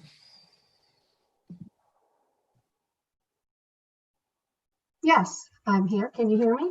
Yes, we can. Okay, hello again. So the big one of the evening really, and the one that I've been kind of working on for over a month, as you can tell by the length of the letter that we sent to the Historic Preservation Commission. I'll try not to repeat too much, but there are some things worth noting, especially in light of Jeff Bauer's comments. The project team violated the certificate of appropriateness on several fronts, the most egregious resulting in the removal of the roof joists and the rafters on a Saturday. After the stop work order was issued by the city, however, Ms. Scott noted via email that if not for the stop work order, they could have put the roof back on and been well on their way to finishing this home for Ms. Nakanishi. So rather than update the C of A, they've chosen instead to apply for a demolition permit that will complete the demolition that they started. Now we're told that the house is unsound, and this is regarding the safety comments. Unsafe is the ultimate code word, it seems, these days to overcome legitimate alternatives. Safety is somewhat subjective, and that's why you can get so many structural engineers to say different things. Isn't it interesting that all three houses tonight said the owners were in danger if these houses were permitted to stand?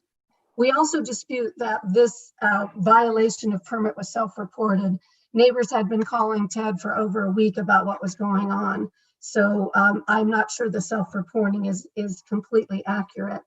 As you can see in the information in our comment letter, very specific construction techniques exist to make the home completely safe and seismically sound for Ms. Nakanishi. The bid from the contractor for this option is less than $20,000, which is a fairly small amount compared to the cost the owner will incur to demolish and then build a completely new residence and garage with ADU, especially when you consider the money that she's already spent on the property. And as Derek referred to, as you know, the most important part of a historic building is generally the front-facing walls. Fortunately, in this case, that's exactly what is left standing, and it remains standing in spite of being left unattended through wind and rainstorms with only a few 2x4s for support on the sidewalls. If this house is structurally unsound, someone forgot to tell the house. Regarding precedents, as with other projects that come before the Historic Preservation Commission, precedent is of great concern, and the rewarding of permit violations, regardless of the reason and regardless of apologies, cannot help but to serve to encourage others to do the same. And with regard to this orchid that has been tossed about, Preservation Idaho takes great pride in orchids, and Catherine's project did receive an orchid, but I would like to note that that orchid went to the owner, and it was because of her insistence throughout the entire project that historic fabric and historic elements be retained. This was not as much of a reflection of anything else. And this new one could be an onion. Please deny it. Thank you. Thank you so much for your testimony. Carrie Davis. Hi, can you hear me? Yes, we can. Okay. My name is Carrie Davis. I live at 1007 East Jefferson. As stated earlier, I have extensive experience in precisely this kind of project. I won't reiterate that here, but I do have professional and ethical responsibility to set a few things straight for the record. I've elaborated on a number of these in my written testimony. I hope you've had a chance to review them. I'll just briefly highlight a few here. First, I would like to make sure it's clear that a permit violation actually occurred prior to August 1st. Well before the roof was removed, when the chimney was removed. This is illustrated in my written testimony, where the original plans clearly indicate that the chimney was to remain, while the interior fireplace was to be removed. The exterior chimney was to remain. So there are actually two violations here, both misdemeanor violations that should be made sure that they're clearly in the record. Second, the house absolutely can be made whole again to meet code. Not only have I personally witnessed tornado damaged and fire ravaged buildings of comparable size and level of historic material loss be restored back to code, but I have consulted with Two licensed architects with decades of experience in historic buildings, and they have both concurred the dwelling is most certainly restorable. Even the project team has said so. As Paula referenced, Catherine Scott in her email from August 17th stated to the city and ENA, quote, "Our intention was to immediately repair the roof and get back to building per the approved plans. Instead, because of the neighbors' reaction to our unfortunate mistake, we all face months of unnecessary delay." She made no mention of structural inability to make the house whole. The plan was to reconstruct the roof if they had not received the stop work order. Her statement admits that the house, as it stood on August 10th, and as it stands today, was and is still repairable. Furthermore, note that all inspector and engineering assessments on record took place after the project team's change of course, not because any newly revealed structural issues or change in the building's condition. Third, this house can remain contributing. Catastrophes happen regularly enough nationwide that the National Park Service Technical Preservation Services Division even has a fragile building category to guide such building situations. There's an existing framework of guidance within which the building can remain a contributing building, and that this guidance should be heeded. I urge this commission to follow the city's own guiding documents, as well as the published guidance from the National Park Service, and to not only deny this application, but to compel those who violated their permits more than once to restore this contributing resource. Should they appeal this decision and its restoration be delayed, they should be required to protect what remains from pending weather so as to avoid any further deterioration and demolition by neglect. Thank you. Thank you very much for your comments. Sherry Battazzo. Speaking as a member of the public, Sherry Battazzo at 1110 West Eastman Street. Typically, I speak on behalf of the North End Neighborhood Association as a liaison to the Historic Preservation Commission. But in this particular case, and the two cases heard before this one of the things for the commission to consider is the de facto punishment that's levied upon everyone else who participates in historic preservation. So when you see a house that is torn down to its studs and then restored and then rebuilt, in essence, if they're not allowed to demolish the structure and rebuild in its particular location or with a new plan, they in essence suffer de facto punishment, which is what Nina has presented to this commission in the past. For example, in the 5th Street circumstance, that when you have this constraint levied upon the rest of the homeowners inside the historic district, it really does occur like a de facto punishment for those who decide to participate inside of what it takes to preserve history, inside of what it takes to preserve a historic structure. There is an economic impact. There is a physical impact. And so I request that the commission take into consideration what it takes for those who actually participate in that structure, inside of that which we support as preservation, as opposed to when we allow for demolition inside the historic district, what the impact is on those who actually do what's required to keep those structures in place to preserve history. It's merely a request that you consider that inside of all of this.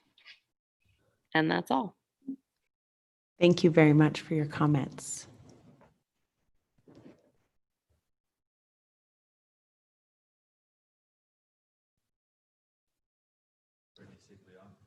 Brittany Sigliano. Good evening again, Brittany Sigliano, 403 North Mobley Drive. Just give me a shout if you cannot hear me. Mr. Bauer suggested earlier in his testimony that as a quasi-judicial body, you cannot look to precedent when making a decision for this application, but to only the application itself. I believe this is a simple matter without precedent. The scope of the project was exceeded. It's as simple as that. The roof was removed without an application. Some may say this was going to happen anyway. We have a process that must be adhered to by all, not just the weekday workers. The demolition is the decision of this quasi-judicial body of the Historic Preservation Commission, not the weekend workers who deem it necessary. Again, this evening, an application bring a greater conversation that needs to happen surrounding demolition fines brought up by Commissioner Koski and historic district certifications brought up by Commissioner Richter. I leave you with that. Thank you. Thank you very much. Eric DeBoard. Hello, can you hear me? Yes, we can. Oh, great, thank you. Eric DeBoard, 1102 North 24th Street. I am speaking tonight to speak in favor of the application for demolition and the new project. I would say that I also support what the person speaking on behalf of ENA said, which is that these demolitions should not be automatic. Obviously, by the size of the packet and the process that's been gone through at this point in time, this is certainly not automatic. You have heard testimony from people who probably have not, are not engineers, are not builders, are not architects, who are telling you that this home can be saved and this home is safe. And yet the city building inspector and 2 professional engineers have put their professional recommendations out there that it is not safe, that the structure has problems and needs to be demoed. I do not think that the commission needs to take the emotional aspects of many neighbors into consideration when what we're really talking about is the structure itself and the process for the commission to follow. With regards to precedent, I would support what Mr. Brower said earlier. The commission can and often does follow each application, the merits of each application, and makes a decision on each application individually. If the general society feels something different, that's their own taking away from the process. That's not what the commission is doing, and precedence is not being set. Additionally, I would also point out that the inspection that was included in the application that Mr. Hurd pointed out as far as going down the drain was a general home inspection from 2016. Many of us, if we own homes, we know that home inspectors can't always look into walls, can't always see where joints meet or don't meet, where trusses are appropriately attached or not appropriately attached, where foundations are crumbling but hiding. That kind of inspection cannot always show us the things that are structural concerns. And oftentimes those of us who live in historic homes find out afterwards that there are issues. That's the case here. And I think that needs to be noted by the commission as well, that these things aren't planned. Ms. Nakanishi obviously didn't plan on this to happen, even though some neighbors will tell you that they think that's the case. They're worried that that's the case, but it's not. And you can see through her application and her processes that that was not her intention. And my last comment was with regards to several people who have noted how important it is. Your time is up, sir. Well, the facade is not original. So those who want to save the facade are missing part of the point. The gable roof is not original. The home originally had a hip roof. And if you look at the pictures, you'll see that the siding might have been lap siding originally, not shingle. Thank you. Thank you, sir. I believe we have more comments. Debbie Hanson. Thank you. Can you hear me? Yes, we can. Thank you. My name is Debbie Hanson and my address is 1208 East State Street. I've lived here for over 25 years and my husband and I are the people that sold the house recently to Utah. We want to thank the commission for holding this hearing on the Jefferson House. First of all, I wanted to ask if anybody has questions on the packet that was quite extensive that I submitted.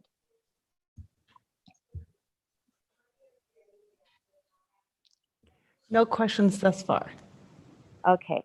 I strongly disagree that this home was structurally unsound and in need of demolition. The home had many unique features, and one of the things that I would think a home, I'm not an architect or anything, but the home had no cracks in the walls, no cracks in the ceilings. Everything was fine inside that house. The floors, once we put the main joist back into the underneath the house for support, you could roll a marble on the floors and it would not roll across the house. Now I live in a 100-year-old house also, and my house has cracks in the walls sometimes, and you can have floors that are somewhat uneven. But this house, from a layperson's eyes, looked very stable, and it contributed to the charm of the neighborhood. And I really feel like this house needs to be preserved and not demolished. Thank you so much. Thank you so much for your time. It looks like we have finished public nope, we have one more public comment here in the room.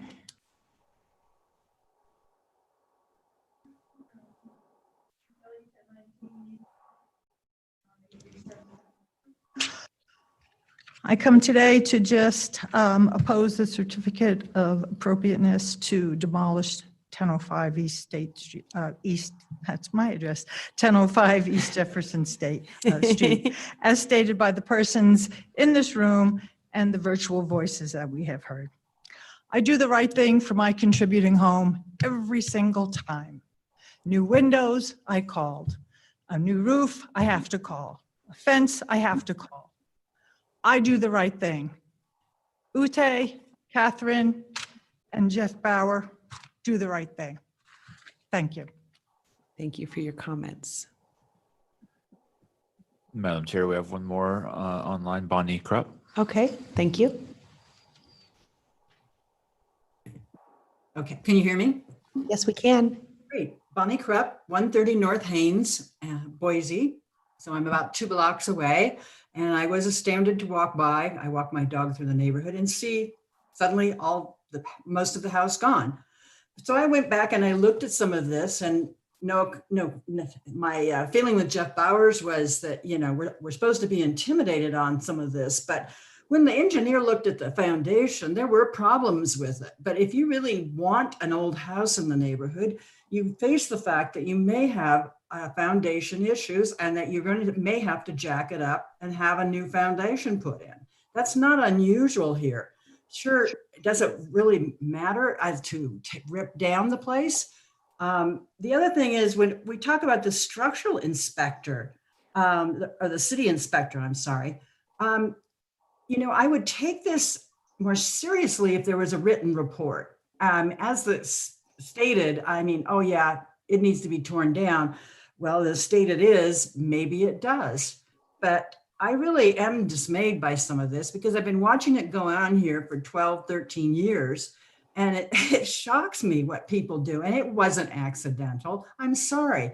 Jeff Bowers and Catherine, we know somebody paid to have that work done, to have the tear down done. So my other comment, I will say that the new home looks halfway decent. However, I noticed a discrepancy. My point is, it says it's a single story, but then when I look at that sheet for appropriateness, it says 1.5. And what I'm really concerned about is, now that we know this contractor is not, shall we say, kosher, will this turn into 2 stories? And that has happened in this neighborhood, 2.5 stories. So I am really concerned about some of this. And my suggestion is a penalty. Maybe if we do decide to do this, maybe the owner should donate to the Preservation Society 5 to 10 grand. That would be appropriate for all the angst that she puts the neighbors through. And she might think about it. I really, I'm dismayed that some of the reports, I mean, do we know who they're from, really? Are they from soil engineers? Are they from civil engineers? Whatever. So that's my comment, and I appreciate you listening. Thank you very much. Thank you very much for your comments. We have one more. Dan Givens.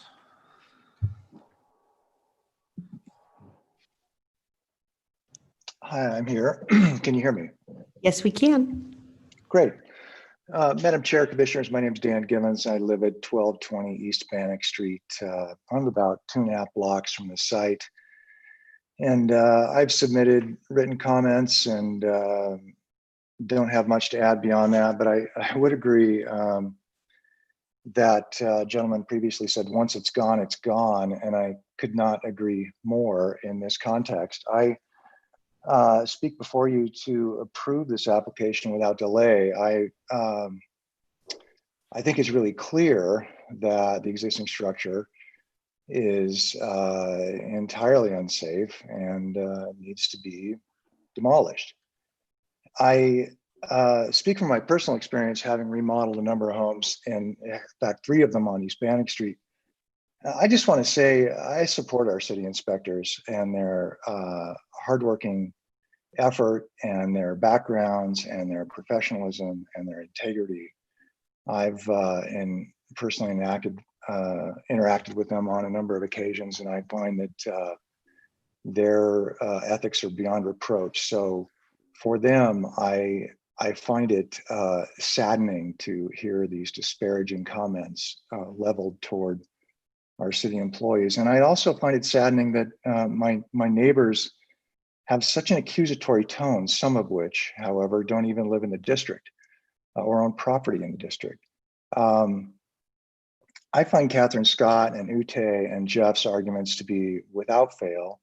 And Catherine is perhaps the most experienced, polite, professional architect working on historic projects. In my 26 years as a real estate broker, I've had the experience to work with.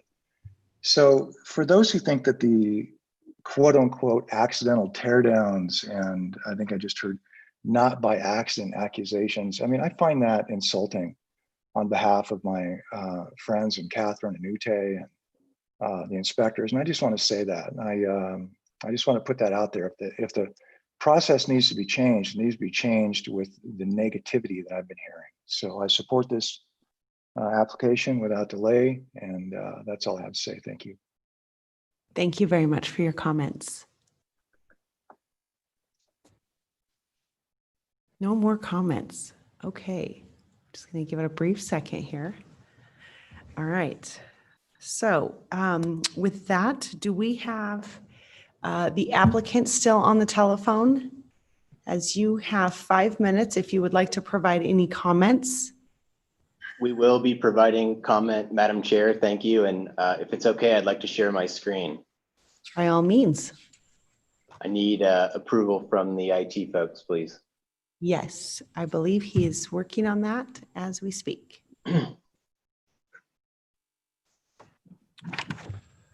Mr. Bauer, you should be able to do with the green arrow at the bottom. Thank you. Perfect. So you have 5 minutes. Thank you. All right, I'm going to do my best to address many minutes of comments there in 5. First, I'll address Ms. Gresham's comments.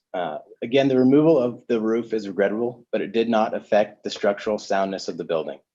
If the roof were still on, the building inspector's conclusion would still be the same: recommend demolition. We support the certification requirements and work timing standards offered by ENA. ENA has not raised any issues with the home that we are proposing tonight. We believe that it's a great design, and it appears that the neighborhood does too. Repercussions and penalties are not in the purview of this commission. Idaho law requires that this commission apply the applicable guidelines. If the city attorney wants to impose penalties and decides the facts warrant such a charging decision, that is the city attorney's prerogative. To address Ms. Batazzo's comments with Nina, we appreciate those comments. Again, we agree the design of the home is great and meets the historical standards. As to Mr. Tiedeman's comments, we are not asking for any exceptions or favor. Again, please view this application as if the demo on the project had ceased at the point of the original certificate of appropriateness. As Mr. Venegas stated, demo recommendations from the city inspector are rare, but those are the facts we have in this case, and they're important facts. As to Ms. Orzanowski's comments, again, this will not set any precedent. It is a quasi-judicial decision, and we meet all of the city's standards for demolition and Idaho law's standards for demolition. We ask that you apply the applicable code fairly to all applicants. To Mr. Thomas's comments, to reiterate, the city inspector specifically stated that unauthorized demolition in this case did not impact his decision to conclude this structure should be demolished. I believe I stated that we were not intentionally gaming the system or trying to avoid any requirements of this commission. Certainly, we all agree a decision was intentionally made to remove the rafters of the roof outside the scope of the permit. As to Mr. Hurd's comment, why are we here? We're here for a specific reason, to follow Idaho law and honor private property rights. Idaho law encourages preservation, but not at all costs and not where safety concerns are found by the city's building inspector. Mr. Hurd was obviously dissatisfied with the structure on his own property, but instead of moving to Meridian, he chose to demolish a contributing structure on Warm Springs in DRH 20-137.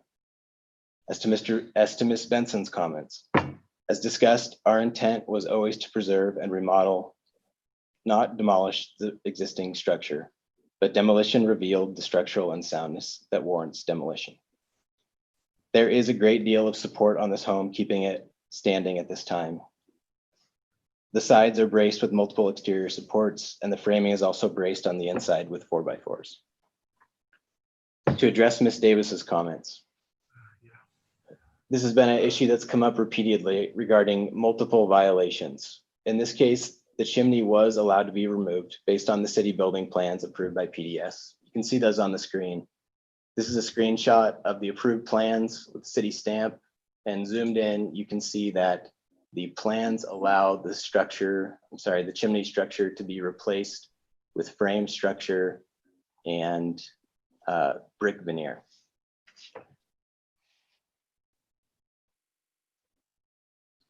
Moving to Ms. Sigliano, we appreciate her comments, and she was a pleasure to deal with at our neighborhood meeting.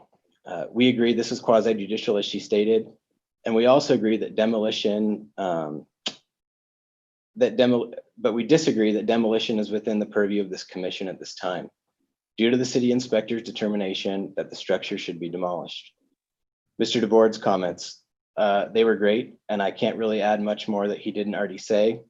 But we do agree that demolition should not be taken lightly, but where the applicable standards are met, demolition is proper. Lastly, to address Ms. Krupp's comments, the garage in the plans is 1.5 stories with a studio above the 2-car garage. The single family residence is a single story structure, and that's been the plan all along. With that, we'll rest and answer any questions. Thank you very much. I appreciate that.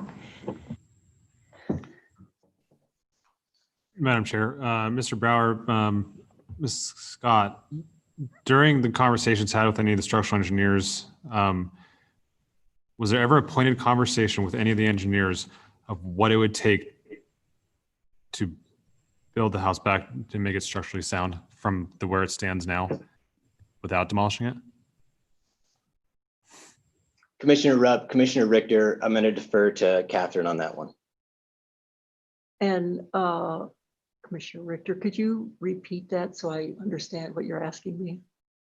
Was there a specific conversation had with any of the structural engineers of the opportunity to rebuild the house to make it structurally sound to move forward with the construction as designed in the original application?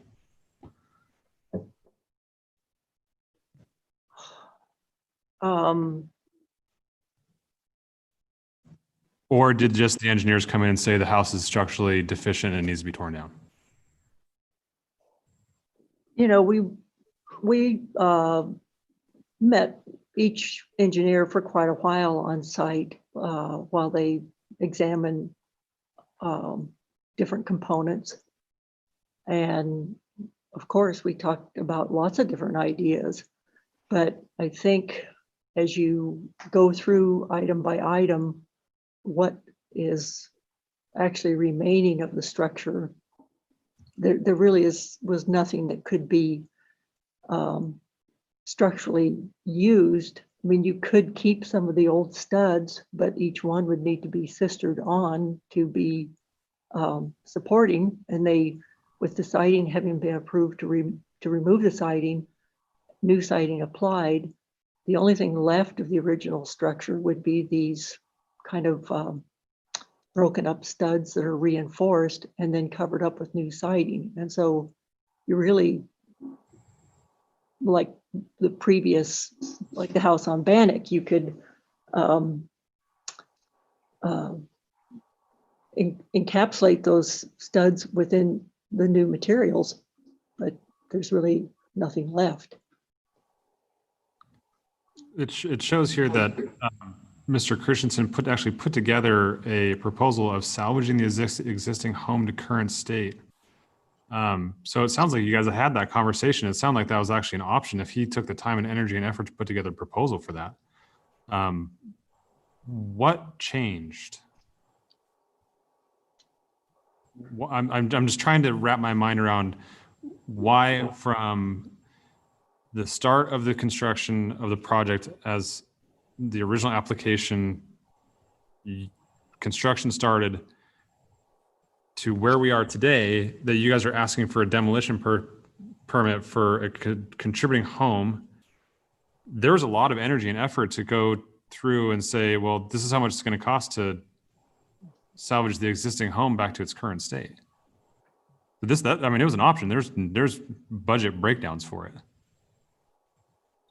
And if there were conversations that were had with, structural engineers that said that there was a way to do that there was a way to bring the home up to, to structural standards, to current building codes. Why are we having this conversation? Madam Chair, Commissioner Richter, we did provide those cost estimates as part of the city code requirements.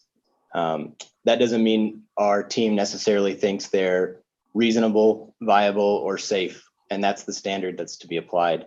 I don't think it's proper in this case to second guess the city inspector's decision that the structure should be removed and demolished.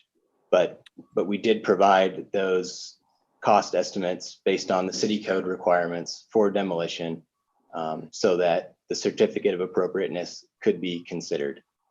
We have doubts that Mr. Bauer, I'm not questioning the city inspector's opinion here, but that's exactly what it is. It's the city inspector's opinion. The city inspector's job and his job description is to make sure that houses are built to current building code, and they are built to, unfortunately, code minimums. That's his baseline. This does not mean that he is a structural engineer. So what he is looking at is he is looking at built product to make sure that it is built to current building code. It is not in any building inspector's purview to say whether or not a house is structurally deficient or deficient or sound. So, Madam Chair, Commissioner Richter, if I could, but that's not his job. I'm sorry to interrupt you, Commissioner Richter. Madam Chair, Commissioner Richter, I'd point you to Idaho Code 674611. And then this is Idaho law, which governs this commission, as well as all historic commissions throughout the state. And it does provide that historic preservation commissions, including the certificate of appropriateness process, shall not be used to prevent demolition where the building inspector or a similar official recommends that a structure should be demolished due to public safety because of unsafe or dangerous conditions. That's exactly the circumstances we have in this case. So we would submit that it is in the building inspector's purview in this case, and we agree with Mr. Venegas that there is no alternative here but to move forward with demolition. But there is an alternative. You guys have actually given an alternative inside your current application with a budget line iteming out what it would take to salvage the existing home to current state. And I can almost promise you that if you were to employ a structural engineer to give you the answers that you needed in order to make that successful, he would be able to come up with those calculations. Madam Chair, Commissioner Richter, I think I've heard engineers say this before. No problem can't be solved with unlimited resources. Certainly, there's some circumstance where this structure could be refurbished or replicated so that it would look similar to what it does today. But that's not the standard. We don't have to show that all resources have been exhausted. We just have to show that it's unreasonable or not viable, which is what we have shown.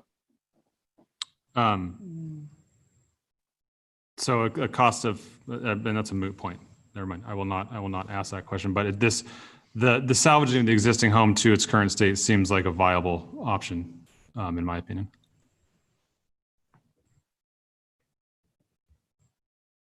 Thank you, Commissioner Richter. Any other questions No, that's it for now. right now? Any other commissioners that have any questions, comments?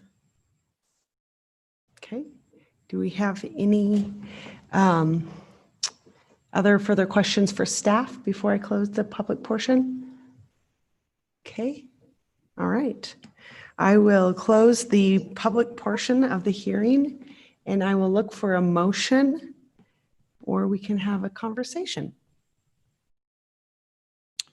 Madam Chair, I'd like to make a motion to deny DRH 20-00402 under the fact that they have not met 3 of the 5 standards of demolition, and also that due to negative public comment as well.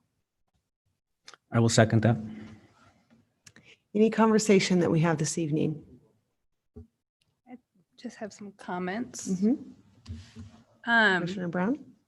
The standards say that you need to repair if you can repair something. And then they say you can replace something.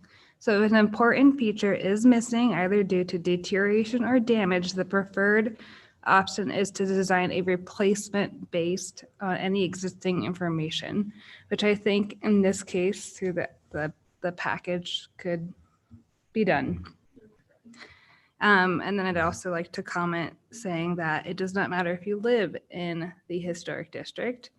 The history of Boise and people outside of Boise, you have a right to care about our historic districts. As an Idahoan, you can appreciate the history, and that's how you identify your place. So without that, I think a lot of us would be lost. So. Thank you for your comments. Any other comments?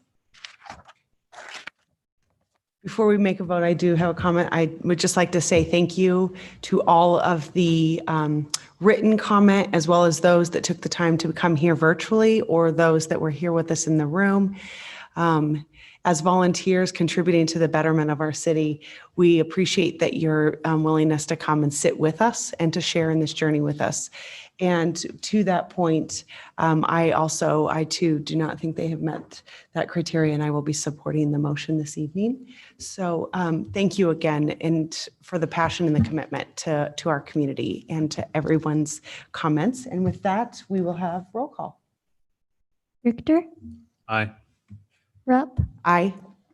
Koski, Aye. Brown, Aye. Pape. Aye. All in favor, motion carries. I see that it is 10:45, and I'm not quite sure what, we have the option to defer and to have the last 2 items on our evening's agenda move forward to October due to timing and wanting to keep you all here all night. But I'm going to look to I think that staff has a comment to that. Madam Chair, I would just say it's getting quite late, and the code does encourage decisions to not be made at a certain, when we have 2 applications left on the agenda. Yes. So it's up to the commission, but it's definitely encouraged by code to not to go too late in the night. Okay. With that encouragement, let me look to my commissioners, and I see we have a lovely attendee in the office, in the room as well, but it is the next one. No. No. There are no more demolishing on this agenda today. Commissioners, how do you feel about? Madam Chair, I'd appreciate, this gentleman's comment. Yes.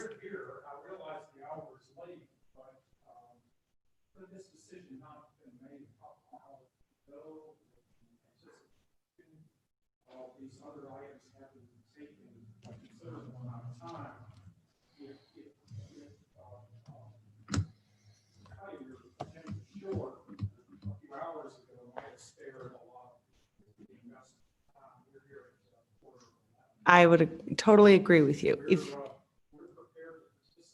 Okay, if you're willing to be here, we can stick with you. Okay, we can do it. There's two of them on the side. There are two up for it. And to your point, sir, yes, we had the conversation earlier, but not knowing, no one can make a prediction of how long things may or may not take. So, Madam Chair. right. Right. Anybody on the phone? Madam Chair, I believe Mary Grant has something to say. Oh, Mary, hi. I just would ask for the benefit of our online participants, if the commissioner or commissioners would be willing to summarize what was stated in person in the chambers, so that our public attendees online also have an opportunity to hear or know what that was. Thank you. Thank you, Mary. Yes, we have two participants who are with us here in the chambers, both of which had asked and commented that they are requesting that we continue with the last two applications that are in front of us, that they are willing to participate and actively engage as they are interested in the last two.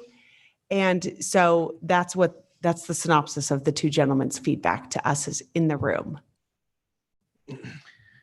So Commissioner. Madam Chair. Yes. There's two more items left. I expect there to be more than a little bit of discussion, not as much as we've had. I get it. I've been out there. Yeah. I don't want to come back, but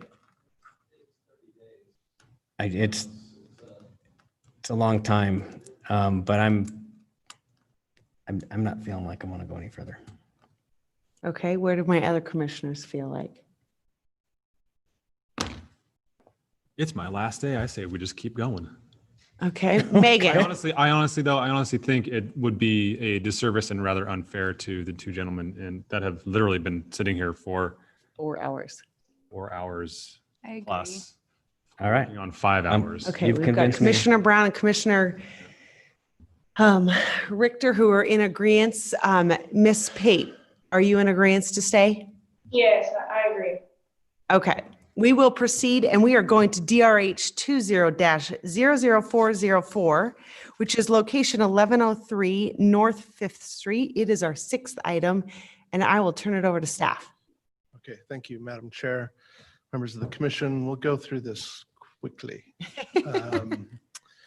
This is a certificate request to construct a 1.5-story single-family structure and detached garage on a skinny lot in the north end on 5th Street. This lot is about 30 feet wide. This is the site and landscape plan. As you can see, the project is proposed to meet setbacks. The garage is a 1.5-story garage, but the first level is essentially just a 2-car garage. This is the elevations of the house. So the front and side, again, 1.5 stories. And the rear and side, and photos of the neighborhood. One of the issues with the project is that it does have 38% lot coverage. However, this is, again, an extremely substandard lot, 30 feet wide. It's very small. So on these small, skinny lots, anything you do on them is just going to blow up lot coverage. And so what we look for is, generally a reasonable project that's not pushing the envelope. Staff found that this is a reasonable project. It is hard to fit a house on these skinny lots and a garage, and then fall within the other parameters, of lot coverage and height and all that. But they kept the house relatively modest and in line with our 1.5 story requirements. And again, the 2-car garage as well.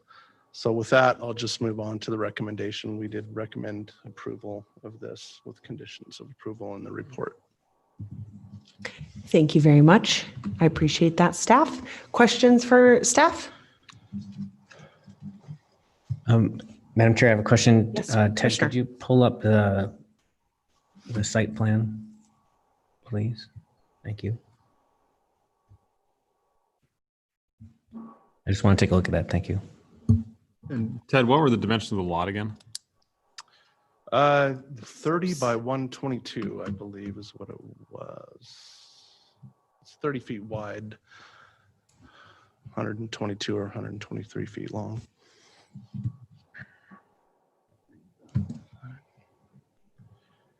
Other questions for Ted? Okay.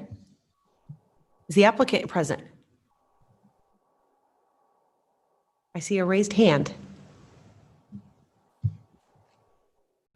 Scott, could you help me? Josh. I'm just making up names. I apologize. No wonder you weren't making eye contact with me. He's like, who are you talking to? I'm so sorry. Apparently you look like a Scott to me. Hello, this is Scott Weibar. Can you hear me? Hi, Scott. That's probably why I called him Scott.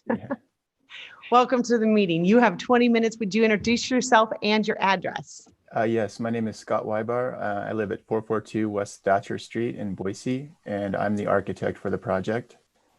I will try to keep this as brief as I can. Just a few comments. Members of the commission, thank you for considering our proposal for the construction of a new single-family residence at 1103 North 5th Street.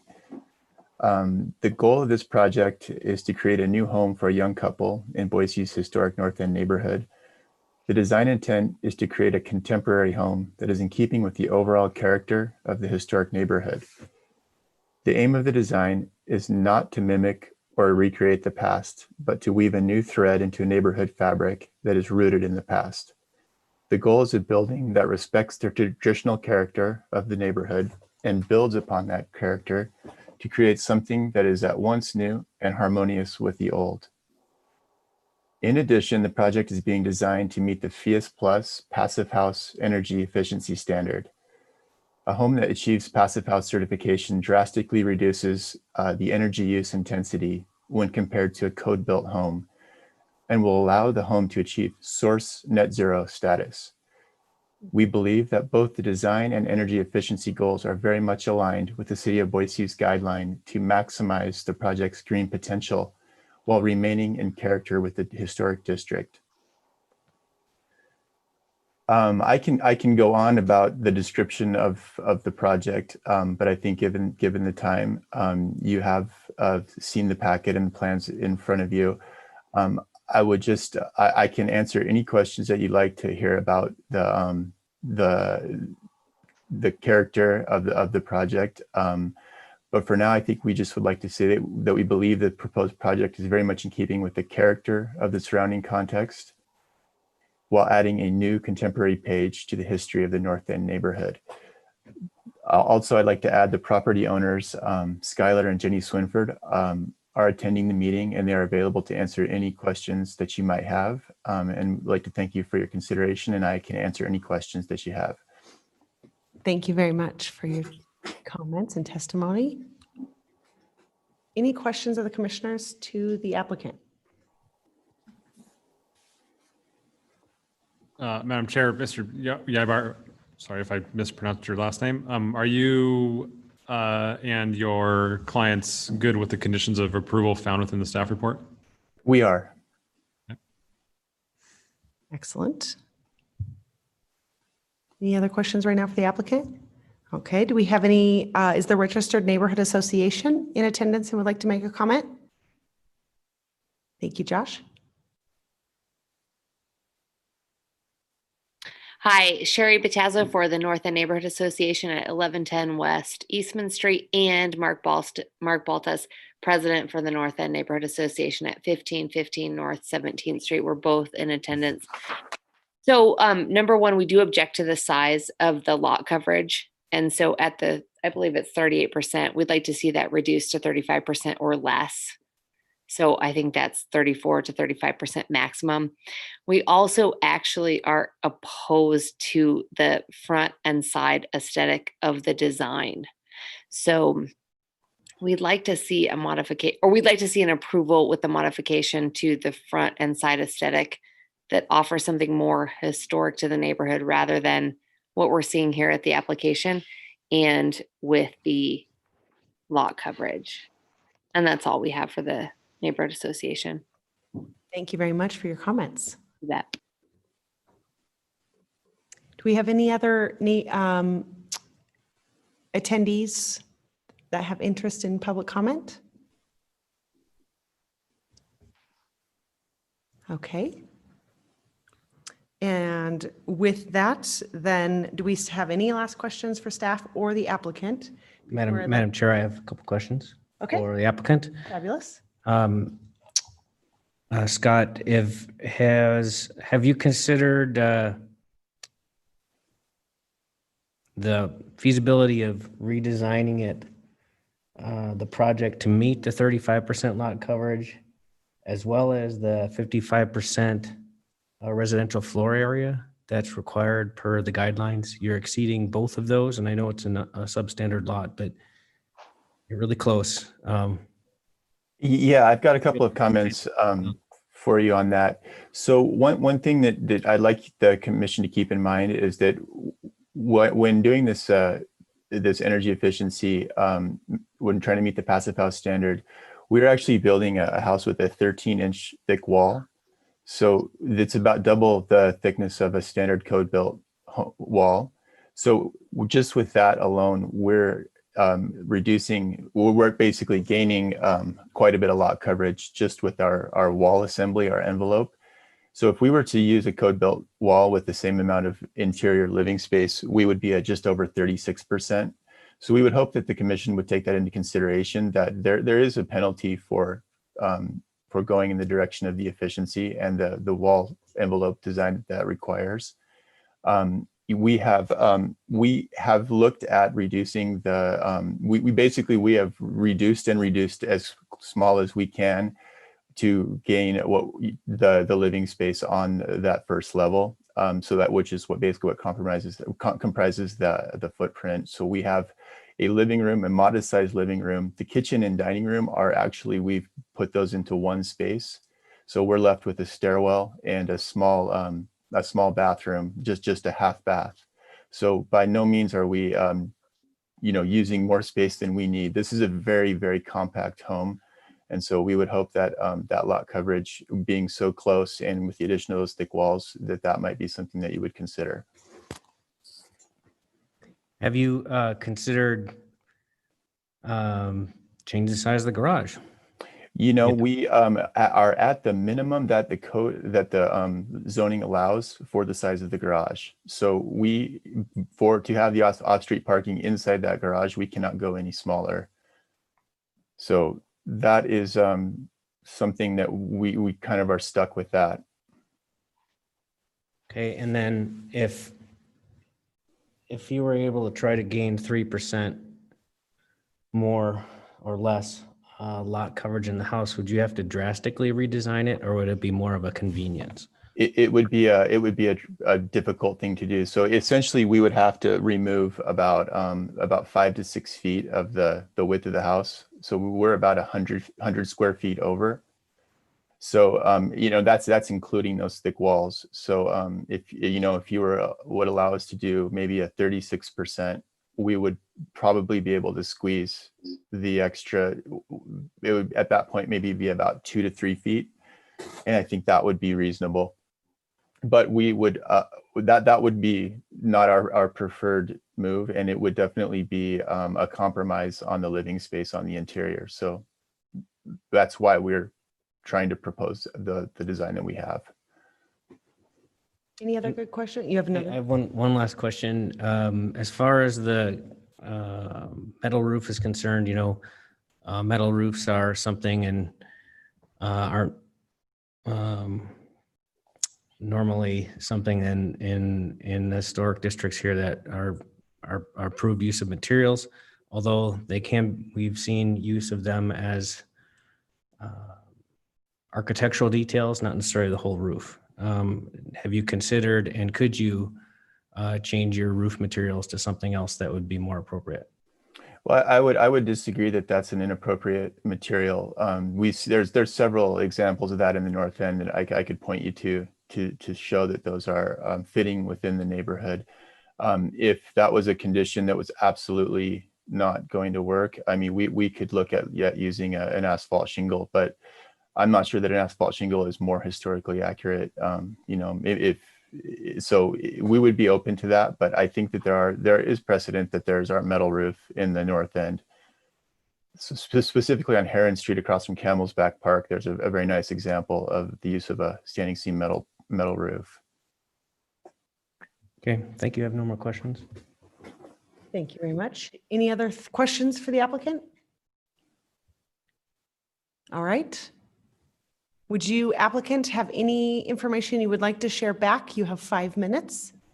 Yeah, I would like to address the comments by the North End Neighborhood Association and Sherry Battazo. You're asking that you're basically saying that the house is not historic looking, I believe you said. And I would just like to point to the Chapter 5 of the Design Guidelines, the new construction for primary buildings. And it says that it is preferable to design congruous contemporary structures rather than duplicate or mimic the design of historic buildings in the district. And I guess I would like to also reiterate comments I've heard a couple of times tonight from Commissioner Brown that we're not trying to rebuild. I believe the term faux historic or faux craftsman was used, and we don't believe that's the direction that putting a new building in the historic context. I think it's the Commission's job to evaluate whether or not this building is harmonious with its context, which I believe it is in both its massing and its detailing. It's simple, but the detailing is very similar to the historic buildings. So I guess I would just hope that the simplicity doesn't throw off that it will be that it's a harmonious and congruous building with the context. I think that's everything, unless there's any other questions. Thank you very much. I appreciate that. Any last things? Going once, going twice, sold to the highest bidder. We are moving to closing the public portion. And we are going to go to considering a motion or a discussion. Madam Chair, I can make a motion. I'd like to make a motion to approve DRH 20-00404 with the conditions of approval found within the staff report. And I will second that. Any comments? Commissioner Brown. Sorry. Go ahead. I'll get a hold of this at some point. I really like the design of the new house. It's something I've said several times tonight that you shouldn't be mimicking what is in the historic neighborhood. It should be of its time. It should be harmonious. It shouldn't stand out. And that's what this house does. So I applaud the architect on this design. So we can look back in 50 years and we're like, all right, that house was built in 2020. It's kind of what we find in our architecture today. So I definitely applaud the architect, and hopefully we can move on the right path in the future with some of these new builds in the historic neighborhood. Thank you, Commissioner Brown. Madam Chair, I would just like to completely agree with Commissioner Brown. I think what an awesome opportunity it is for this couple and this architect to build a home that is truly architecture of our time. And it checks all the boxes that need to be checked to make sure that it is congruous with the neighborhood and the design is spot on. So I commend the effort from the clients and the architects to bring a design forward to us that is exactly what it should be. Thank you very much. And I too will offer a comment. And then if you have a comment as well? I do. Okay. Madam Chair, Commissioner Brown, I do I as think well. your comments on design are spot on. I'm refreshed, excited to see something like this. And I think that's exactly right. As far as what should be built should be a project of our time, and that design is exactly that. My one concern is lot coverage, and I feel pretty strongly about that. If there was no ability to adjust to the lot coverage, I would happily vote in approval of this, but there's an ability to do that. And while it might not be convenient, I think it can be done. So I will not be offering my approval. Madam Chair. Okay. Commissioner Koski, I think the architect really brought up a pretty good point of the actual passive house construction of the home, and the way that those homes are constructed with the extremely thick walls in order to get not only thermal break but R value and to achieve their passive house certification. I think that should be seriously taken into consideration, because they're truly being stewards of the environment by building a home like this, becoming net zero, and achieving that high level of environmental stewardship through the building of their home. So I think that should be really taken into consideration. It is a very small substandard lot. It's 30 feet wide.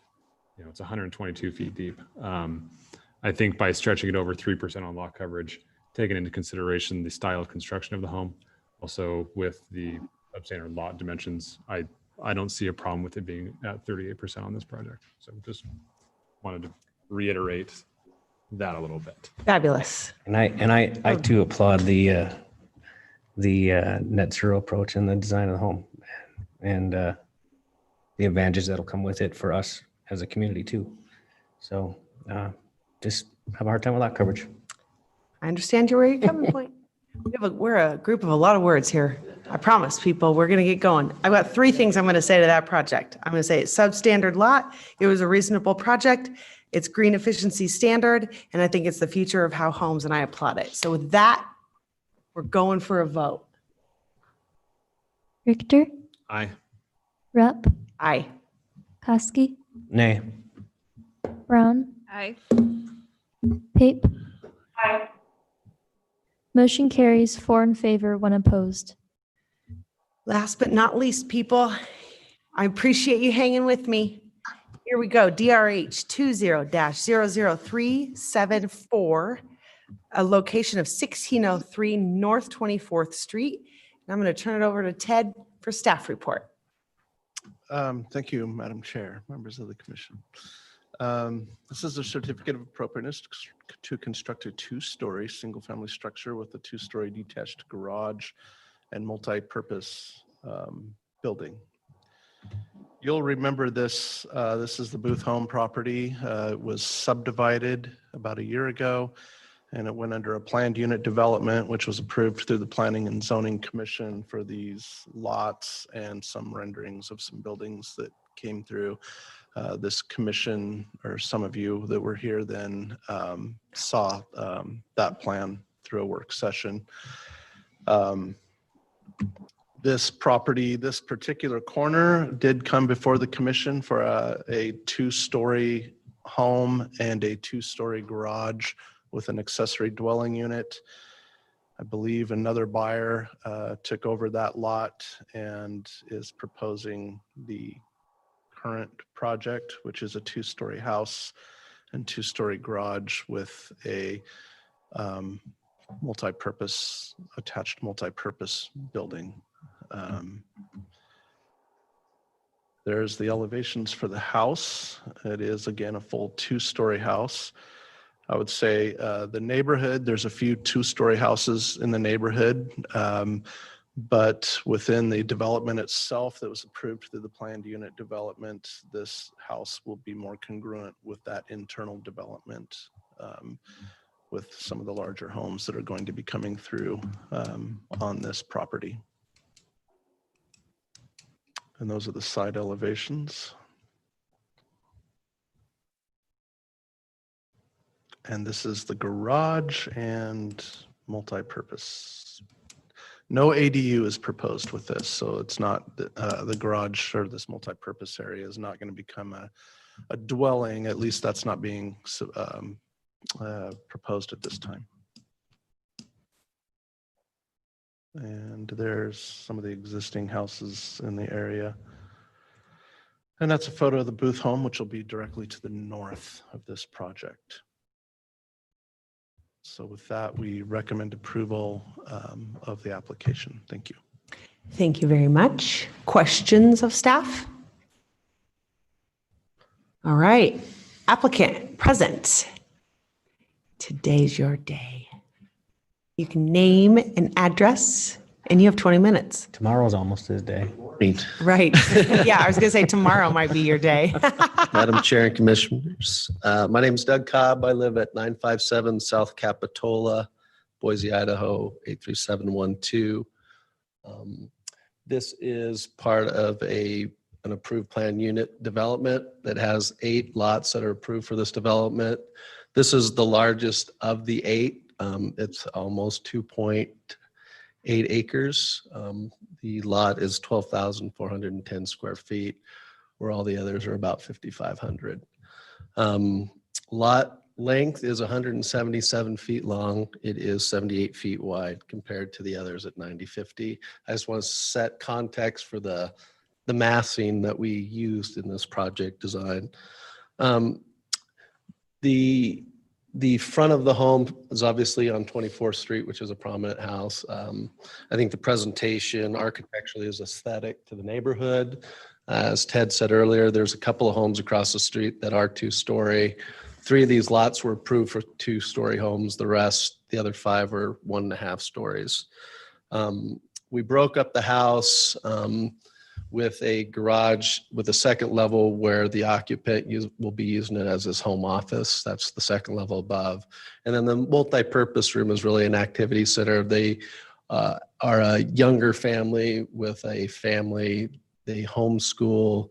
They want this place to be kind of the place where all the kids in the neighborhood hang out. So that's kind of the purpose of this attached structure to the garage. The garage and multi-purpose house, we've also tried to create a break, but we've put a front porch on it as well. So as it faces Hazel Street, it has some integrity to the neighborhood and some contribution there. I want to point out too that the Booth home is adjacent to the north, the front of it, and in the break between the garage and the house, you get to see the side of the Booth home. So that's part of the setback and one of the separation issues that we had there as well. Overall, it should be a good project. I'm just trying to get it through and hopefully you're in approval mode. Thank you very much. Thank you. Madam Chair, Mr. Cobb, question for you. What is the square footage of the house total? The house is 5,500. It's got a basement, a main level, and a second story. What is the first floor square footage? It is, I believe it's about 1,300. So it's got a 1,300 square foot footprint. Footprint, yeah. And And what is so the- we're 32.3% lot coverage. So we're under the 35%. Awesome. What is the footprint of the garage and the bonus room area footprint? I think it was 1,700. 1,700 square feet. Okay. Thanks. Yep. Appreciate it. I had a question also for Yes. you. So it says that you are going to have a 6-foot cedar fence. Where is that fence going to be located on the property? It was going to be between the Booth house and this house. I think the fence along the street level was going to be more of a 3-foot fence. Okay, thank you. I also want to point out too, the multi-purpose room and the garage, there's a jog in the lot right there, and that is actual parking for some of the other structures. That chapel that is located in the middle of the property, that'll be parking for the chapel there. So it kind of encloses that, if you will. Any other questions? Thank you very much. All right. Do we have a neighborhood association present that would like to speak? Hello, this is Sherry Patasso at 1110 West Eastman Street for North End Neighborhood Association, along with Mark Baltus, president of the North End Neighborhood Association at 1515 North 17th Street. For the record, we would like to say that on behalf of the Neighborhood Association, we support the plans that are presented. And the neighbors have actually come out and specifically said they really appreciate the way in which the applicant and I believe it's the new owner or the person who's taken over the project has really managed the property and maintained the plans in which the neighborhood supported from to begin with. So they've been good stewards of the plan. They've been great in the neighborhood, and the neighborhood really supports what they are proposing. And that's all for the North End Neighborhood Association. Thank you very much for your comments. Yeah. Excellent. Do we have any other attendees? Yes, who would like to make a comment? We have one here in the audience.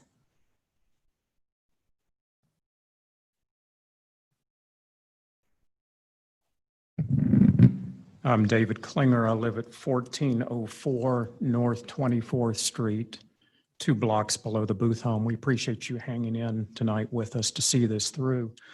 I've been working with neighbors and with the neighborhood association on the Booth home development for the past 4 years, ever since the Salvation Army announced plans to sell this 2-acre campus. So we're going to be joined at the hip with the project owner and the developers all the way through this process. We're watching every step of the way, and that's why I'm here tonight. I wanted to express my appreciation to the owner and the developer for the good relationship that has been fostered. We're in pretty much harmony on this if we can keep the original concept for this planned unit development. As you know, the Booth home property is unique in the North End, a contiguous 2-acre campus of historic buildings and magnificent trees that is a real asset to 24th Street. I might ask clarification from the applicant, from Mr. Cobb and Ted Vanegas about whether anything tonight and with this particular lot proposal and home proposal represents any substantive changes from what first came before you a few months ago. As I recall, the original owner of the Booth home property, and that has since changed, and we have a new developer, came before either Historic Preservation Commission and or Planning and Zoning about 4 to 5 months ago. At that point, there was a different concept for this lot. Now we have a slightly different version. We just want to make sure that what's proposed tonight is substantively the same as what you heard a few months ago, and that it remains in harmony with the original concept for the Booth home redevelopment, which was very carefully worked out with owners, developer, neighborhood association, and neighbors.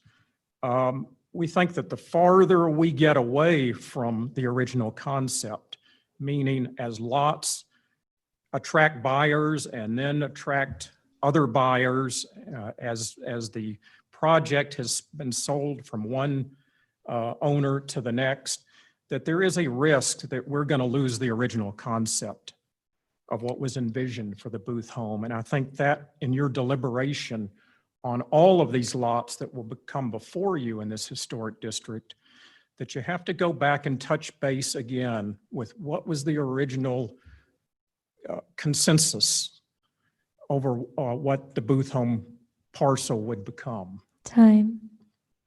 Thank you very much. I appreciate your feedback and comments. Thank you. Thank you. Any other testimony?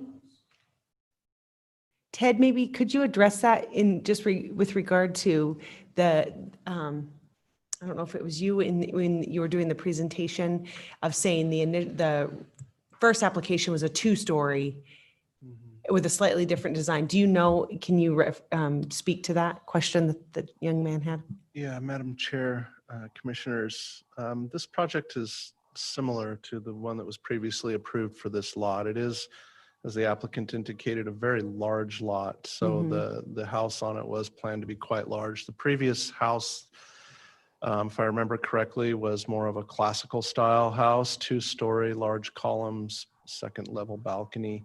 A very large house like this one, and it had a large 2-story garage with an ADU. I would say the main difference here is that multi-purpose room is kind of the different the different component to this project than the other one. But overall, I would say it's very similar. Excellent. Thank you very much. Any other comments? I'm just looking online to make sure. Okay. Would you like to speak and do feedback or comments? You have 5 minutes. Yeah, I got it. Sorry. Tell me your name, who you are again. Madam Chair, Commissioners, my name is Doug Cobb, 957 South Capitola Way, Boise, Idaho, 83712. What I do know about the property is it changed ownership. With that ownership, that property went back up for sale. So there's a new property owner there, and that's why the design changed. But as far as the lot and configuration and the PUD itself, all the lots remain the same. It's just a change in ownership on this specific lot. I can guarantee you that the new owners are fairly proactive with the historic preservation and wanting to leave a good mark within the neighborhood within the neighborhood. So I don't think you have anything to worry about that. Also wanted to just point out that the new homeowners, Matt and Betsy Johnson, and the new property owners, I don't think they want to be named. We are dedicating the blue spruce pine that is on that site. It'll be our state capitol Christmas tree this year. So that'll be kind of a positive thing, and it'll come down on November 23rd and be taken to the state capitol. So that's a positive. So it won't be removed or demolished or whatever it is for purpose. So any other questions? Any other questions? Yeah. Yeah, Yep. Mr. Cobb, in the design of the home, was the discussion ever had about not exceeding the footprint size of the home with the garage and structure? Yeah, I'm aware of it. So I think we're going to try to apply for a variance on something like that. Okay. Would you guys be agreeable to not exceeding the square footage footprint of the house with the garage and multi-purpose room? I need to talk to the homeowners about it. Okay. In the design, because they had a specific Oh, size sure. that they wanted to accomplish. So that's what we're trying to do here. Okay. I had, Thank you. sorry. Yes, I had Commissioner Brown. More questions. So back to the trees on the lot. So part of our plan is to preserve as many Yep. historic trees. So how many of the trees are remaining and how many are going to be removed? Most of the trees in the parkway will remain. Fortunately, there's really not that many trees actually on this site for the size that it is. There is one elm tree that is coming down. There's also a gazebo area that's concrete that's coming out, and then the one pine tree.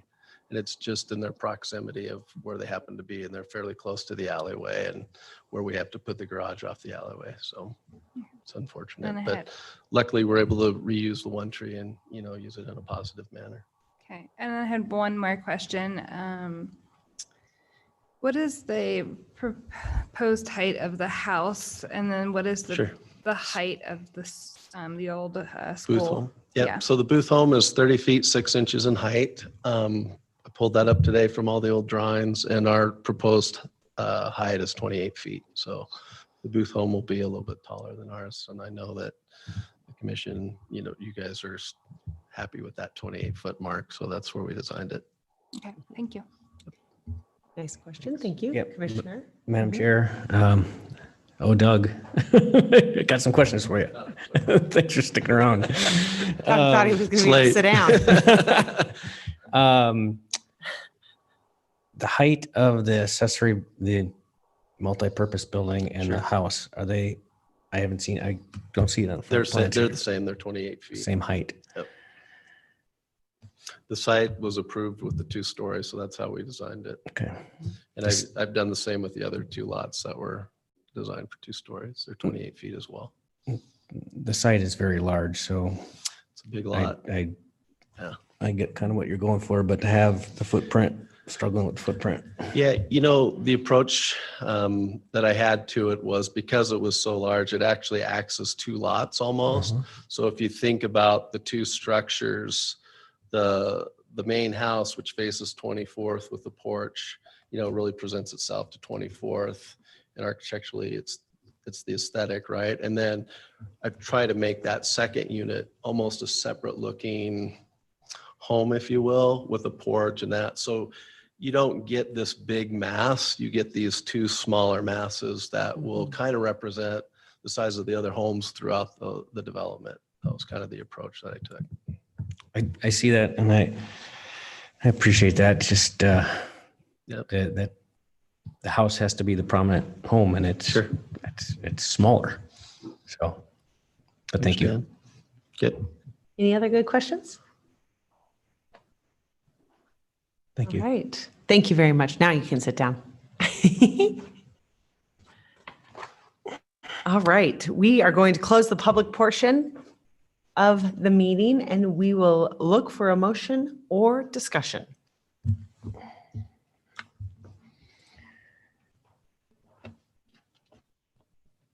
Commissioner Richter, this is it. This is it for you. The last one. Do you want me to make it? or I'm you gonna want let to? you. I'm gonna let you go ahead. Thanks, bud. Madam Chair, I would like to make a motion to approve DRH 20-00374 with the conditions of approval found within the staff report and an added condition G that the garage does not exceed the square footage footprint of the home.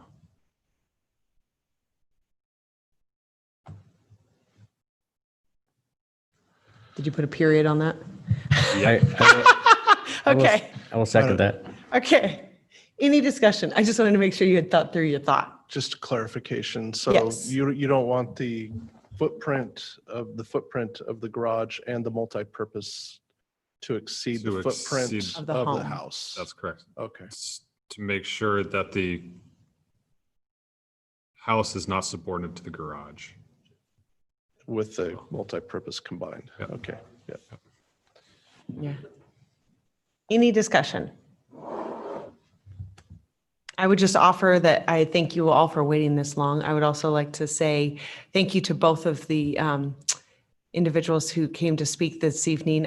We've seen you in knowing that this lot or this project has been and always evolving. And I appreciate your consistency and your professionalism with always coming through. I also reiterate that as we continue to see houses being brought forward, that we always are mindful of where it started from. So I appreciate your comments. And I think the way that you presented this and is beautifully designed, and I will support it. That's my comment. Anybody else have anything else? Okay, with that, we'll go with a vote. Richter, Aye. Rupp, Aye. Paskey, Aye. Brown, Aye. Pape. Aye. All in favor, motion carries. We are adjourned, ladies and gentlemen. Thank you, Commissioner everybody. Richter. He's, you wanna applications are being apply? accepted as we speak. So if you're interested or you know somebody, it's online.